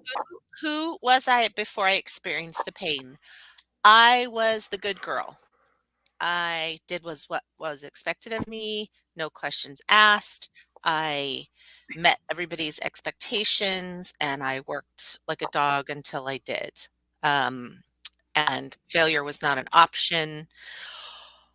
or I would completely break down and, so I didn't wanna break down, so I did what I was supposed to do, even if it was killing me Yep. inside. I did everything. I was the good girl. Um, who am I now? Now that, um or because of it, now I'm living in my truth, and I don't live up to anyone's expectations, and I even don't even have expectations of myself, right? And one thing that I think is beautiful that Tanya said is that she learned to move at the speed of trust. And Yes. isn't that powerful? That's so powerful. It's powerful. So I think I learned that. I learned to move at the speed of trust, and that trust Mhm. was with myself. Yeah, Myself. I trusted absolutely. because I didn't trust myself because everyone was always Mhm. telling me what to do and I was always doing what everybody wanted me to do. I didn't know what I wanted. I didn't know what made me happy. I didn't know any of that. What made me happy was making sure everybody else was happy all the time, Right. right? Yep. Um, and then how will I take that experience and utilize it into the future? And I think that's what She Is Me is all about, is empowering women, allowing them to tell their stories, giving them a safe space because Mhm. we all want to feel safe, You do. and lifting each other up, right? How do we make space for each other and give the gift of hearing you and allowing me to hear you and allowing you to let me hear you. I mean, Yeah. that's powerful and that's what we need. Yeah. So Yep. Absolutely. that's how I'm using it for my future. I love it. And that's amazing because you're not taking your lived experience and just letting it die with you. You have cultivated something with this She Is Me conference that now spans across the entire nation. Mhm. It's not just you anymore. Right. Now you have touched the lives of women everywhere because you are able to cultivate your lived experience into something that's going to be beneficial for the future. Right. You're a living testament. And for every single woman I know, I I truly believe this with all my heart, that if we stop being quiet and we stop being the good girl and we start telling our stories, Yep. that eventually it will be so loud it can no longer be No ignored, longer be ignored. Yep. right? I agree. Absolutely. And So, I encourage people who are listening, when I say talk to yourself, I know most people over the course of the years have told us talking to yourself is crazy. mm-mm, Absolutely not. no, Absolutely not. No one on this earth will advocate for your safety and your well being better than you. right, No one. right. So, being able to tell yourself the truth Mhm. of what you've experienced, because we've heard so many people tell us what we've Oh, I experienced, know. And tell us right? their truths. Until they're, yeah. So now that you have an opportunity to sit and talk with yourself, tell yourself the truth. And after you've gotten that, go tell the world. Go tell the world. And you've got us. Reach out to She Is Me, reach out to Anchored Inc., reach out to, to anyone here in this conference. Yeah, Anyone can anyone. help you. Anyone can get you onto this platform. Anyone could listen to you. We also have a storytellers section. So if you want to tell your story, but you don't want to speak it to the world, but you Mhm. want to get it out, you can tell your story. Write it down, make a video, create a audio, write a poem. I don't c- paint a picture. It doesn't matter how you Mhm. express it. Let us know and we will share it within this collective and $100. help you release this that you're carrying around. So Chabernet, thank you so much for everything, for sharing your story with us. And remember, if you're listening to this and you resonate with her story, that's what She Is Me is all about. She is me, Yep. right? Thank you. We are coming back in just a bit with Catherine White and how cancer changed her life for the better. We'll be right back. Yes. Today, she's going to be presenting how cancer changed my life for the better. Please welcome Catherine White. Hello, everyone. I am Catherine White, and I am a cancer survivor. And I'm here to talk with you today about how cancer changed my life for the better. And that might sound like a bit of an odd statement to you because maybe you have cancer yourself or you know someone who's had cancer. And we all know that cancer can be very difficult. Sometimes it goes well, sometimes it doesn't. And so, how can we wrap our brains around this idea that cancer has made my life a better place to be? Well, that's what I'm going to talk with you about today. But I'm going to begin by taking it all the way back to when I was 22 years old. So in 1995, I received a phone call from my parents telling me that my dad had stage 4 colon cancer. I was 22 years old. I was in teachers college. I wasn't really prepared for that information.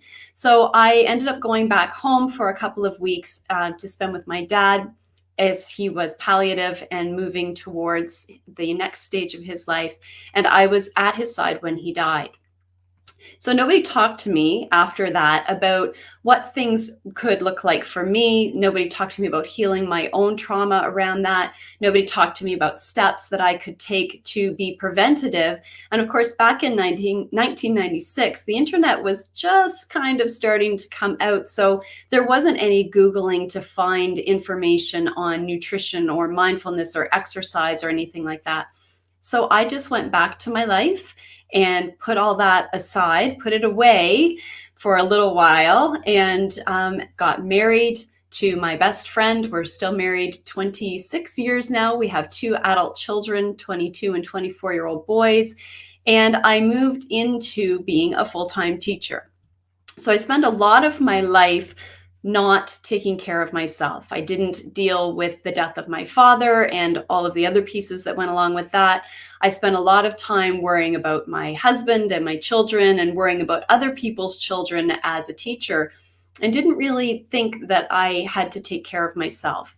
I was a marathon runner. I had run 5 marathons prior to getting cancer and some ultra trail races. So I was used to doing hard things and busy things in my body, but I wasn't used to slowing down. And I wasn't used to finding calm and quiet. I wasn't managing my stress. I thought I was eating healthy. I knew I was exercising, but really what I was doing was I was living the rat race. I was living in that cycle of busy. You know, when people say to you, "How are you?" And you're like, "I'm so busy." That was my answer. I'm so busy. And I wore it like a badge of honor, like many of us do. That it's something to be proud of, that we don't take time for ourselves and that we don't go inside and listen to what's happening in our bodies. So my wake-up call came in November of 2014. I was actually going off on a 6-month leave. I was going to take care of myself, take time off from work, travel with my husband, spend more time with my kids, and my body came knocking on the door and telling me that something was happening. And what happened was I started to get really tired. That was my first sign. I got really, really tired. So the school that I was in, my classroom was about 100 yards away from the building. And so for me to walk from my classroom, my portable classroom, into the building, by the time I got to the space of the doorway, I was exhausted. I was so tired. And as I said, I used to run marathons and there's a lot of training that goes into that, but I had never felt this kind of tired before. But I put it off as, oh, busy and things and all the stuff and just sort of ignored it. And then I started to have some pain in my left-hand side that I thought was, oh, that's just my pancreas because I'd had some pancreatitis previously. And then my bowel movements started to change. And I need to just be straight up front with you that because I have had colon cancer, I talk about poop and bowel movements a lot. It's just part of my life, but it's also part of my being in tune with my body. So they started to change, which is one of the key signs that something is happening in the digestive tract. So I thought it was time to go to the doctor and went to him, and he was like, no, we're not talking about cancer. He wanted me to have like this gastrointestinal issue and didn't listen to me when I expressed that my father had died of cancer and that I was having sort of some symptoms that might be cancer related. He was like, no, we're not even going to talk about that. So I'll explain a little bit later, but you can imagine how I had to learn how to advocate for myself with a doctor who wasn't prepared to listen to me. So I ended up on a medication that made me very sick, went to a walk-in clinic, and that doctor listened to me and started sending me for the first of many tests that revealed what was coming. I ended up going to meet with a surgeon to have a colonoscopy. Well, I should backtrack. I went to meet with a surgeon to have a gastroscope done because my doctor still wanted me to have a gastro issue. And when I started talking to the surgeon and telling him what was going on in my body, he knew I needed a colonoscopy. And it's that colonoscopy that saved my life. When I woke up from the procedure, my surgeon was at my side and he said, I couldn't complete the procedure. You have a blockage. And I knew in that moment, as I could feel my heart sinking, that I had colon cancer. It took a little bit of time for them to determine that, but I knew in my heart that that's what it was going to be. And regardless of whether it had turned out to be cancer or not, which it did, they knew that they had to do surgery on my colon because of that blockage. So February of 2015, I went to the hospital with the same surgeon and had a right hemicolectomy. I'd had half of my colon taken out. I was in the hospital for a week, which was the beginning of many visits to hospitals. And it was while I was in the hospital that I had a lot of time to think because as I said, I was in for a week. And I decided while I was in the hospital that I was going to share my story with other people. So I put it out on Facebook and had wonderful responses from friends and family and all of the support. But something else in my mind told me that this was when I needed to decide how I was going to manage this. How was I going to learn how to spend however next long it was going to be having cancer in my body? What was going to be my plan? And my initial plan was to dig in and be determined. And so the first thing that I did to be determined was I decided that I would never take a wheelchair to get out of the hospital. They wanted me to get into the wheelchair and be wheeled down to the door. And I was like, nope, I am going to walk out of here on my own 2 feet. If I have to hold onto the wall or hold on to my husband, I am walking out of this hospital. And I did that for that surgery and for all of the other procedures that were to follow. So I went home and I was doing all of my healing things and trying to just recover from this major abdominal surgery and prepare myself for my meeting with my oncologist. So in 2015, March 2015, I went to our local cancer clinic and met with the most amazing man who has also been a big part of saving my life, my oncologist. My husband and I had decided before we went into that meeting that we were not going to get the numbers. We didn't know exactly what my cancer was. We didn't know exactly what stage things were going to be. But what we knew is that we didn't want anybody else telling us how long I had to live, what statistics were going to determine my mindset of living or not living. So we went in and we just said, we don't want to know. I don't want to know what my numbers are. Every day is a 100% chance of survival. And we dug in and we decided, and we've lived that right up until here I am right now, living that every day is a 100% chance of getting up and moving forward and living life with cancer, which I'll talk about what that looks like as well. So I did end up having stage 4 colon cancer. It was in my colon, it was in my liver, and it was in my lymph nodes. And that's not what I thought I was going to hear. So we were a little bit surprised by that. So we were grateful that we had come up with this plan of how we wanted to already start managing things. But the next part of it was trying to figure out how do we manage our family, because cancer impacts the whole family. We had to go home and tell our sons that it was actually worse than we thought it was. and that there was going to be a lot of stuff happening. I'd already had the colon surgery. Next stage was chemotherapy. There was going to be another surgery. There was a lot starting to happen on the medical side of the house, but we had to try to figure out how to do the human side of the house, how to do our family. How do you do your family with teenage boys with stage 4 colon cancer when in my mind was always, I was with my dad when he died of stage 4 colon cancer. It was a very challenging time for us, but it made us stronger. It brought us together, made us stronger, and I'll talk a little bit about that in a bit as well. So in April of 2015, I started chemotherapy. I went every second week for that, and I did 5 rounds, and then they gave me what I call time off for good behavior. I responded really well to the chemo. It was difficult for sure.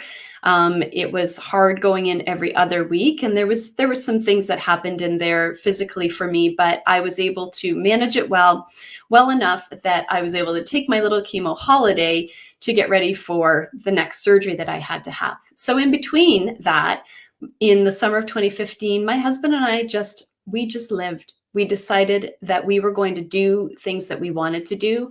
We did some traveling. We had what we called mandatory family fun days, where our children, our teenage boys, had to spend time with us because we really wanted to build memories. We really wanted to have time with our family because we didn't know how much time I really had, that we could have pictures for them to look at, memories for them to come back to remember their mom, and more importantly, to live in that moment and really enjoy our time.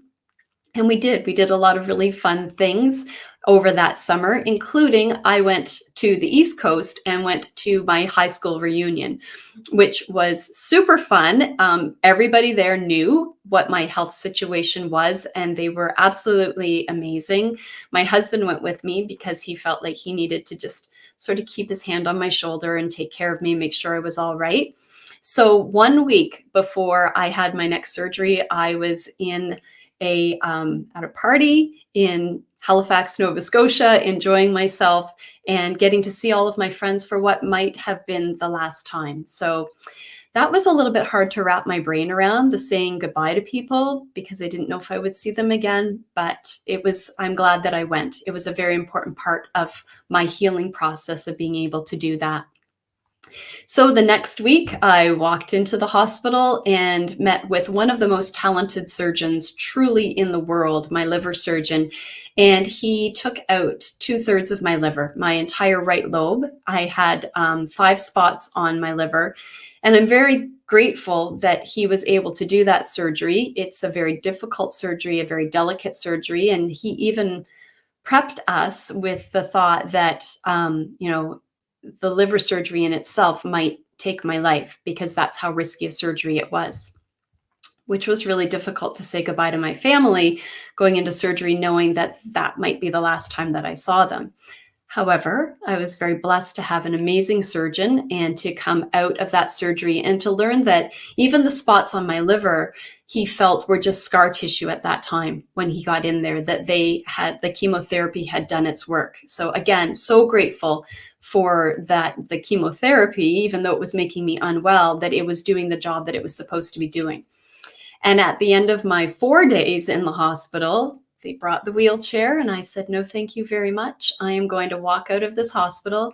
If I have to hold on to that wall or hold on to my husband, I am going to walk out of here on my own 2 feet, because that was a very important part of my mindset. So I went home and I recovered from the surgery. And in September of 2015, I did 7 more rounds of chemotherapy. And on December the 22nd of 2015, I walked out of the chemotherapy suite and I rang the bell. I was done my chemotherapy. I had the last 7 rounds were a little bit harder. I lost some feeling in my fingers. I was losing my eyesight. It was coming and going. I was very tired.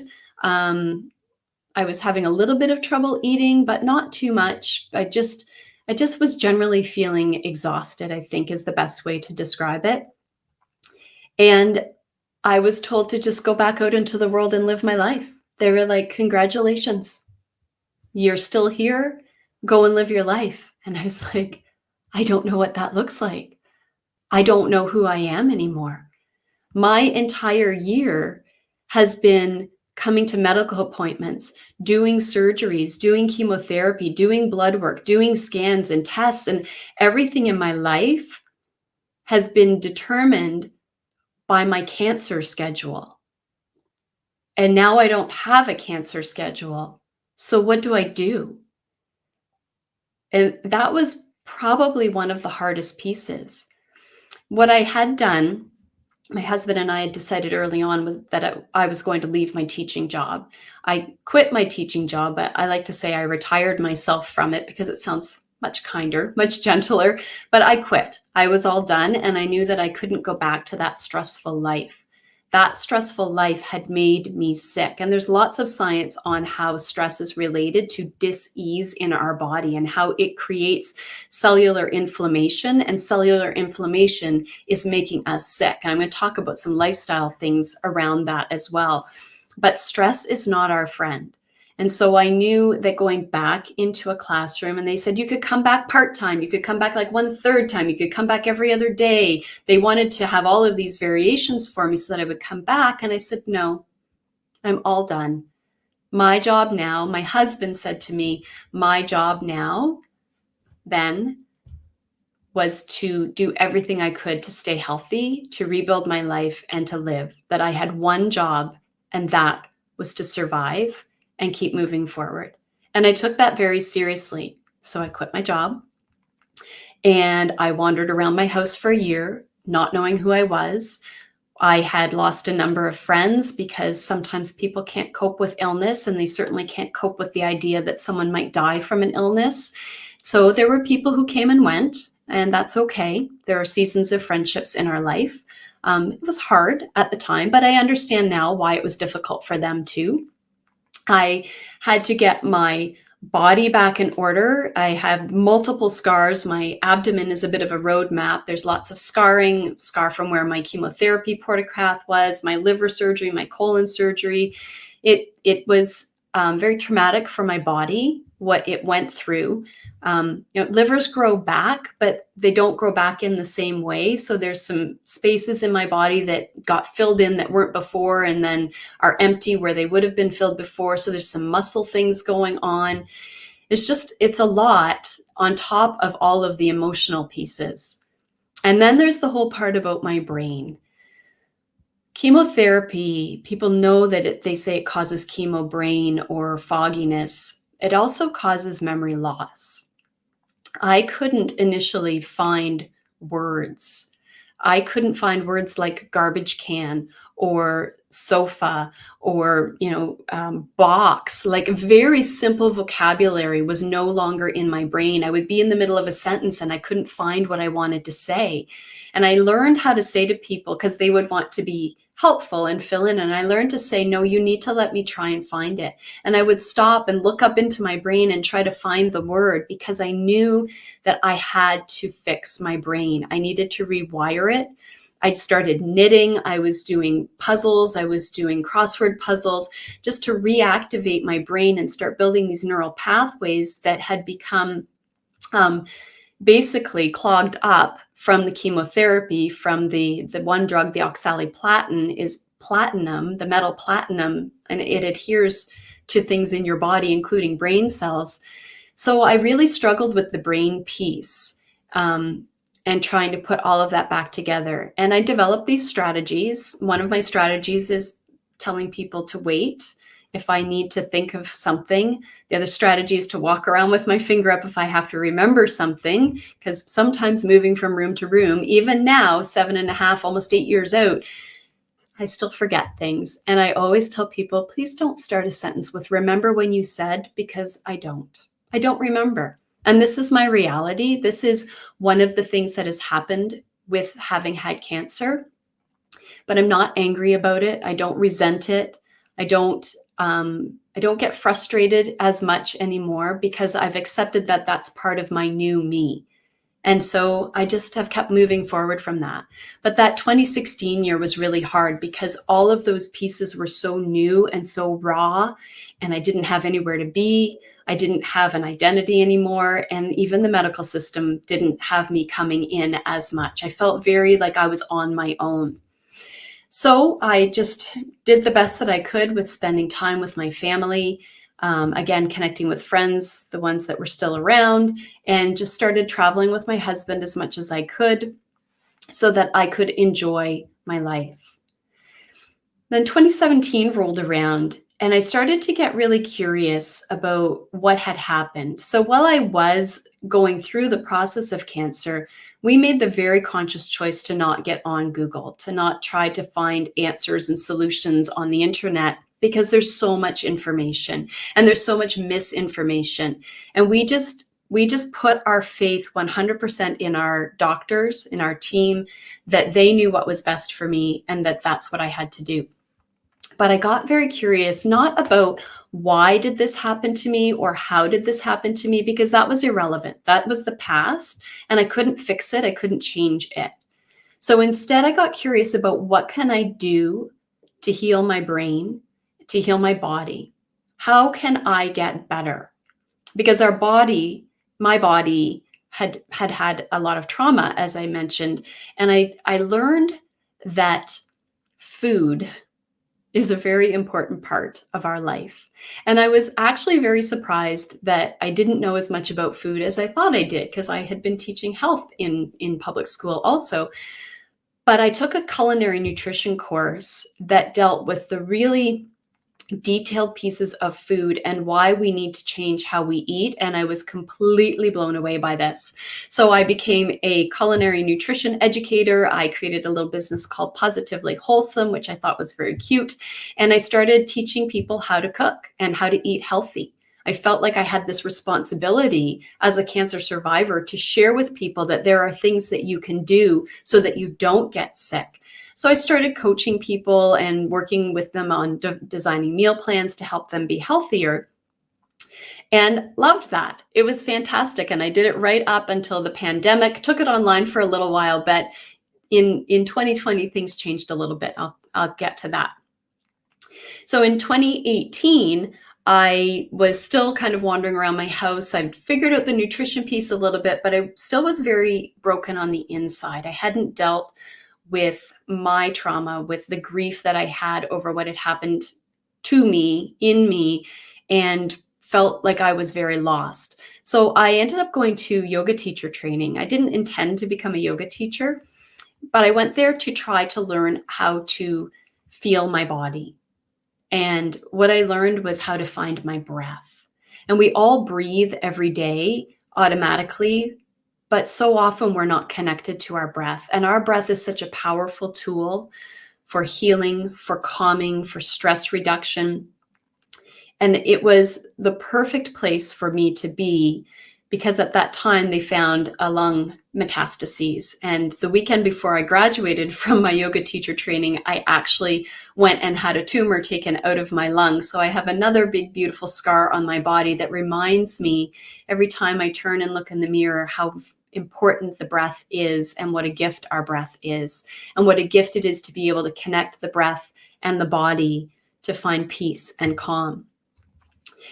And then in 2020, I became a certified holistic cancer coach. I started the training, and in 2021, I graduated from the program because I knew that as we went inside in the pandemic and had to get really quiet, things started coming up, and I started to think more about what I was going to do in the next step of my life. And I thought that it was time to deal with my cancer story and take it out in a way that was more than nutrition courses and teaching yoga. And so I became a cancer coach and started my new business, Catherine White Wellness, and started working with people. And I'll talk about that in a little bit, about how to live with cancer. And just to wrap up the whole health history stuff, in January of this year, I ended up with another lump in my abdomen. And the day before I turned 50, I had another cancer-related surgery. So it's been a bit of a ride for my poor body, but it's bounced back well, and I love it and I nurture it. And so I want to share with you, through all of those pieces that I've been through in terms of the physical, I want to share with you how I have taken this to make my life a better place for me to be. Because before cancer, I told you I was a very busy person, but I was also a very angry person. I hadn't dealt with my stuff, including the death of my father, and I didn't know how to manage my emotions as I do now. And so I had a lot of life lessons that I needed to learn, and they've helped me to become a better person, an entirely different person, actually. So, how did I overcome all of this to become who I am today? And I am still learning and growing. By no means am I a perfect person. I started out by accepting my diagnosis. I didn't get into denial. I was like, okay, this is what I have. This is what we're doing. I'm going to trust my doctor. I'm going to trust the process, and we're just going to do this. As I mentioned, I didn't get the numbers. I decided that knowing other people's numbers was not going to serve me, because the statistics basically are built around other people's numbers. And there's the people who unfortunately don't make it. And then there's the people who do make it. And then there's all the people in between. And that creates this average. And we can't live in the statistics of other people with cancer, because cancer is very individual. It is individual to each person. If you lined up 5 people with breast cancer, let's say, and they all had the exact same diagnosis of breast cancer, each of their cancers is very, very different. And that comes from what you ate as a child, how you were raised, where you lived. Did you have chemical exposures? Did you exercise? Who your peer group was? Do you have grief or trauma that you're holding on to? There are so many factors that create what we call the physical terrain in our body, that to paint everybody with the same paintbrush of this is how we treat cancer, it's not that simple. And that's what I learned in going through this, is that everybody is different. And so not getting the numbers made sense, even though I didn't know it at the time, that this was what statistics were all about. Not getting the numbers made sense because I didn't want to be somebody else's numbers. And I've since asked my oncologist, okay, so now I'm ready to hear it. What are my statistics? What would my situation have been? And he just said, you're an outlier. There's no statistics for you. I am outside of that frame, and I'm blessed to be there and grateful to be there. So not getting the numbers was a very important part of my process, I believe. And that led to me believing that every day was a 100% opportunity of living life and enjoying life and having this beautiful gift of being a human, having a human experience. I learned that living, instead of living a prescribed view of how I was supposed to live, but choosing to live in my own way, was important.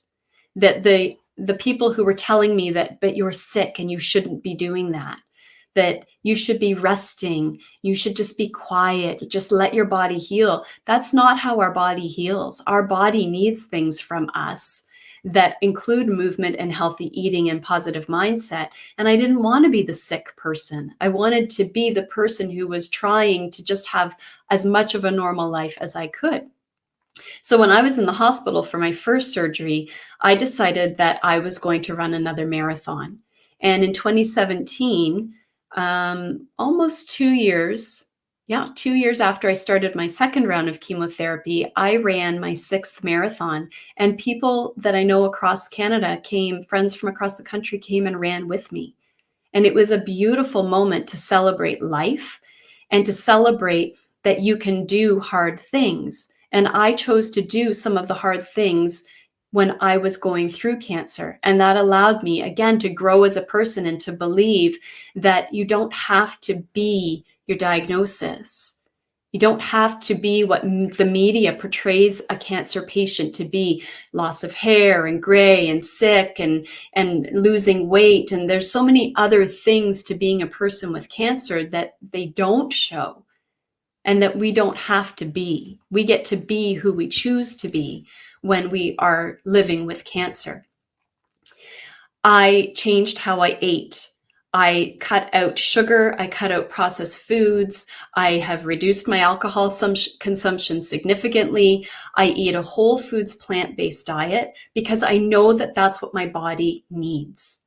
I stopped eating foods that are full of chemicals and toxins and preservatives because I love my new liver, and my new liver needs me to love it by not overloading it with toxins.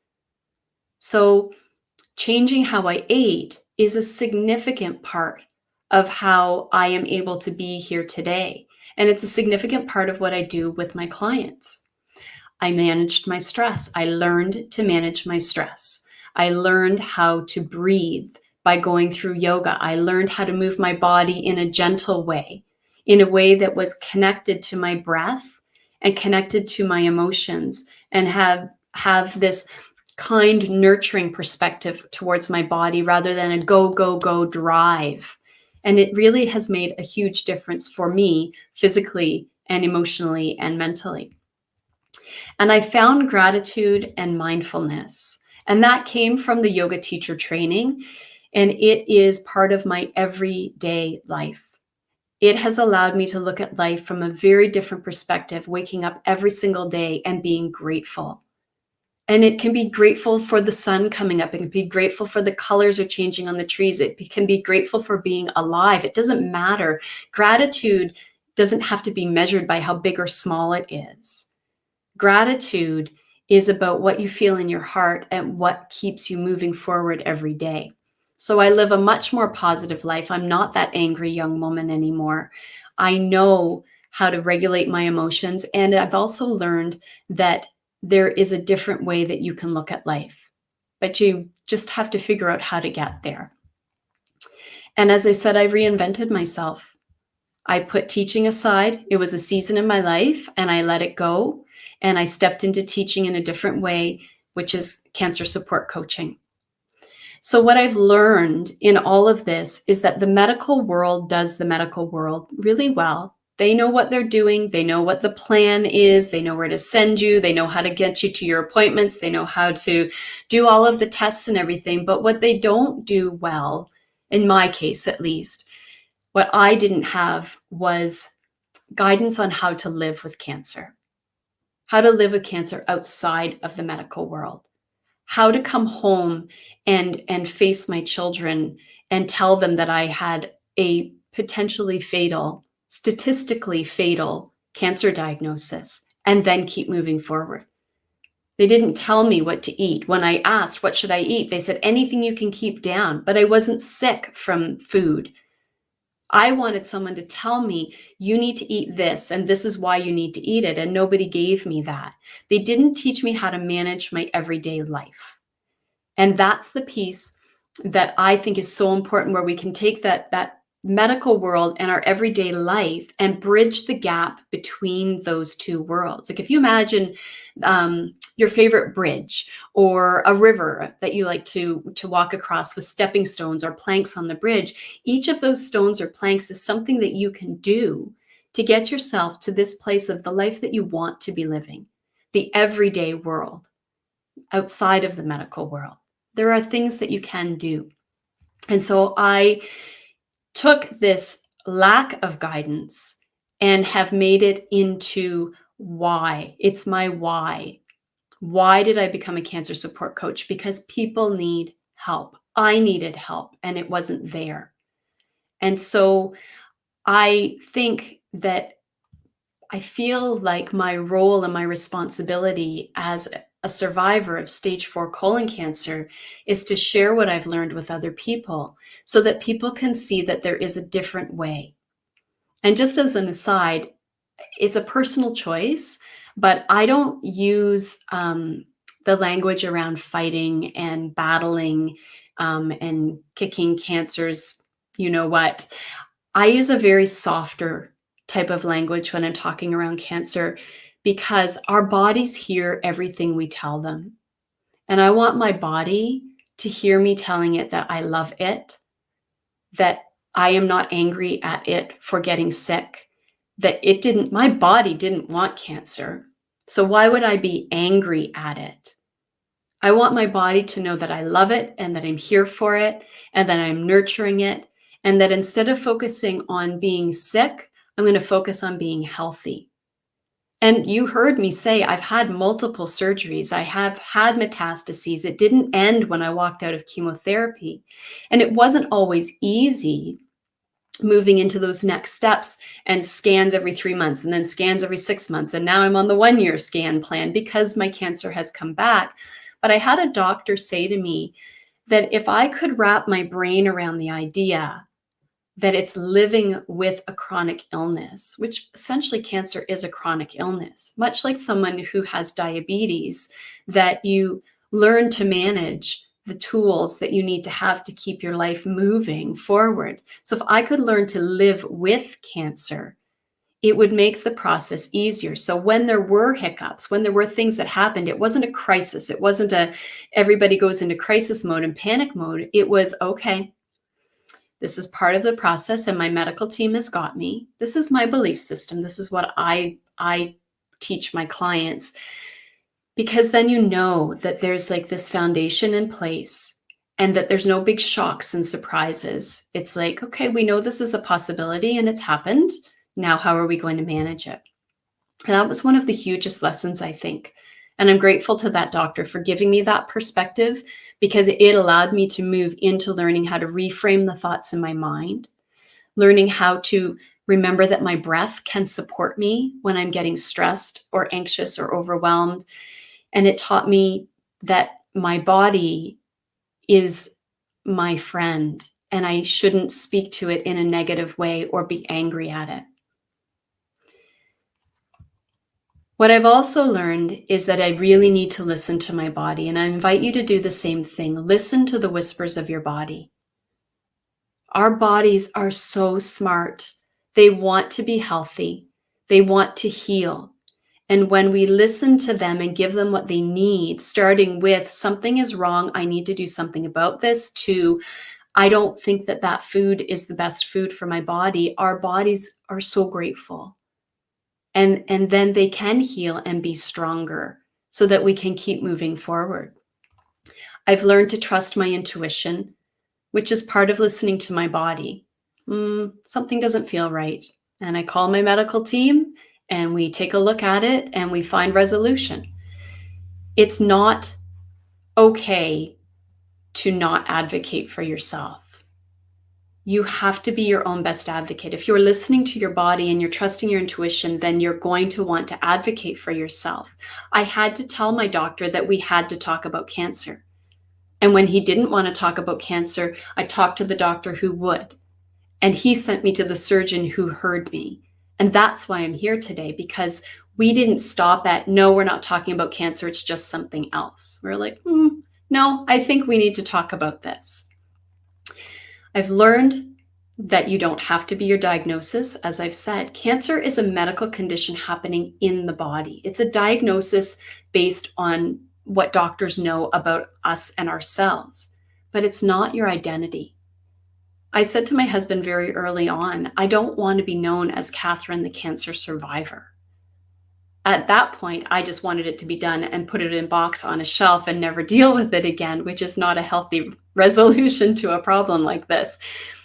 But it's not my identity. It's now just who I am. It's part of my life story, and I didn't allow it to control my life story. I've learned that you can do hard things, that inside of each of us, we have more tools than we realize. My household was not an easy household growing up. That might have led to some of the reason why I got colon cancer. I moved a lot as a kid, always had to make new friends, walk into a new classroom, start over again. And I resented that piece of my life for a very long time until I realized that that is what helped me get through cancer. Because I had seen hard things before and I had done hard things before. And I already had these tools inside of me. I just didn't know how to access them. And that's what I do in coaching, is I help people access what they already have. I don't tell people what to do. I guide people to finding their own answers and to finding what they have inside of them based on your own life story that you can bring out when you need something to support you. I've learned that you can reinvent yourself, that you don't have to live a prescribed script, and you can change the script partway through your life, and it's not a crisis. I thought I could never be anything more than a teacher.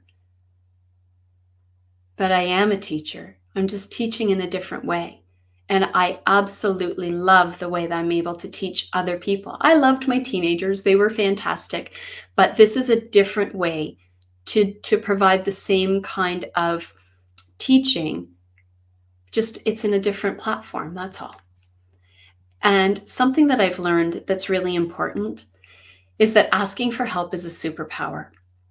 We didn't ask for help because we didn't know how to ask for help.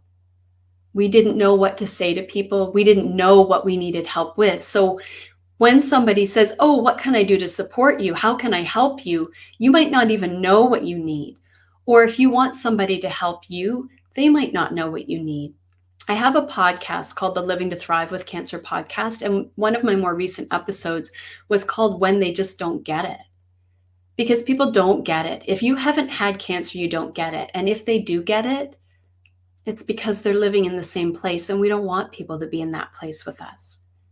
So when you ask for help, when you understand that you can ask for help, it's like taking back a little bit of that control that's taken away when you're given a cancer diagnosis, because we lose control, we feel disempowered. But you can start to tell people what you need. Actually, I need you to make this recipe that my coach gave me or that I really like because it's healthy and it's going to support my body. Actually, you can come with me and go for a walk. You could watch my kids so that I can have a bath uninterrupted. Like there's things that you can tell people that you need. You just have to know that you need them, and you have to be brave enough to ask for it. I've also learned that now is all we have. Right now, in this moment, is exactly what we have. Not living in the past and not projecting into the future. The past is done. And as I said, I mentioned that I don't live in the past. I don't ask why I got cancer. And I don't live in the future of this stress of, oh my God, I might get it again, because I have had it again and again and again. I live in the present because this is where we're meant to be living, right here and right now. So all of that to say, I became a cancer support coach from all the things that I have learned. And what I want to share with you is what I do. So I am a certified holistic cancer coach. I work with people who have received a cancer diagnosis, who are actively in cancer treatment, or who have been told, like myself, to go on and go live your life now that it's done, and they don't know what to do. I help people in my 3-month Thrive with Cancer coaching process so that they can understand that you don't have to be your diagnosis and that there is life with cancer. And we don't know what the duration of that is. So then let's make it the best life that we can right now. So I get on weekly calls with people and with my clients, and we talk about how they're feeling, what they have coming up physically, emotionally, tests, surgeries. We talk about their family. We talk about what to eat. I give them meal plans. I give them yoga videos. I give them meditations. I give them whatever it is that they need to feel supported. And sometimes I don't give them anything but my space. I just sit quietly and allow them to feel the things that they're feeling, because there's a lot. It's a lot having a cancer diagnosis. But it doesn't have to be done alone. It can be done with the help and the support of someone like me. And there are other cancer coaches out there that want to work with people with cancer because we get it. I get it so very, very deeply. And I understand that it's difficult. And that's why I became a cancer support coach. And that's why I'm here for you if this is something that you would like to bring into your life, because you don't have to do it alone. Thank you so much for being here today. I really appreciate the time that you've taken. I hope that you have a beautiful rest of your day, and may you live your life to your fullest, follow your heart, and thrive in all you do. Hi, Catherine. Thank you. Thank you so much for telling your story. Hi, Lisa. Thank you. Hi. That was wonderful. I know we have a lot of women here who are experiencing or who are watching who have experienced cancer in some way, and whether it's been a family member or themselves or um, a what do you call it? Genetic disposition to it or something like that. So your story is important, and know that this teaching women how to take care of their bodies and how to listen to your body, and um, it's so important. We talked a little bit about this before I came on about um, how our bodies, when we hold on to things, it manifests in the physical, in our physical body. So how important it is for stress reduction and Mhm. calmness and eating right and moving and all of those things. So when they reach out to you, what's the first step? Well, the first step is to just explain where they are, to get on a call with me. I meet with people for an hour and just do a free chat. That's not, people don't have to pay to come and talk with me initially. It's Mhm. about where are you and what do you think that you need? And here's what I can offer you as a cancer support coach. And a lot of times it's just an hour of people sharing their story and just wanting to be heard and understood. Mhm. Well, isn't that what we all want? We want to be heard and Mhm. understood, right? Mhm. Especially though if we're going through something that's life-threatening and it's scary, and yeah, so I'm so grateful for you and grateful for the work that you're doing and helping other women. And thank you so much for joining us on this platform and helping us be a voice for colon cancer and surviving, and everything else that you do. We really, really appreciate you. Thank you. I do want to share, if I could, just for a moment, that Sure. the coaching that do is not specific to colon cancer. I think it's very important. I didn't mention that, but I've worked with people with breast cancer, with pancreatic cancer, with non-Hodgkin's lymphoma, because cancer touches everybody in a Mhm. different way. Right. And so I'm not specific to colon cancer because it's more of a broad overview of how you can support yourself. Okay. Good to know. So, CatherineWhite.coach is how you can get in touch with Catherine. Thank you again, Catherine. Thank you so much. We will be back in just a few minutes with Fran Garten. She is a pain coach, and she's going to be talking about from pain to purpose. So we'll be right back to purpose. Please welcome Fran Garten. Hello, hello. Good morning, good afternoon, or good evening, depending on where and when you are watching this. I'm so excited to be here with you. Yes, I am a pain reduction coach, body inclusive personal trainer, and a fibro warrior. But that's not how I started out. And so, from pain to purpose, today I will share my story, what happened, and where I was and where I am now. And hopefully, that will inspire you. It will give you some tools and tips on what you could do to continue or maybe start your journey to live pain free, or maybe even to change your mindset on where you are sitting at this moment in your life. So let us begin the story in 2010. I was working with the school board as an adult educator full time. And what started happening with me was I was getting headaches a lot. I had blurry vision. I was nauseous. And I didn't really think anything was going on. I thought I was tired. I thought I had a little bit of stress, but I didn't think there was anything serious happening. And I kind of shrugged it off, like we do, right? We just go, oh, it'll pass, right?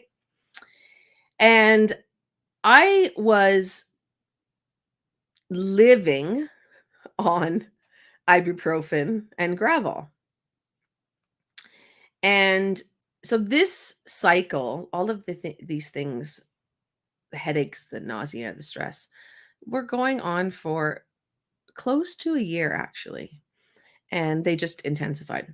So at the school board, at a workplace, in a variety of fields, we often have things change, guidelines are implemented, requirements, responsibilities, things change for us, but we don't really have a say in that.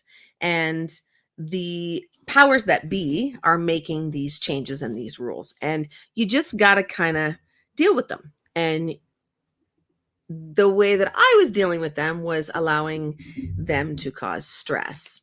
And that's what resulted in some headaches and the nausea and all of that. And it's very hard, because it was very hard, and maybe you're experiencing this yourself. It's very difficult because you have all of these changes that are being implemented, and you don't really have any say in how you're supposed to actually implement these changes, because it's just physically not possible. And so you might be in a situation in your life, whether it's a work situation or a personal situation, where you have many, many changes, or you have things that are beyond your control. And it's overwhelming. It's frustrating. It's disheartening. I just, yeah, that's how I felt. Yeah. When you're trying to do things, you're trying to make these changes, but you just don't know how it's physically going to happen. So the situation I was in was re- being required to teach English to my adult students, and then also meet the requirements of the school board, of the Ministry of Education, of the funders, of the students, of myself. And it wasn't really physically possible to do all the things that I was being asked to do, and also teach, and also have a life, and not feel stressed. And so the stress just kept getting more and more intense.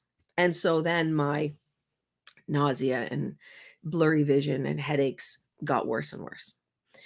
So, what I would like you to do as I just go through this small portion of my story, if it is safe and if you feel comfortable, I'd like you to just close your eyes as I tell you about this moment in my life. So, I go into class, I go into school in the morning, and before I get there, I took my Advil, I took my Gravol, I managed to get myself showered and dressed, get into the car, kind of stagger my way from the car to the park, through the parking lot, and into the building. And I was feeling extremely nauseous. So if you've suffered from nausea, you know what I'm talking about, right? And I walk up the stairs, I go into my classroom, and I turn on the lights. And I couldn't see. And I thought, well, you can imagine what I thought. Many words running through my brain. And after about 5 or 10 seconds, the vision came back in one of my eyes, but it didn't return to the other eye. And I just kind of stood there and I couldn't see out of one of my eyes. And it was absolutely terrifying, because I literally was like, WTF? Like, what is actually happening right now? Like, I don't understand what is going on. And so I ended up walking down the hallway. And when I say walking down the hallway, I'm leaning against the wall and sliding my body along the wall.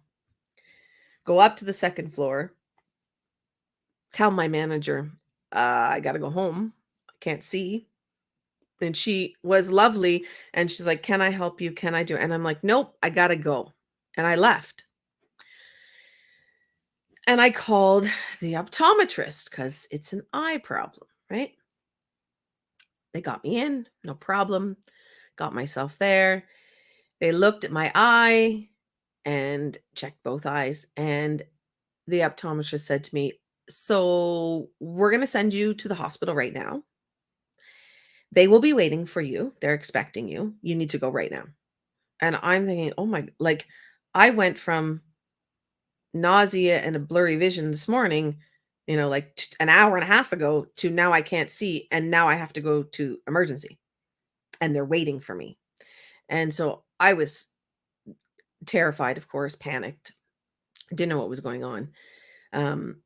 And so I was asking, what is happening? What's going on? And the optometrist said, I don't know.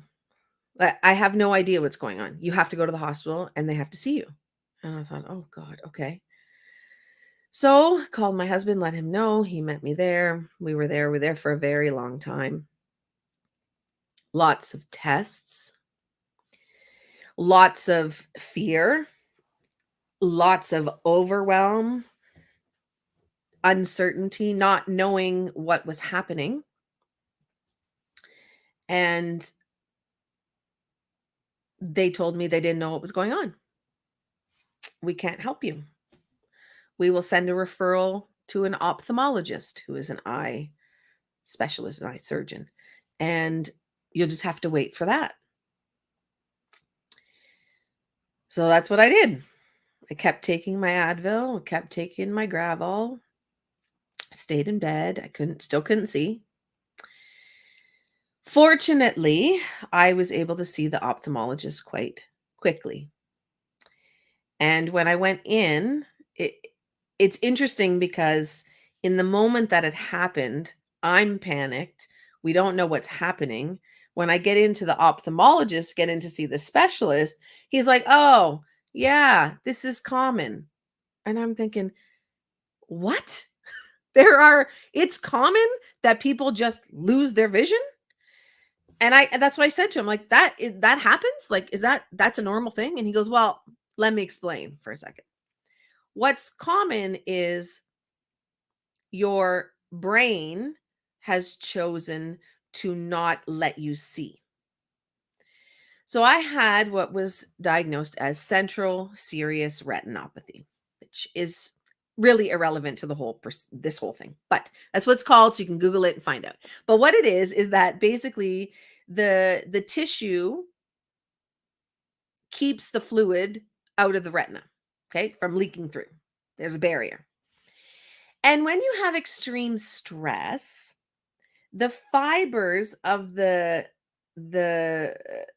tissue behind the eye get porous. They get little holes in them, and the fluid seeps through. And this is what's causing my blurry vision and succeeding lack of vision. But what the ophthalmologist told me is that most people don't know they have it. And the reason is because the brain fixes it for you. So when we look at things, we see two images and the brain puts them in one. So as you're seeing me, you have binocular vision, actually. The brain makes it monocular. But my brain checked out. It was like, nope, time out. We're not doing this anymore. We're done. You need to figure this out because we're not doing this anymore. We're not playing this game anymore.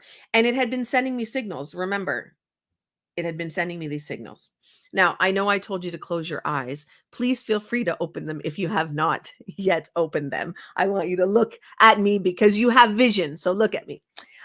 So, that whole experience was just like, what? My brain is not doing what it's supposed to do. And he said, no, you have extreme stress and your body doesn't want to deal with it anymore. Your brain is not dealing with it. Your brain is telling you need to fix something. You need to change something.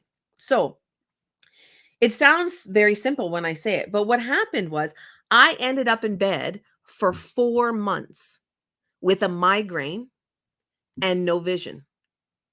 And I didn't do anything for those 4 months. What I remember from those 4 months, and even today, I really have a foggy memory of this. I remember taking some meds.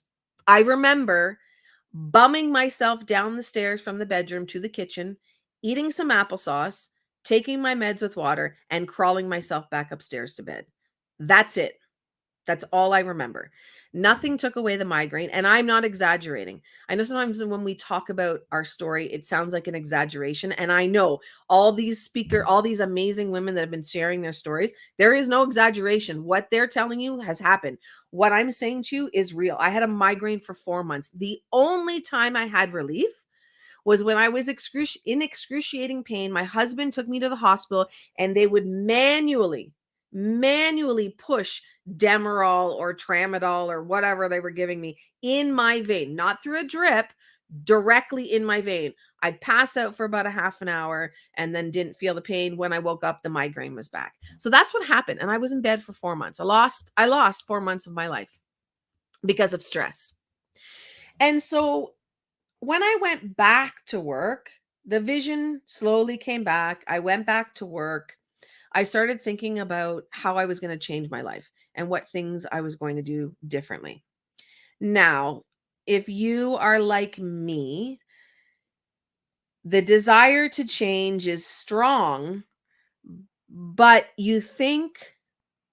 I thought a little bit's good enough. A little tiny change is good enough. So I tried to reduce my stress a little bit. I tried not to do as much extra stuff at work. And my body kind of cooperated for a little bit. But then what happened was I ended up getting a lot of pain. And when I say a lot of pain, so for those of you who struggle with pain, you know exactly what I'm talking about.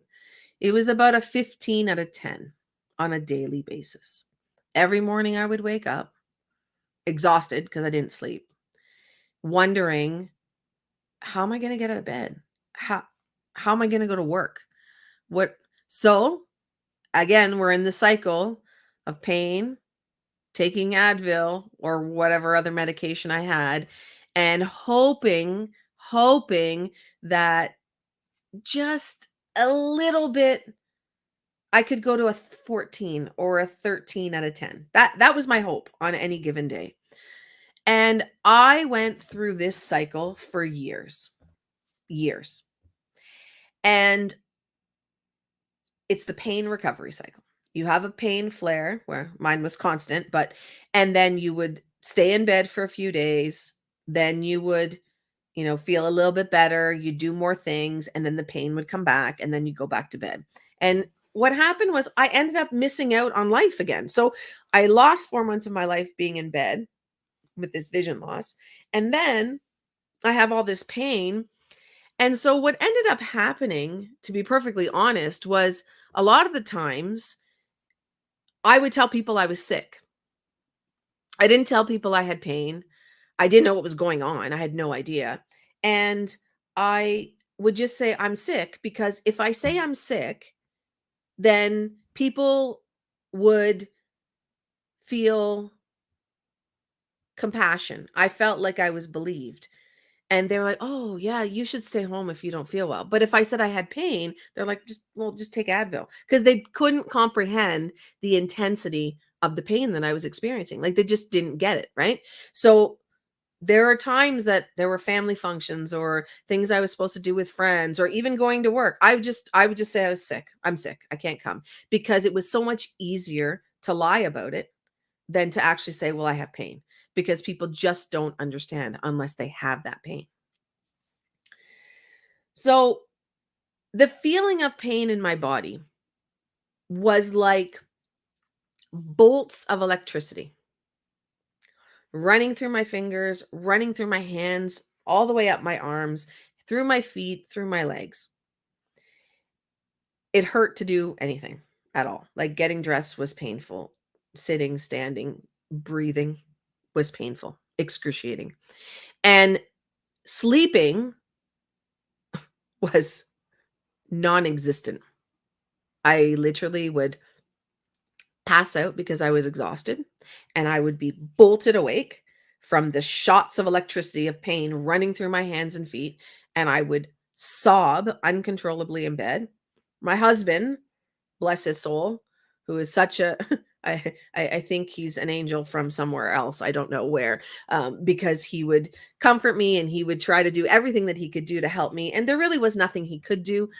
So he, passed me tissue and tried to, massage me, but he couldn't because he couldn't touch me. It hurt too much. And, that feeling of being in pain, I couldn't walk. So remember, I'm teaching, I'm in the classroom all the time. And so my body, my brain, my personality was like, I'm not going to let this win. I'm not going to let this take over. This is not how my life is going to be. And so I managed to have sort of a system of dealing with the pain and being able to kind of get through my day. And if you struggle with pain, or if you know people that have pain, you just get to the point where you're like, "Oh, like today's a 14? I'm a I'm a freaking rock star right now. 14 is good." Or some days, if they were good days, I'd be like a 10 out of 10 for pain. That's a fantastic day, right? So you just kind of you go through the motions, you push through, you keep doing things. You're like, well, it is what it is, right? And I'm just going to have to try to function and exist, but not live or thrive. And that's where I was. And because I didn't want this to take over my life, I decided that I was going to try something new. So I decided that I was going to play roller derby because my body's already in pain anyway. What's roller derby if I get banged around a little bit? What's no big deal. It's just a little bit extra, and there'll be a good excuse to have pain. And now when I think about it, that's the thought process. But at that moment, that's not what I was thinking, right? I was just like, I got to do something. I got to stay active. I got to keep moving, and it is what it is. If I have pain, I have pain. And so one day at derby practice, we were doing our annual skills testing. And part of that testing is to skate around the track for 5 minutes and do as many laps as you can. And I remember I'm on the track, I'm skating, and I'm coming around the corner. I'm coming to the top of the corner, the apex of the corner, and I collapse onto the track because I cannot stand because the pain in my feet is so extreme. So I'm lying on the track. I'm curled up in a ball. I'm sobbing uncontrollably. My teammates who are still in their testing are jumping over me and skating around me. And I can feel the wind as they're skating by and trying not to hit me. And I can hear their skates. I can hear them coming closer to me. And I could not get off the track. I was crying because I was in so much pain. I couldn't stand up. My feet were like, we can't do the work anymore. So I finally was able to drag myself off the track. I sat in the corner of the rink and I cried. I just wept because I was like, I don't know how I'm going to get home. I don't know how I'm going to get my skates off. I don't know how I'm going to live my life or do anything. So eventually, with help of all my wonderful teammates and my husband, I got my skates off, got myself to the car, got myself home and into bed. Called my doctor and got a referral after seeing him for a rheumatologist because they weren't sure what was going on, but they thought we got to get some specialists in there and see what's happening. And I got a diagnosis of fibromyalgia, which getting a diagnosis finally is relief because up until that point, from the pain happening until the diagnosis was almost a year. And you feel relief because you're like, I know what this is called. I know what's happening right now in my body. And I thought, okay, now I can start to figure out what I'm going to do, how I'm going to manage this. Maybe we can start bringing that pain down a little bit more. And, I did what I think many of us do, research. I read everything that I could, all the articles, all the books, went to the websites. I had friends. I had a very good, a close friend who was a mentor of mine. She has fibromyalgia. So I called her. Everything that I read, all the things that I heard, people that I talked to, this is the advice that I got about fibro. This is it in a nutshell. Fibro causes pain. It really, really sucks. You're probably going to be in bed. You better plan for your pain and flare days. It sucks. Again, it sucks. That's how life's going to be. You're just going to have to deal with it. And I thought to myself, well, that's the biggest load I've ever heard. Like, what? Are you kidding me? Like, how is this how people live? And I was not an old woman. Like, I was, I got diagnosed. That diagnosis came 10 years ago. And, I turned 51 this year. And so I'm like, I'm young. Like, this is what my life looks like moving forward. I can't even wrap my head around that. And I just got told, take your meds, do the best you can.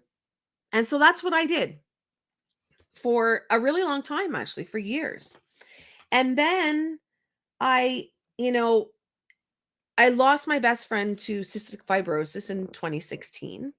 She had a double lung transplant and lived for 5 years after that, and then passed in 2016. And I thought to myself, that was a pivotal moment, because I was like, if she could fight through that, I could fight through this, right? So I became certified as a personal trainer, and that was in 2013, so just around the diagnosis time, right? So I'm still teaching part-time. I gone down to part-time. So there's my little piece that I did to deal with the pain and to reduce my stress. And I thought, well, maybe, training would be good. I could get some movement in there. And then my fibro came along. And so that sort of derailed many things. But I still had this idea, my friend Sarah, she passed, she fought so hard. She lived with this condition, the cystic fibrosis. I can fight too. And so when she passed in 2016, that kind of for me was the time when I decided that I needed to really think about what I was going to do. Am I going to be teaching and dealing with all of these stressors that I really can't control and continue on that path? Or am I going to change something? And so I thought, I got to change some things. And so I then got a mentor. At the same time that I had this mentor, his name was Kennedy Lodato, amazing man. I was playing roller derby and I had this cyst on my wrist. And I fell during roller derby, and they think that it was from the impact of falling that this cyst developed. And it was painful. And when I say it was painful, so remember, I lived at 15 out of 10, but this was different kind of pain. This is very localized. So it felt very different than my other pain. And what happened was I couldn't use my hand. Like I couldn't pick up a piece of paper. I couldn't do the buttons up on my sweater. I couldn't do anything with this hand because the pain was ridiculous. So I basically used only one hand. And I had imaging. I went to see a hand surgeon. When I saw the hand surgeon, he said to me, it's just a cyst. It's just a fat cell. That's all it is. And I said, okay, I understand that. He goes, and I'm looking at your imaging and I'm looking at the report, right? What you are experiencing, the pain that you're experiencing right now has nothing to do with that. I don't know what's happening. What you're presenting with does not match your imaging and your report from the lab. I can't help you. Thank you so much. Bye-bye. So off I go. I'm thinking, well, what the heck is going on? My mentor, Kennedy, said to me at that time, I know this guy. Right? We all have people, right? It's so wonderful. I got this guy. I want you to go see him. And it was about this. So I drove 2 hours to see Jason. Jason Prasad is his name. And he does a lot of energy work. He works on cleaning up the gut health, reducing inflammation, making sure the organs are functioning well. So I went and saw him. And when I walked into the office, he asked why I was there. I said, well, I'm here because of this cyst that's on my wrist. He goes, you drove 2 hours for me for the cyst? And I'm like, he goes, I think you got other things happening. I'm like, hey, I got fibromyalgia. I got some arthritis. I got some other things. He goes, why don't we deal with some of those things, and then this thing will take care of itself. So I worked with Jason for about 3 months. We changed my food. We brought my inflammation down. And I worked with a mindset coach. I changed what I was doing at work. I started pulling away a little bit more from teaching, started thinking about more about going into training and coaching. And the cyst went away. It's gone. It's been gone since 2018. I don't really know the moment when it disappeared. I don't know what happened to make it go away, but it's gone. It's never come back. And I don't have any pain from it. And so when I was working with Jason and working with Brenda Johnson was the mindset coach that I worked with and mentored with Kennedy, I was learning all these things about the body and learning about the mind and learning about pain and how your body, deals with pain and what are the causes of pain. And so it really changed my viewpoint on my fibro diagnosis. And as I started going through these different changes, I started pulling more and more away from teaching, going more and more into coaching and training, and my body started getting healthier and better. And my gut health was better, and my skin cleared up, and I slept better. I lost 30 pounds, and like everything changed. And in 2019, I left teaching completely to do my coaching business. And it probably was one of the best decisions I ever made because I had learned all of these things. All these people were brought to me to teach me these things, these lessons about how to live better, how to get rid of pain, how to manage that. And so 2019 was very pivotal because I walked away from teaching. It was a 16-year career that I was like, I'm done. I don't want to be there anymore. I can't handle everybody making decisions for me and me having no control over that. And my body doesn't like it. So I have to make a better choice. In 2022, I had the absolute pleasure of being a co-author in a book. I have it here, Body Bliss, The Journey to Body Acceptance. So myself and 14 other amazing women wrote this book, and it's about our journeys to body acceptance. And through all the things that happened to me all the way back in 2010 through 2011, my perspective on my body has changed, and I've learned so many lessons. And so I want to share with you a few things that, I want you to take with you. All right. So lesson number 1, love your body in all the seasons. Your body will change. It might look different. It might feel different. When you're going your 20s, 30s, 40s, now 50s for me, look very different. And it's okay. Lesson number 2, we get one life. Make it count, right? So think about that. Lesson number 3, there's no shame in asking for help. So I had great mentors. I had these amazing people. When Kennedy said to me, I have this guy that you need to see, I thought, oh, no, another person. Best decision I ever made. So sometimes you ask for help, and you don't have to directly ask a person. Sometimes those people, ask the universe, the universe will bring those people to you. Be open to receiving that help. Number 4, you have the power to change your path. You are on your journey, and you can do whatever you want on that journey. And you get to start over. You get to do things differently as many times as you want. This is very important. And, I'm a teacher. So I always like to leave some little helpful tips of things that you can do if you're dealing with stress or if you're dealing with pain in your life. Let's focus on pain. So, and it might not be chronic pain, it just might be pains here and there. So the things that I do when I work with my clients is there are 4 main things that we focus on. And this is what I did for myself as well. So I'm not telling you something and doing something different. There are 4 things that you need to look at to reduce your pain. Number 1, triggers. What are your triggers? You cannot fix something. You cannot change something. You can't reduce your pain unless you know what your triggers are. They could be food. It could be people, different situations, conversations, your job, thoughts that you have. There are lots of things that trigger you, but until you know what your triggers are, you cannot reduce the pain that they're causing.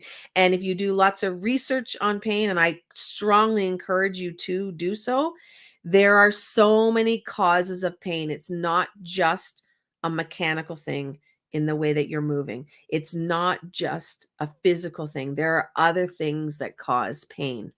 So, what are your triggers? So, my challenge for you, my task for you for this is to pay attention to what's happening in your life.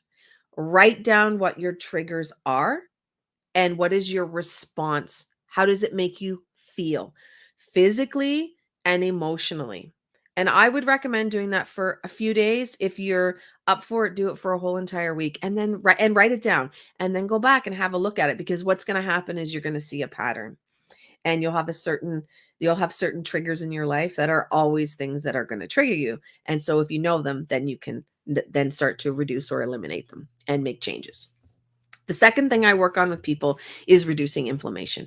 Inflammation causes pain, and inflammation, the easiest way, and I put that in quotation marks, to deal with inflammation is to look at the food that you're eating. There are the Furious Five. There are 5 things that cause inflammation that we eat: gluten, dairy, sugar, corn, and soy. And I know every time I say this, people freak out and they're like, oh my God, I have to give up everything. No, you do not have to give up everything. But if you don't know what your trigger is, so this is the connection to the inflammation. You don't know what the trigger is. How can you fix it? How can you reduce it or eliminate it if you don't know what it is?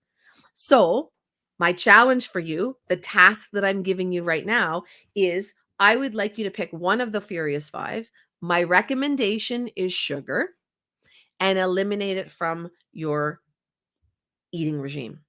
For, if you can do a week, that'd be awesome. If you can do 2 weeks or even a month, that would be great.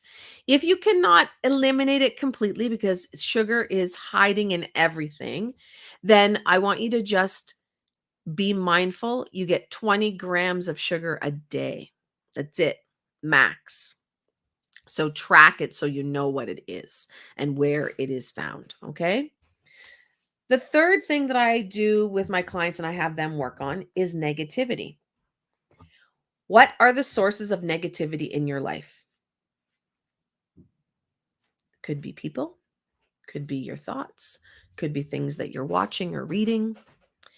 What is your source of negativity? And in my experience for myself and with my clients, the thing that they experience that negative is other people.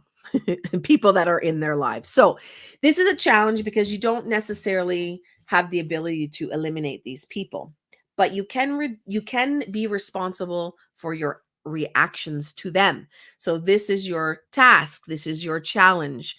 When you are with somebody who is negative, your job is to not engage with them. You're just going to let them do their thing. And you're just going to look at them and you're going to go, That's it. Because people that like to drum up drama and chaos always want a reaction. If you don't give them a reaction, there's nothing for them to do, right? They'll move along eventually. You won't have to eliminate them. They'll be like, yeah, Fran's not giving me a reaction. I'm not going to engage with her. I'm going to go find somebody else. So that's your task. Don't engage. Okay. The fourth thing that I work on and that really impacts your pain is stress. What are your sources of stress? So we cannot avoid stress. It's not possible to have zero stress in our lives. So what I want you to do is think about stress in 2 categories: internal stressors and external stressors. Internal stressors are things that you control. My thoughts I control, my actions, my words, my behaviors, my emotions. I control those. Those are internal stressors. External stressors are ones I don't control. Other people's thoughts, other people's opinions, scheduling, my boss, my coworkers, My kids, I don't control any of those things. Okay. What they do, how they act, what they say is out of my control. So, what I would like you to do, and this is your task, this is your homework, you're going to make a list of all your stressors, put them on a piece of paper. And then what I would like you to do is look at them, and I want you to write beside them an I if it's internal and an E if it's external. And then you're going to cross off all the external ones. And the easiest way to know if it's external, if it's not you, that's external. Everything else is external. If it's you, internal. Good. You can deal with that. You have control over it. All the external stuff, you have absolutely no control over. So, I know I've talked a long time today. I've given you a lot of things. I even gave you some homework to do. I really hope that you found that this was informative, and I hope that you started thinking about what is happening in your life. What are the things that you're allowing to come into your life? What are you doing to move yourself forward on your journey? Because if you are in pain, if you are in a stressful situation, you cannot get out of it until you know what's causing it. And there's never just one source. There's always a multitude of things that are affecting you, that are affecting your life, and that are causing you pain. So I certainly hope that this was helpful. I hope that you gained a few little tips that you can work with and that you can implement in your life. And I thank you so much for listening. And I really hope that it was helpful. It was an honor to be here. So thank you so much to the She Is Me conference. Thank you to Lisa. And thank you to all the other speakers and to all of the viewers for listening to me tell my story. I appreciate you. Hello. Hello. We're back. I put the wrong URL at the bottom, but I will change that when I edit the videos. My apologies. FranGartenCoaching.com. I am too a fibro warrior, so I knew I have not lost my sight, although I have had those like really intense like twitches where I'm like I can't keep my eye open, and or the sharp pains coming in from the back of my eyeball. That happens often, but I too had the migraines to begin with. I had a migraine for 3 months once, Oh, yeah, and right? It's not an literally Yeah, it's not an it's not exaggeration, an right? exaggeration, and I went to, uh, I don't know, 10 doctors maybe, and every single one of them prescribed a different medication for me without ever even trying to figure out what was wrong with me. In fact, one doctor wanted to do a pelvic exam, which was really fun to Mm, say. Um, "My head hurts." Yeah. yeah, yeah, Something's wrong. Like something is wrong with me. Please do an MRI. Please do yeah, something. Um, I yeah. would sit in meetings and have ice packs on my head and not turn my camera on because I've been a consultant for years, so I work from home, but I would like not have my camera on and just have like at one point I had like pantyhose holding ice packs and tying them so I could actually type at the same time. Yeah. Um, there are times when I couldn't walk up the stair or down the stairs from my Mhm, second floor. Um, get out of bed, and sometimes when I have a flare, it's I just can't do it today, and the blinds are shut. I'm mhm. twitching all over. Yeah, like you said, 15 Yeah, out of 10. I mean, I've had babies. I know what pain yeah, feels yeah, like. I've had yeah. nerve surgery. I've had actual surgery on my ulnar nerve, like where they touched it and moved it and everything. Mhm. I've had a tourniquet. I know what pain is. Yep. And I'm telling you right now, if you don't have fibro, but you live in chronic pain, then you know what I'm talking about. The Mhm. pain that is constant and never ever forgiving will pull you down. Will Yeah. will pull you down, will change your psychology. But the thing is, when I was at the height of it, like I'm at 15 out of 10. Now I'm 0. I live at 0. Don't That's have good. pain. I Yeah. have a few little things. If I overdo it, I feel a little twinge. But Mhm. like my max on a bad day now is like a 3, which Ugh. feels like 15, to be perfectly honest, Right, right, because right. I'm Yeah. used to being at 0. So, God, I'm gonna die. And my husband, he's amazing and he's supportive. And every once in a while he'll be like, "So are you like, what are you out of 10?" And I'm like, 3. He goes, "Oh, psh." You got this. Yeah. But because it's not, right?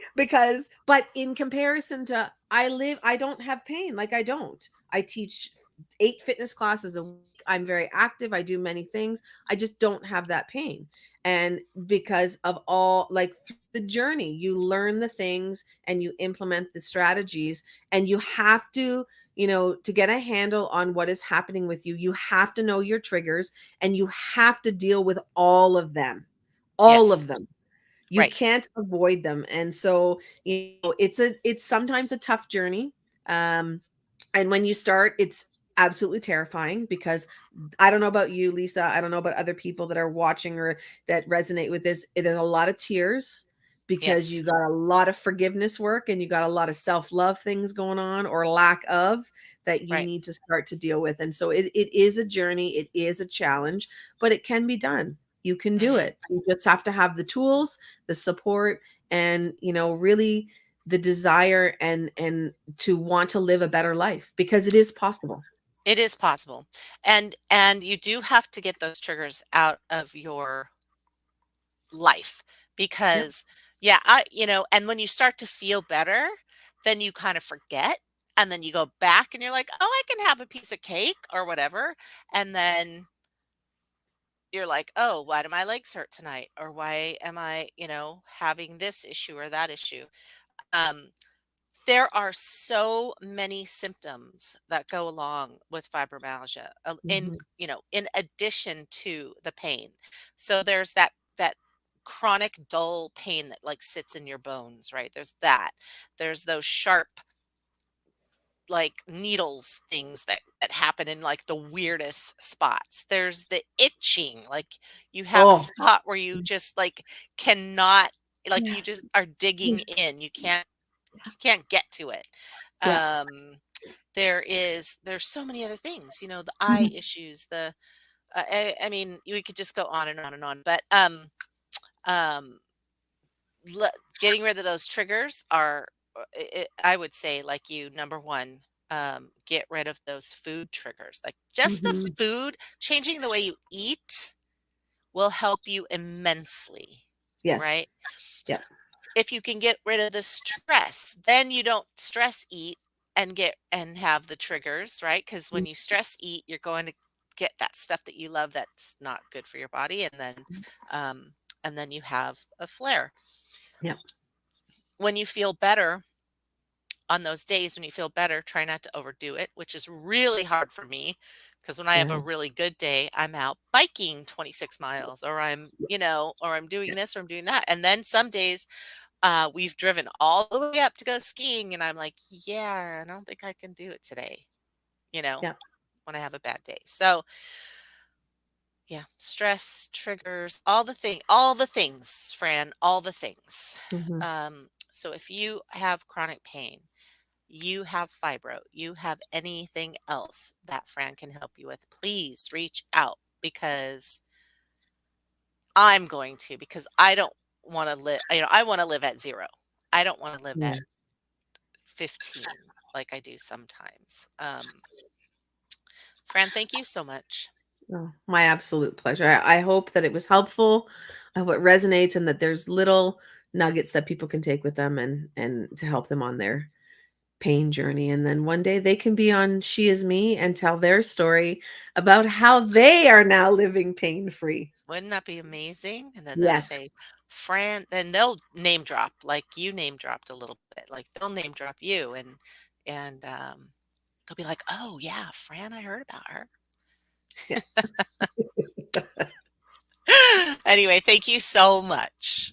My Okay, pleasure. we're going to take a little bit of a break. We had a speaker, our dear friend Jordana Gruninger is sick. So she is going to, her video will be available on demand.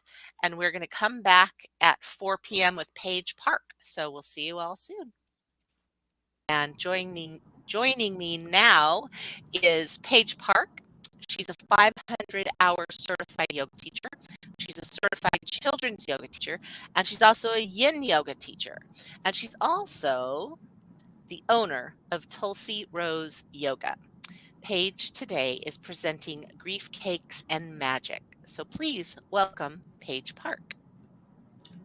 Hello, hello. I'm so glad to be here with everybody and to share a bit of my story. So my story starts about 9 years ago. My divorce was final. It even started a little bit before that. Several months before that, my husband said that he wanted a divorce, and that wasn't something that I wanted to do. And it kind of shattered my world for a little while. And I had to refigure out who I was and what I was and what all was happening with that. I'd been married for 10 years and I'd lost myself in the marriage. I'd lost who I was in my essence. I was a wife, I was a stepmom, and that I was a teacher. I was a classroom teacher. I still am. And so that was all my identity was wrapped up in those things. And then I slowly began to rediscover myself in those months after the divorce. And kind of right in the middle of that, my mom started having issues with her vision and her memory. She forgot to put an ingredient in a cupcake recipe that she made pretty regularly. She lost her way 5 minutes from the house, going from Walmart to pick up a prescription and coming back home. A place that she had traveled to so many times, and she couldn't remember how to get back to the house. And then she also was at a church event with a bunch of women and couldn't find her way from the restroom back to the meeting place. And so a friend encouraged her to go get some tests done, to check in with her doctor to see what was really going on there. And the doctor talked to my mom, sent her to the hospital that day for an MRI. That was a Monday or a Tuesday, and she was diagnosed with a brain tumor. And so they needed to do surgery right away. So that was a Monday. I think that was a Monday. And then that Thursday, that same week, she was being wheeled in for surgery. It took forever for the surgery. People came and left the waiting room as the hours ticked by. The woman who ran the desk even left. And then we were the last ones there. And the doctor came out and said they found what's called a glioblastoma multiforme. It's a type of brain tumor where the fingers of the tumor reach into the brain tissue. And so when they resect that, they resect most of it, but they're not able to get all of it because of those fingers in the tissue. It's a very fast growing type of tumor. So she went into recovery. Once she was recovered from the surgery, she went to radiation, which even the doctors will tell you, like traditional treatments, radiation, chemotherapy don't really do much for the tumor. She wanted to try it anyway. So she did radiation. And on her last radiation appointment, my brother had scheduled friends to take her. And I was like, hey, look, I'm on break. I was on Christmas vacation. I said, I'll take mom and dad.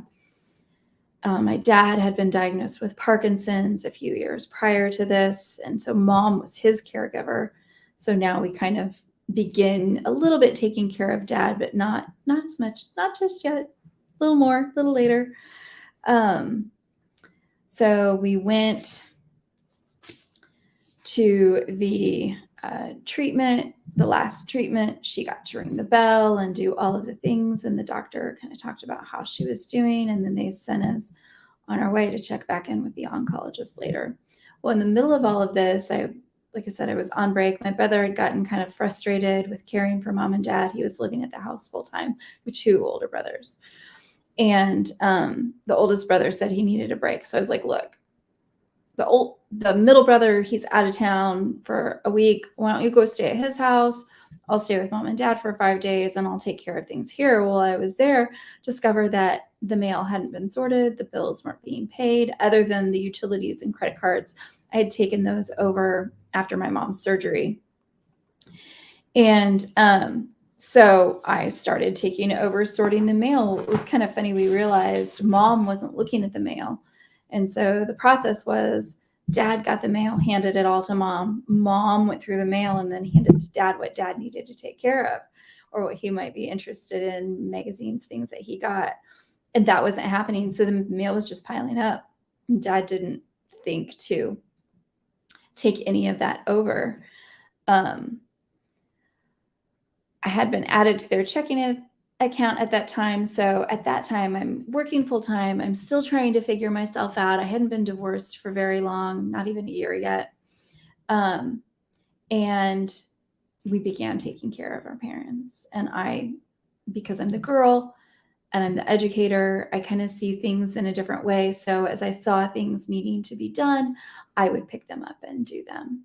I didn't delegate very well. Looking back, I might have delegated a little bit better because I ended up taking on everything. It just felt easier that way at the time. So like I said, my mom had been my dad's caregiver and that he had been diagnosed with Parkinson's and we're caring for both of them. Like I said, my oldest brother lived in the house. And he didn't talk about it. He didn't say much until he got fed up and frustrated. And then it's, I can't do this anymore. I need help. So that week when I was on break and I was at the house with mom, she ended up with mom and dad. She ended up in the hospital. It was a week or two after her last radiation appointment. And this began rounds of some sort of treatment, mom going into the hospital, dad falling and breaking something. The first time it was ribs, several ribs. He wrapped himself around a kitchen chair. And then rehabilitation and then home. And this began several rounds of that. My dad refused to use his walker because he was as stubborn as the day is long. And so in those moments when because of the Parkinson's shuffle and just the way he walked, he would often end up falling. He broke I think he broke almost every rib at one point or another. He broke a clavicle one time. I can't remember what. I feel like he broke something else, but I can't remember what it was. He did tear a tendon. He tore a tendon one time, and I'll talk more about that in a minute. So they both ended up in rehab together. We had been in the hospital at the same time. Mom was on one floor, dad is on another. We're bouncing back and forth between the two. When dad was moved to rehabilitation, he was unresponsive. And the next morning they called me and they sent him back to the hospital. He was almost in liver failure, which is code for organs are starting to shut down and someone is dying. Again, the hours ticked by. I called my brothers. They came when they were able. My dad did survive. He had a fever for several days after. And when he recovered, he went into this time of confusion. He thought he was at work and doing jobs for the hospital. That's why we were going there. And he had these dreams. We think with the high fever, he had all these dreams and they were kind of enmeshed with what was actually real or had been real in the past. And so his veil between reality and dream world was very thin. And so it took him several months, almost a year, before he kind of came out of that. My brothers and I were, of course, primary caregivers. Most of the decisions had been placed on my shoulders. And then as things would come up, the three of us would talk about it. And we would also confer with mom and dad and make sure that those things were okay. Specifically dad. Mom, because of the brain tumor, she didn't have that mental capacity to handle discussions of some of these things. Her long-term memory was fine. She knew who I was to the day she passed away. Her long-term memory, however, was not very good. We would have the same conversation multiple times. I did all of the coordinating of all of the appointments, of the mail, of the therapist, of all of the things. My dad did recover, but not fully. We found that he would have some sort of an accident, something would happen, and he would fall back, and then he would never get back up to that level that he'd been at. He had kind of a new baseline. So previous baseline gone, new baseline.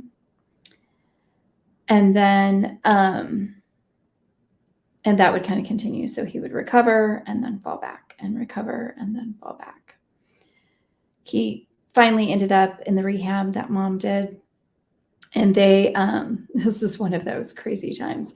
They would argue so much that the nursing staff said, hey, your parents cannot be in a room together unless you or your brothers are present, unless we have a family member here. Because they would argue so much, because dad was confused from his fever and mom was confused from his brain tumor. And it just wasn't a very good time.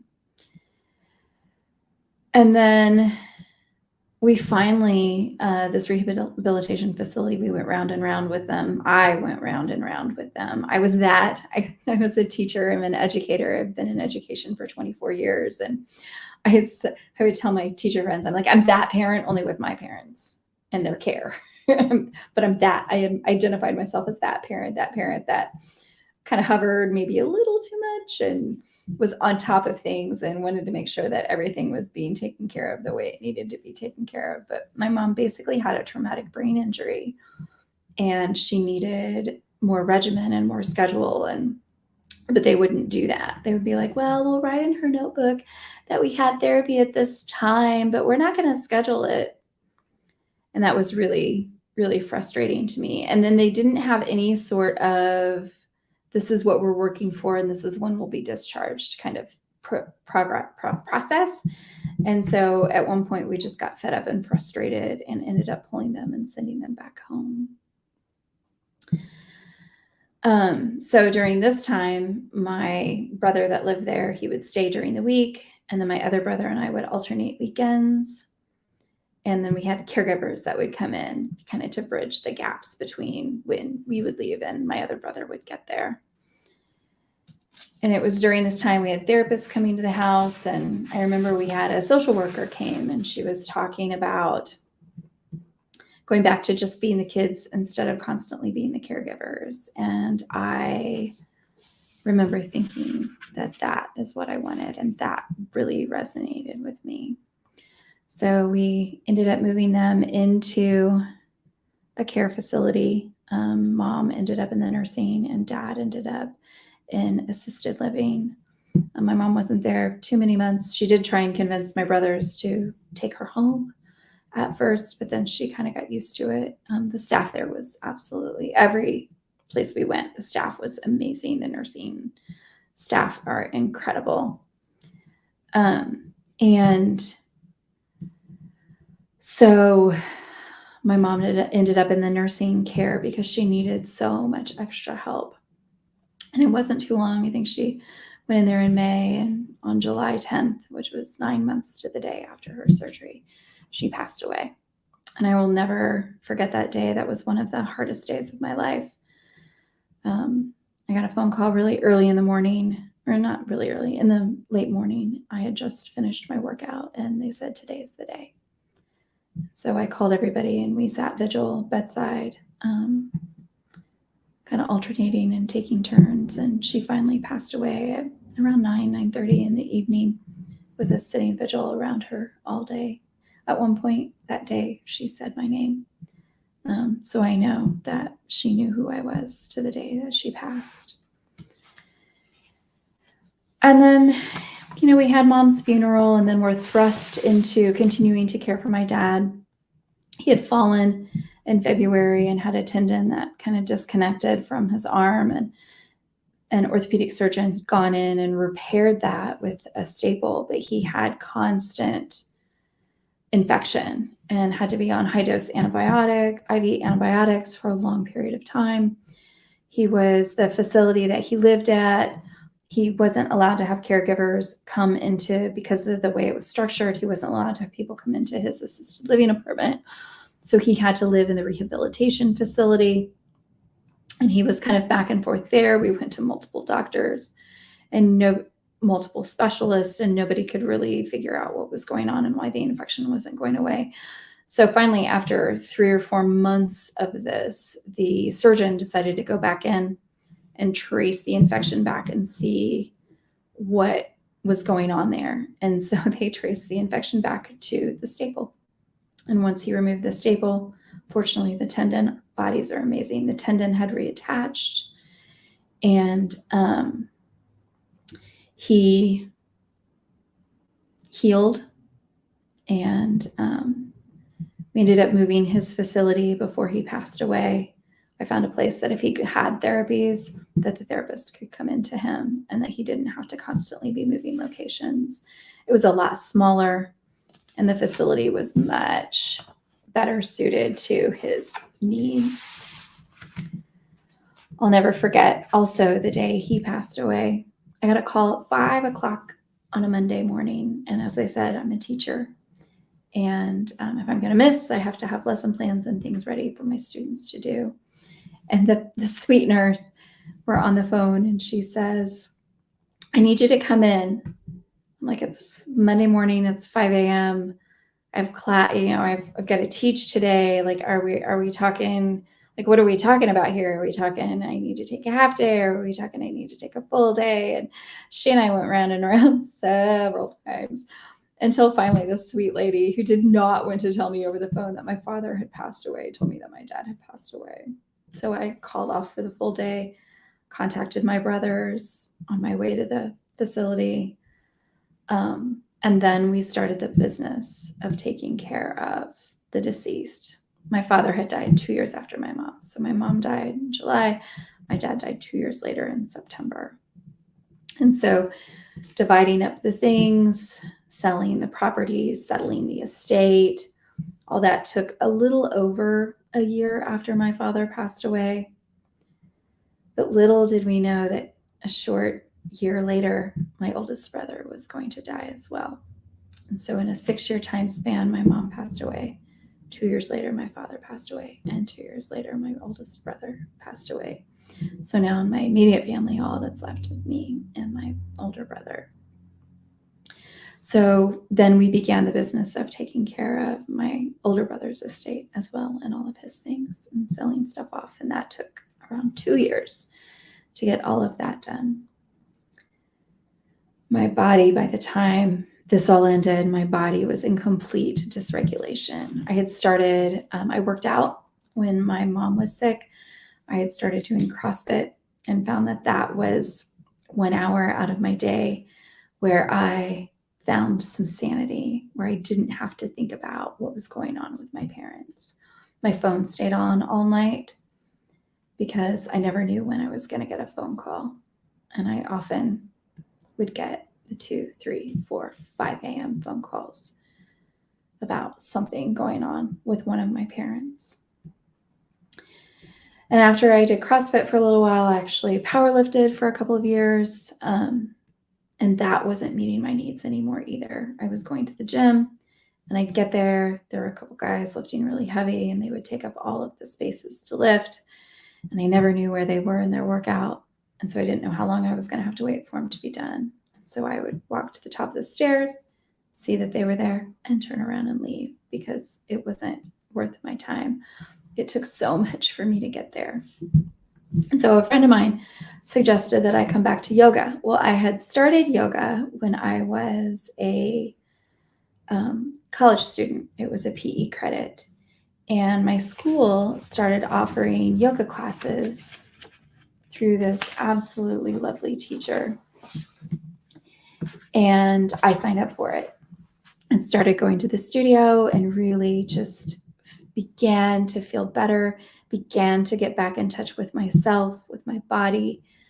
And this particular teacher encouraged me to go through a yoga teacher training. And I was going to do hers, but that fell through. She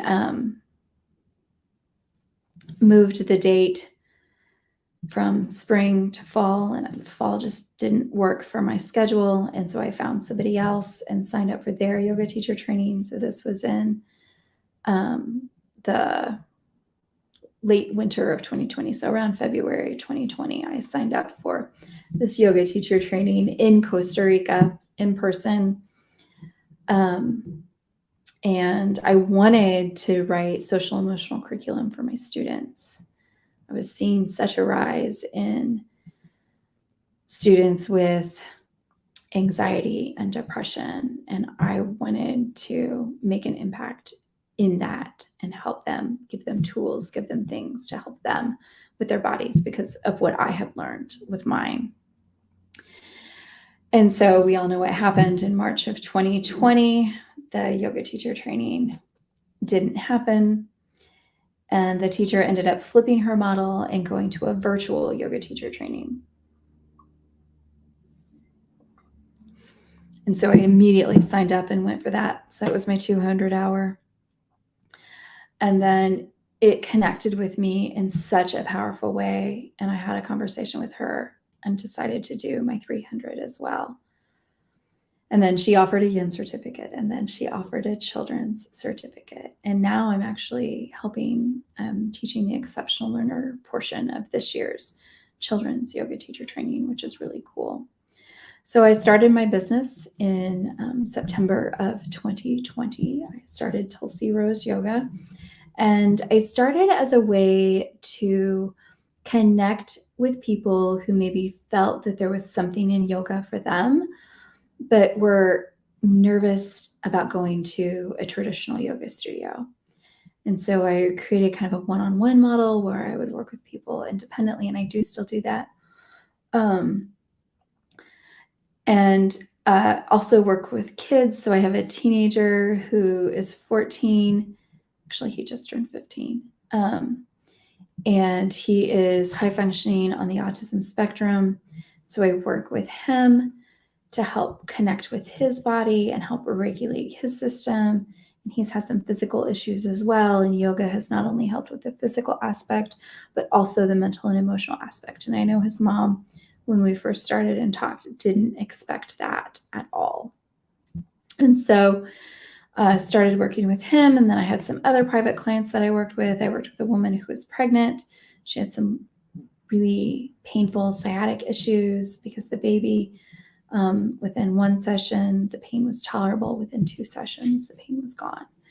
We did lots of poses that specifically targeted, strengthened, and stretched those particular areas of the body in order to help, and then working the areas around that in order to help strengthen and support that part of the body. And in in January of this year, one of my best friends came to me and she said, "Paige, you need to teach grief yoga." And I went, "What? No, I don't need to do that," was my initial response. And as I have learned about myself over the years doing all of this work, I've learned that that initial no response is something that I need to dive into. And so I dove. And what I found was that no wasn't really a no, it was actually a yes. And that I really did need to teach grief yoga. And so I have taken everything that I learned about the loss of my parents and my brother and how to re-regulate my nervous system and how to manage and be with my grief. And I share that with other people. So now I teach grief yoga containers. We do 6-week at a time containers, and each container has a different theme. And we talk about grief and what it's like to grieve and how grief feels in our body and where we might store it if we don't actually feel the grief, all of the feelings of grief, all of the happiness, the sadness. Yes, there is happiness associated with grief. I'm not completely crazy. The anger, the frustration. And so we take all of that and we look at it and we feel it within ourselves, and we use the physical movement of yoga to bring it to the surface. And we use the breath and meditation to structure it and contain it and process it and allow it to move through our bodies. And we learn who we are in our grief now that this life-altering thing has happened in our world. So what it's like now for us and how to move forward and not just live and go through the motions, but to thrive. I did a live the other day with one of my clients, and she's such a beautiful soul. She's been with me from the beginning, and she had never practiced yoga before she started with me. A lot of the people who come to my classes have never practiced yoga before.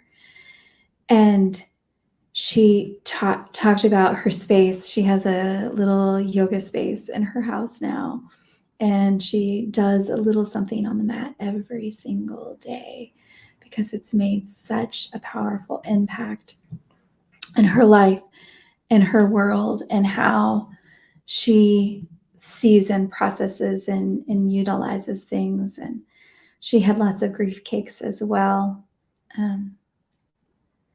And so she just beautifully talked about how it impacted her life, and how now she has a yoga practice, and now she has come back to herself, and how the power of yoga within that. And I want to talk a little bit about dysregulation for a minute. So the grief cakes, I'll tell you where the grief cakes comes from. So a couple of months before my father passed away, a friend of mine was having a 30th birthday party, and his significant other asked me to make cupcakes for the birthday event surprise party that she was throwing for him. And so I did, or at least I tried to. And I was in such a state that I ruined 3 batches of 3 dozen cupcakes trying to make these cupcakes for my friend. And I feel like they represent the grief in my life, because they're just this mess, and there were multiples. And so grief cakes, it's this large bit of multiple events. But the magic comes when you lean into the grief. The magic comes when you lean into what's there for you in the midst of the trouble, in the middle of the, oh my gosh, I can't believe this moments. Because what's on the other side is where the magic really lies. And sometimes we go through different paths and different roads to get to that point.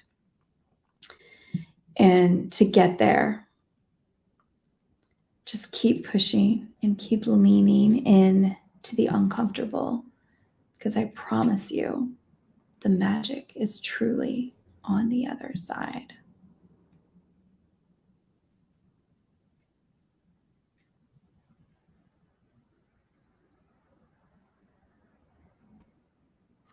Hi, Paige. We're back. Hello. Hello. Let me put that up there for everyone.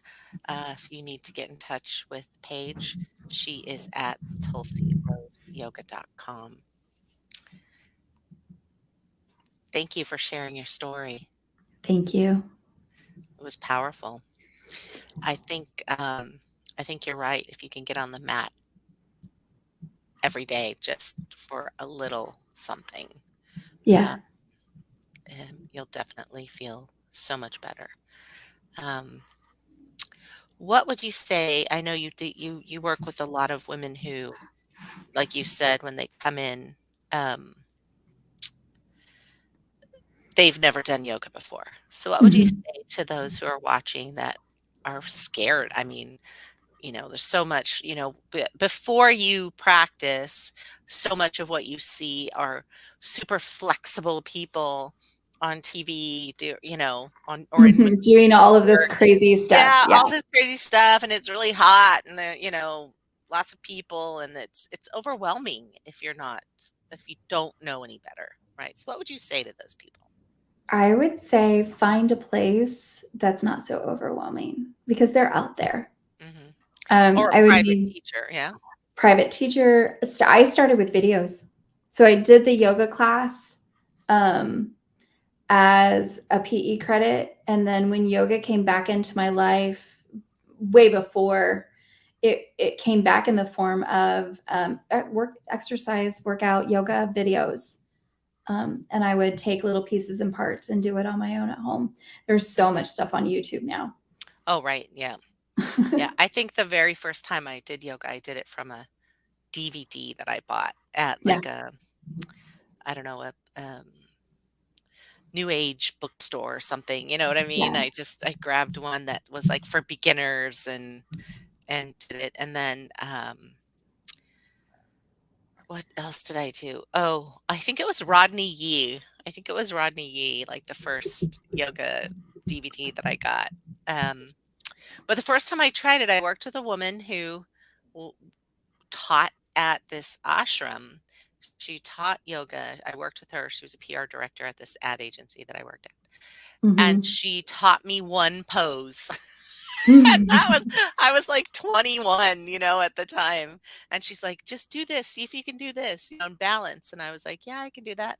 She's like, you've done yoga. And I was like, oh, great. It wasn't at all into it at the time. But what we don't realize is that when we do stretch and we do move our body in different ways, we are releasing things that our body Yes. has been holding on to.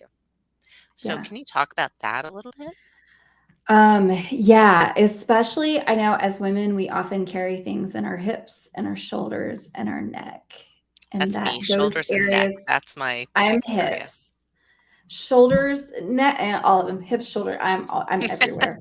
I'm all the things. All of the things, yes, all of the things. And when we move deeply into those areas, there's a book, it's called The Body Keeps Score. And it talks about how those things are stored in our body. So when we move and we release those things in that area, then we allow it to be, because sometimes there are a couple of different poses. A pigeon, if you want to look that up, you can look up pigeon pose. It's a really deep hip opener. People will cry in pigeon. Yeah, And I it's was just going to because say, don't be surprised if you start this practice and you move in a certain way, you might release something and have an emotional response to it. camel, which is a really deep chest opener, and it opens the heart The and the heart chest. chakra. The heart chakra, like that can release a lot, and people will cry in camel as well, or any deep heart openers, deep hip openers. Yeah. Though there's some, and sometimes you won't, like, don't be surprised also if you don't. Oh, right. But There I could always like to also tell be, people, yeah. yeah, don't be surprised if you do, but don't be surprised if you don't. There could also be sometimes, especially when I first started doing pigeon, there was like a fight within my body to relax and release into it, because I wanted to hold tension in areas that needed to kind of be released to fully feel into the pose. And it hurt, like it was hard. And I had this little mental. So yoga is as much a physical activity as it is a mental activity. In fact, if you learn about the 5 limbs, or the 8 limbs of yoga, there is only one that is physical movement. The other 8 have to do with the way you treat people, the way you treat yourself, breath, and then the last are meditation. Yep. I'm interested in, you talked about yin yoga. Can you tell people what yin yoga is? Yin yoga is definitely a very mental yoga. It's good for people with like fibromyalgia who maybe can't move as quickly. Poses are held for 3 to 5 minutes with lots of support. So we use lots of props in yin yoga. You'll have a couple of blankets, 2 to 4 blocks, a couple of bolsters, because we want you as comfortable in the pose as you can get, but still feeling a little bit of tension. Mm-hmm. And then you can, like, as you settle in, you can begin to remove things as well. So, maybe you have a couple of blocks stacked on each other. Well, maybe you flip a block to a different side so that it lowers right. down. Right. So as you breathe and as you breathe into it, you can begin to. And yin, because the poses are held longer, it gets a little deeper into the fascia. It gets into the smaller muscles that you may not necessarily get from a faster physical practice. What is one pose that you could recommend for those of us who do have neck and shoulder tension? Neck rolls and shoulder rolls, Yeah. which isn't a pose, but it's something that I do on a regular basis. Remembering, because I'll find myself doing this Yeah. or hunching over, Mm-hmm. but just remembering to roll the shoulders down and back. Camel is a really good one, but you don't want to just go into camel. You want to do some neck, shoulder rolls, maybe some shoulder warm ups, really kind of play within that area before you experience something as deep as camel. Yeah. Okay. That's good to And know. fish. Supported fish is probably one of my favorite poses. Oh, I'll have to look that one up. You know supported fish?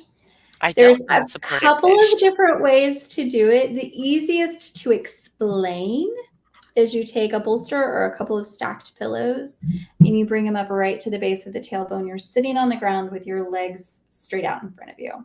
Okay. And then you roll back over it and it opens your chest and arms. If you went a little deeper, you can even go arms overhead. So you're laying on your back, legs stretched out straight, back and shoulders are open. Supported fish is nice because you have that support underneath you. There is also a way to do it with a block, but a lot of people don't have a block at home. So I have several. Because then sometimes I can't find it, and then I'm like, "Where'd the blocks go?" Like, I can't find it. So then I get new ones, and then I find them, and then and you then find the old ones, and I now you find have the old more. ones, and then I have, and then my husband will go, "Oh, look, I bought this set, and it's got a strap and a block," and I'm like, "We already have all of those."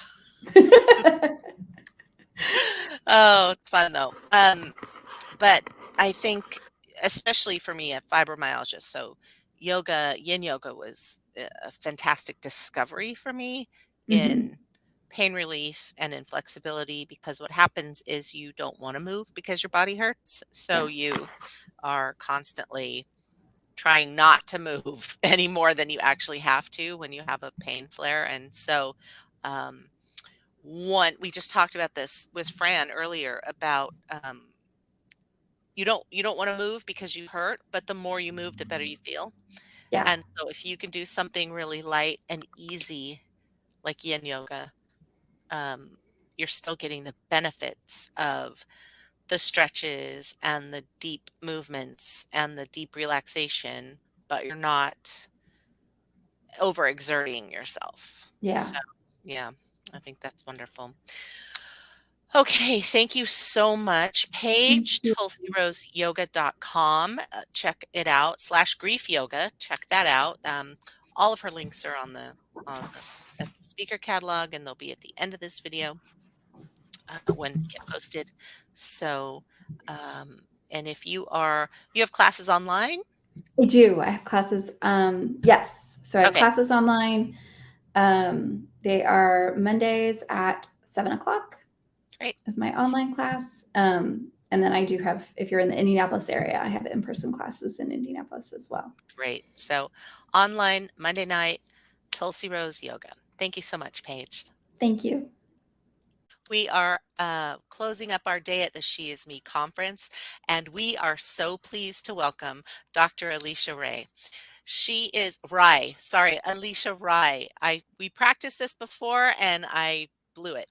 Co-founder and of Hope for Cerebral Palsy and author of Mighty Mr. Aiden.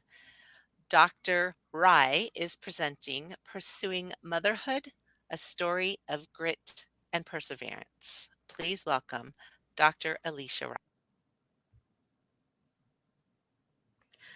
I can imagine the 8-year-old me singing, Liam and Alicia kissing in a tree.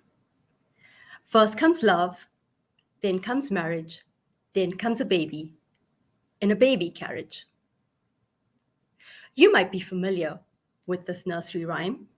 For me, first came love to an incredible man who I said yes to after dating him for 2 months in person, followed by 6 months long distance. We got married on a beautiful rose and wine farm in South Africa, and what followed was a roller coaster ride I did not expect. I struggled to get and stay pregnant for 5 years.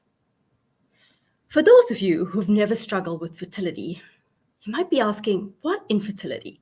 Isn't this world overpopulated?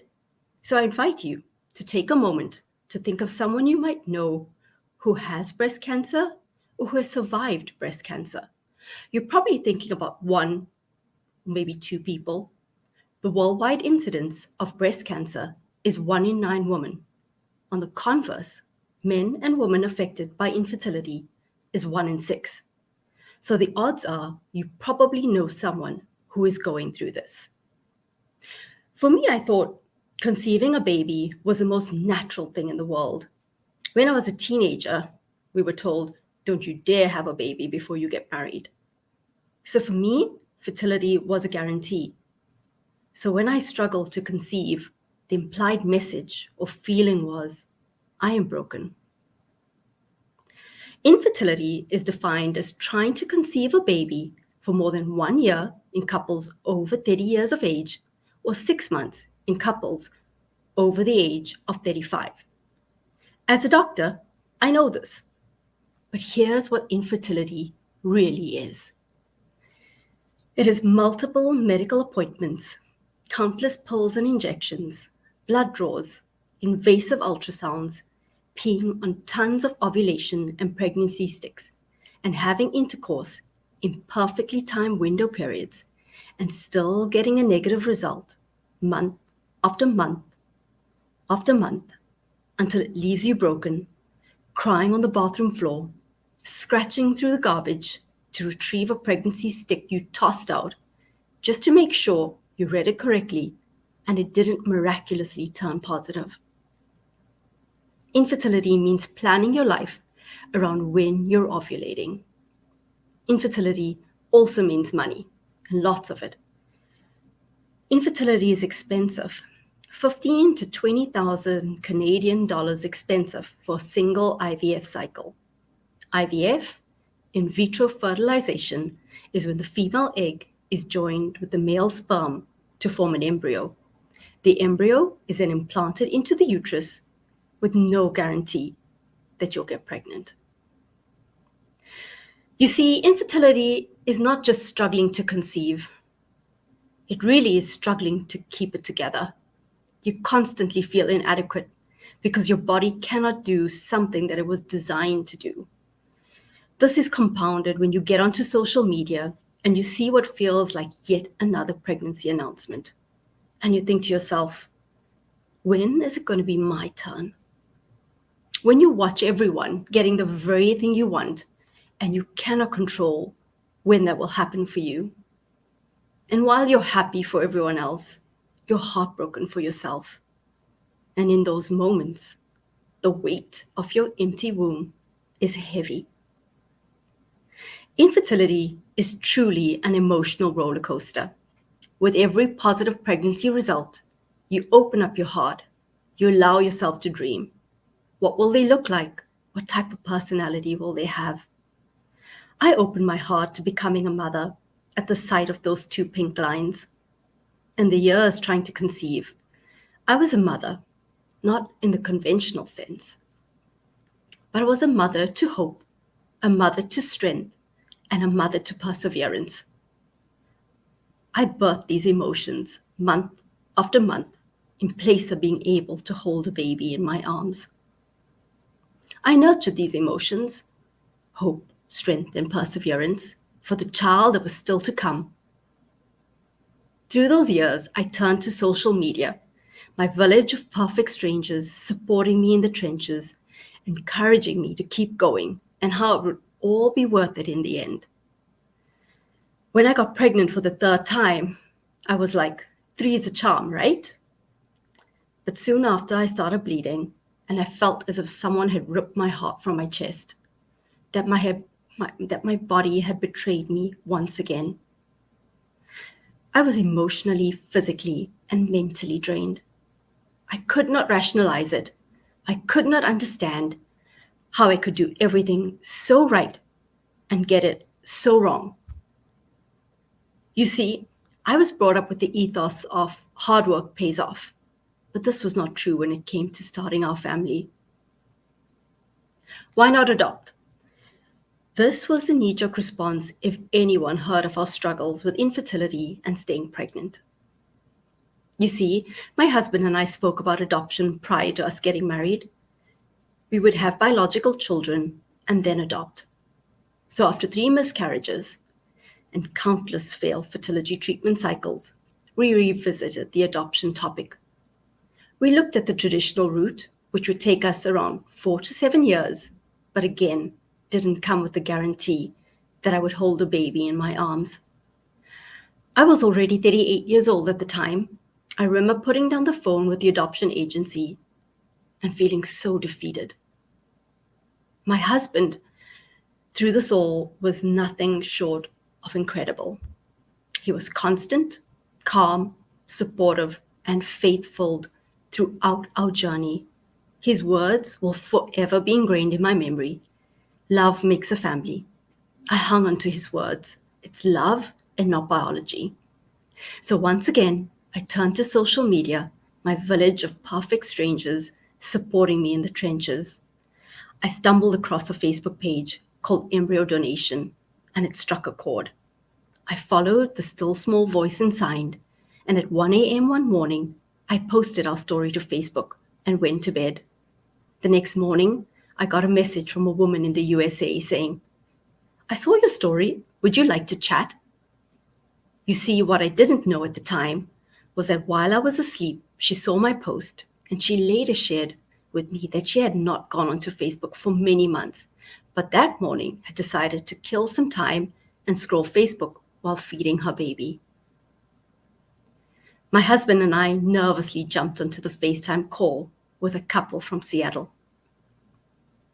After what felt like a brief conversation, she said, "I want to give you the 2 embryos that was left from our IVF treatment cycle." She had no expectations, no strings attached, no monetary gain on her side, just the hope that those embryos got their chance to life. We fell to our knees. This could be it. I jumped onto another roller coaster I knew nothing about. There were multiple legal consultations, back and forth with contracts, psychological visits, navigating different clinic policies, embryo adoption laws within Canada, regulation regarding the transportation of embryos, and endless bills to make it happen. But a few months later, FedEx delivered 2 precious embryos to Calgary, Alberta. So once again, I mustered up the courage. I was back to pill popping, invasive ultrasounds, blood draws, and then finally, the day had arrived, the embryo thorn transfer. We were so nervous. You see, not all embryos that are frozen survive the thaw. My husband clutched my hand, and we drove silently to the clinic. Our first embryo survived the thaw, and the transfer went smoothly. The hardest part for me was the 2-week wait. You see, I'm happiest when I'm doing. But now I was waiting, dreaming, hoping, and what feels like just holding my breath. And finally, 2 weeks later, it's blood draw day, and I'm pregnant. I'm happy, but you see, I've been here before, and I'm scared to open up my heart. My husband would say, we're cautiously optimistic. We make it to the first ultrasound appointment, and it feels as if I'm still holding my breath. It's the middle of the pandemic, and I must go into this visit alone while my husband waits in the car outside. Cold gel is applied to my abdomen, and it is dead silent in the room. And I'm still holding my breath. And then finally she says, "There's a heartbeat." I breathe out slowly, but I'm still so scared. Time moves along, and we make it to the second trimester. The genetic testing and the anatomy screening comes back clear. Our baby boy is growing perfectly. I'm 30 weeks pregnant, and I'm rounder and the happiest I've ever been in my life. I wake up one morning and go to the bathroom, and there's blood, a lot of blood. An overnight stay in the hospital and bed rest was prescribed. But 1 week later, more blood and intense pain. Our son was going to be delivered. The plan was always to have a scheduled C-section for this precious baby we waited so long for. But at 31 weeks, I had to deliver in a hospital with special neonatal care, so it was not with my usual OBGYN. My expressed desire to have a C-section was brushed off by the attending doctor. It was met with, "This baby's going to fly out of you. It's going to go so quickly." But 3.5 hours later of pushing and failure to progress, I was taken for an emergency C-section. But by now, my baby was so deep in my pelvis that it was difficult to extract him. He sustained severe head trauma. A single weak cry, and then dead silence. He was whisked away with a neonatal staff, and my husband was taken with. I lay on the operating table with an open abdomen, empty arms, and totally numb. What just happened? This was not the way it was supposed to be. A few hours later, a slightly frazzled neonatologist comes in asking if they could give my son blood. Things were not looking very good. My response was, "Do whatever you need to do, just keep him alive." The neonatologist later speaks to us. The head trauma was so severe that it comes with a 95% mortality rate, which means a really small chance that he will survive. My ears ring. I hear nothing further from the conversation, and I feel nothing. Our world stands still. And for 2 days, we just waited to see if he would pull through. Day 3 rolls around, and I'm allowed to hold my baby. It's not the way I expected it to be. Cords, monitors, beeps, and tubes. But here he is, our son, Aiden Adam. I left the infertility roller coaster and got on board the NICU roller coaster.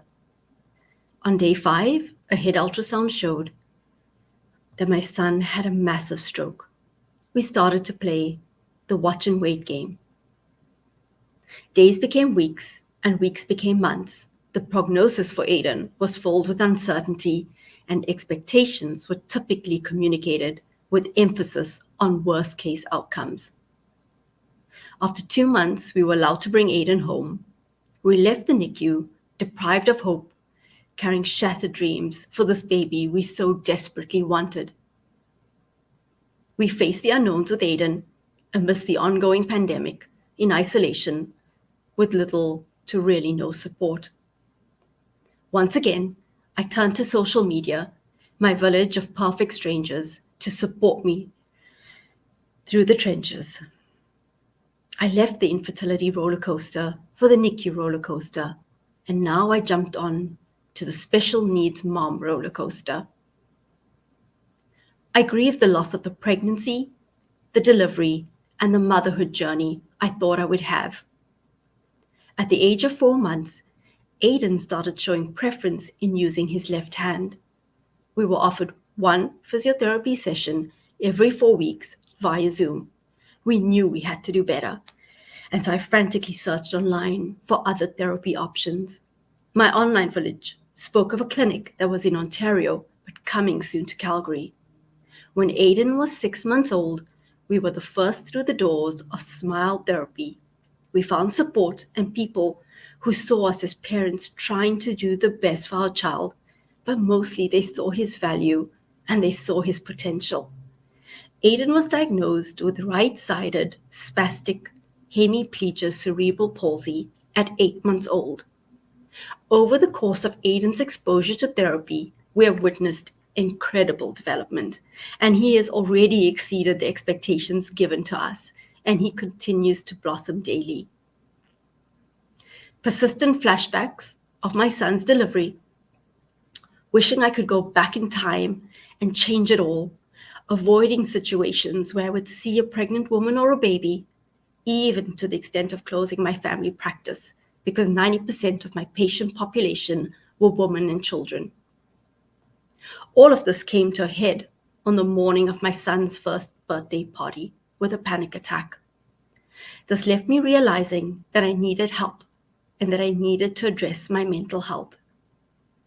I went back to therapy, and a conversation with an amazing psychiatrist left me realizing I had two choices. One, I could be bitter and resentful for the cards I had been dealt. Infertility, multiple miscarriages, a traumatic delivery, and now a PTSD diagnosis, all while trying to raise a child with a disability.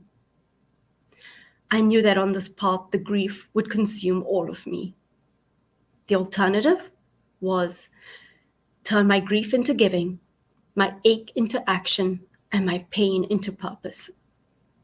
This process was not something that happened overnight, but with many therapy sessions and many cups of coffee with my husband, I decided to use the pain to fuel the fight to take care of myself, and the fight to advocate for my son. Through these conversations with my husband, we began to feel a stirring, and again that still small voice inside, saying that my pain wouldn't have purpose if I kept it in private. You see, life can get messy, but there's always hope. And so a few things have come of that decision. I find myself openly sharing my story of pursuing motherhood, so that if only one woman hears it and realizes that she's not alone, then it would be worth it. My husband and I have since started a nonprofit called Hope for Cerebral Palsy. Hope for Cerebral Palsy was born out of a need and a gap we found in terms of access to early quality intervention like physio, occupational, and speech therapy. We knew all too well that the stress of the diagnosis is a lot, let alone the added financial challenges of quality therapy. We want to pass on hope. We want to show up. We want to fill the gap. We want to be that village to other families and children. I have also since written a children's book called Mighty Mr. Aiden to encourage and give hope to parents during their stay in the NICU, which is often an overwhelming place.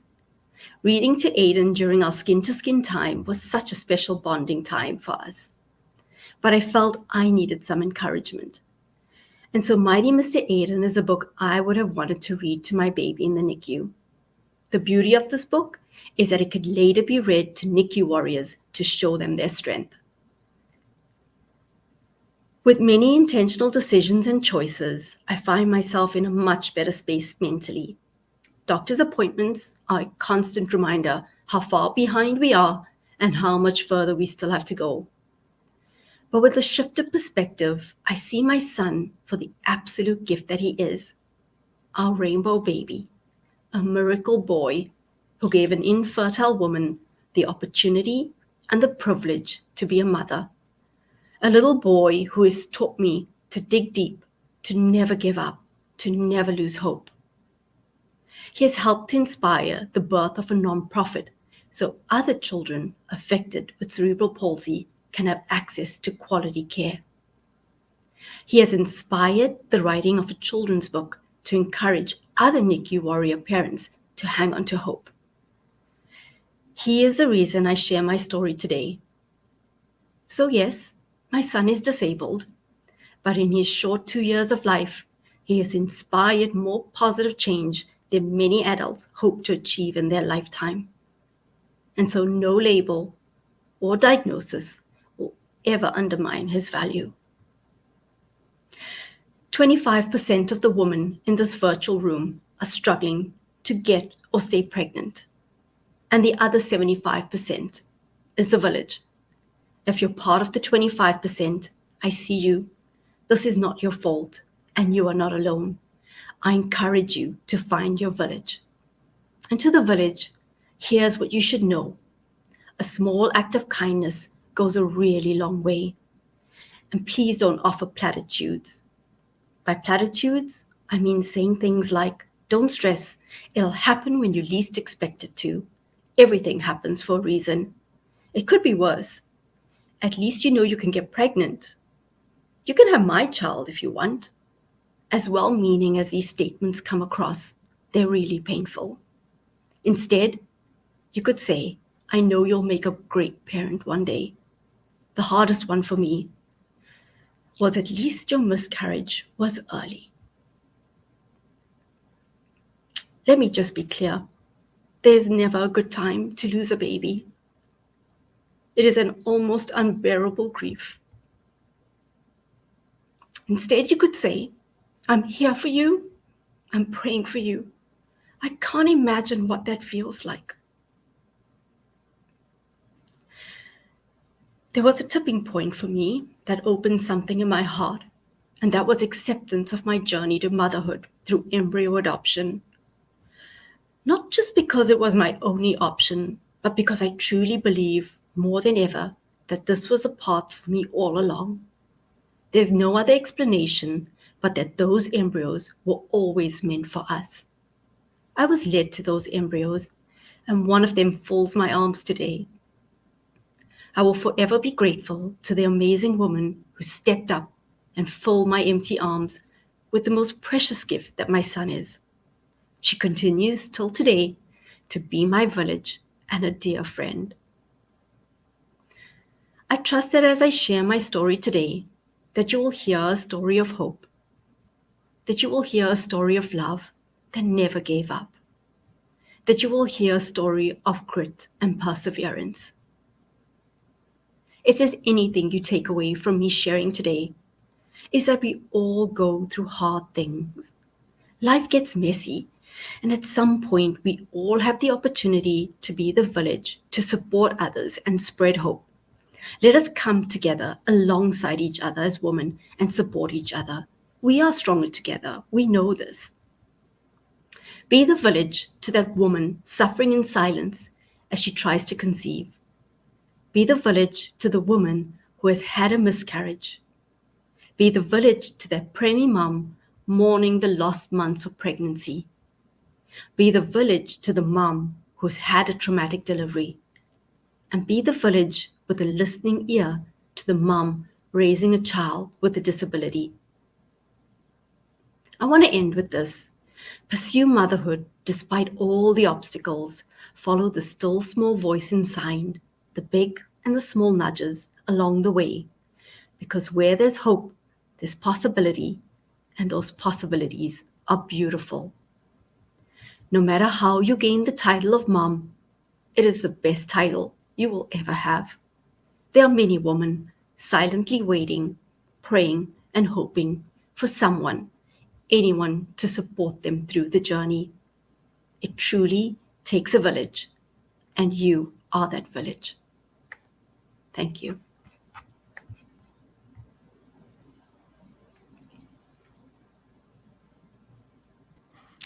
Thank you, Alicia. That was Thanks, such Lisa. a beautiful story, such a beautiful story, and I love watching your son on your Instagram page, and I just, He's the cutest, right? he is so cute. Oh my gosh. He's just so cute, and I just love watching him and how he's walking and he's got the best smile and he's just so just adorable. Yeah, he really has the best personality. And I think the thing that struck me the most with him is that despite all the odds stacked against him, he just goes through his therapy sessions with the most joyful heart. Yeah. And I felt one day looking at him, I'm like, this is something that I can really learn from. Yes. Yeah. He's amazing. He's come so far and um you know, I I literally cannot imagine what you've been through. And I have 4 kids and all I did in my pregnancies was just every single day think about, was I doing everything right? Was I Mhm. making sure I was eating right? Was I making sure everything was okay? And I just didn't want anything that I did to be, affect my baby. So I know that part as being a mom and being pregnant and being Yeah. so worried about your baby. Yeah. But sometimes we just don't have control over, what's happening. And No. being a doctor, I mean, you've been in the emergency room, you've been in um, helping people, and sometimes, I mean, just again, we have no control. No. Of Not at everything all. in our world. No. So we we live with how the universe flows, and you have been blessed. He is Yeah. amazing. Yeah, And that is truly one word to describe it. I've been exceptionally blessed. And I think the thing is, we often have this way of looking at things that happen to us mhm, and think, gosh, why me and so on. But truly I think the lesson for me is not to look at the things that happen to us, but for us. but right. Yeah. And And I think that was something that we talked about earlier today as well. In a little different way, but we still had mhm, the conversation about how um, when things happen, how they're for us, right? They're yeah. um, and I don't want to say lesson. That's not the right word. Um, growth. Yeah. And I think you can choose, right? We're Hmm. always presented with these things that come along our way. And then there's always a choice. Like I said, I can choose to be bitter and Right. resentful, or I can choose to have hope. Yeah. And I think that's the biggest thing, right? At the end of the day, it's our character that we come out with. Absolutely. Absolutely. Um, but I invite everyone to go to Alicia's Instagram page so you can see her beautiful son and watch his progress, and just see how lucky she actually really is with that beautiful baby boy. And I want to thank you so much, because I know that IVF and infertility is such a big issue.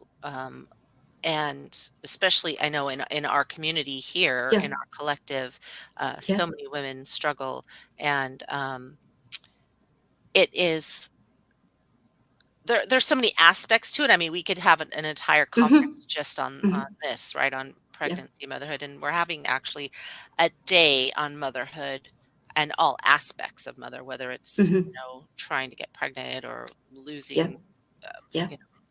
everything. And Um, that's the thing, it is such a common thing that happens. Struggling to get pregnant, losing pregnancies. But why is it then that woman feels so alone? I felt so alone, so yes, guilty. And the reason really is because we don't talk about it. we don't. We don't talk about it.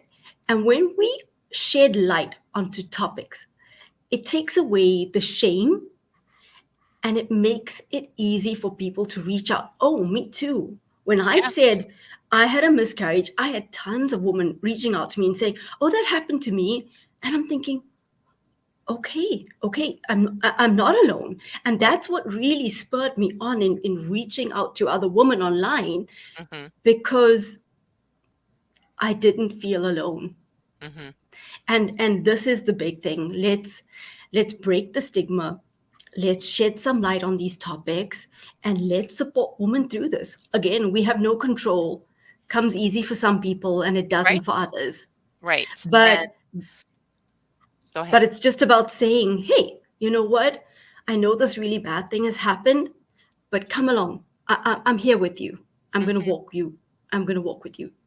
Right. And if you need me, if you need to talk to me, if you need to just say Yeah, things out loud to unburden yourself, then do yeah, it. I mean, that's really what we're doing here, right? That's what we're doing with She Is Me, is making sure that everybody has a platform to say what they need to say, and that we all say, "Oh gosh, Yeah. that happened to me too."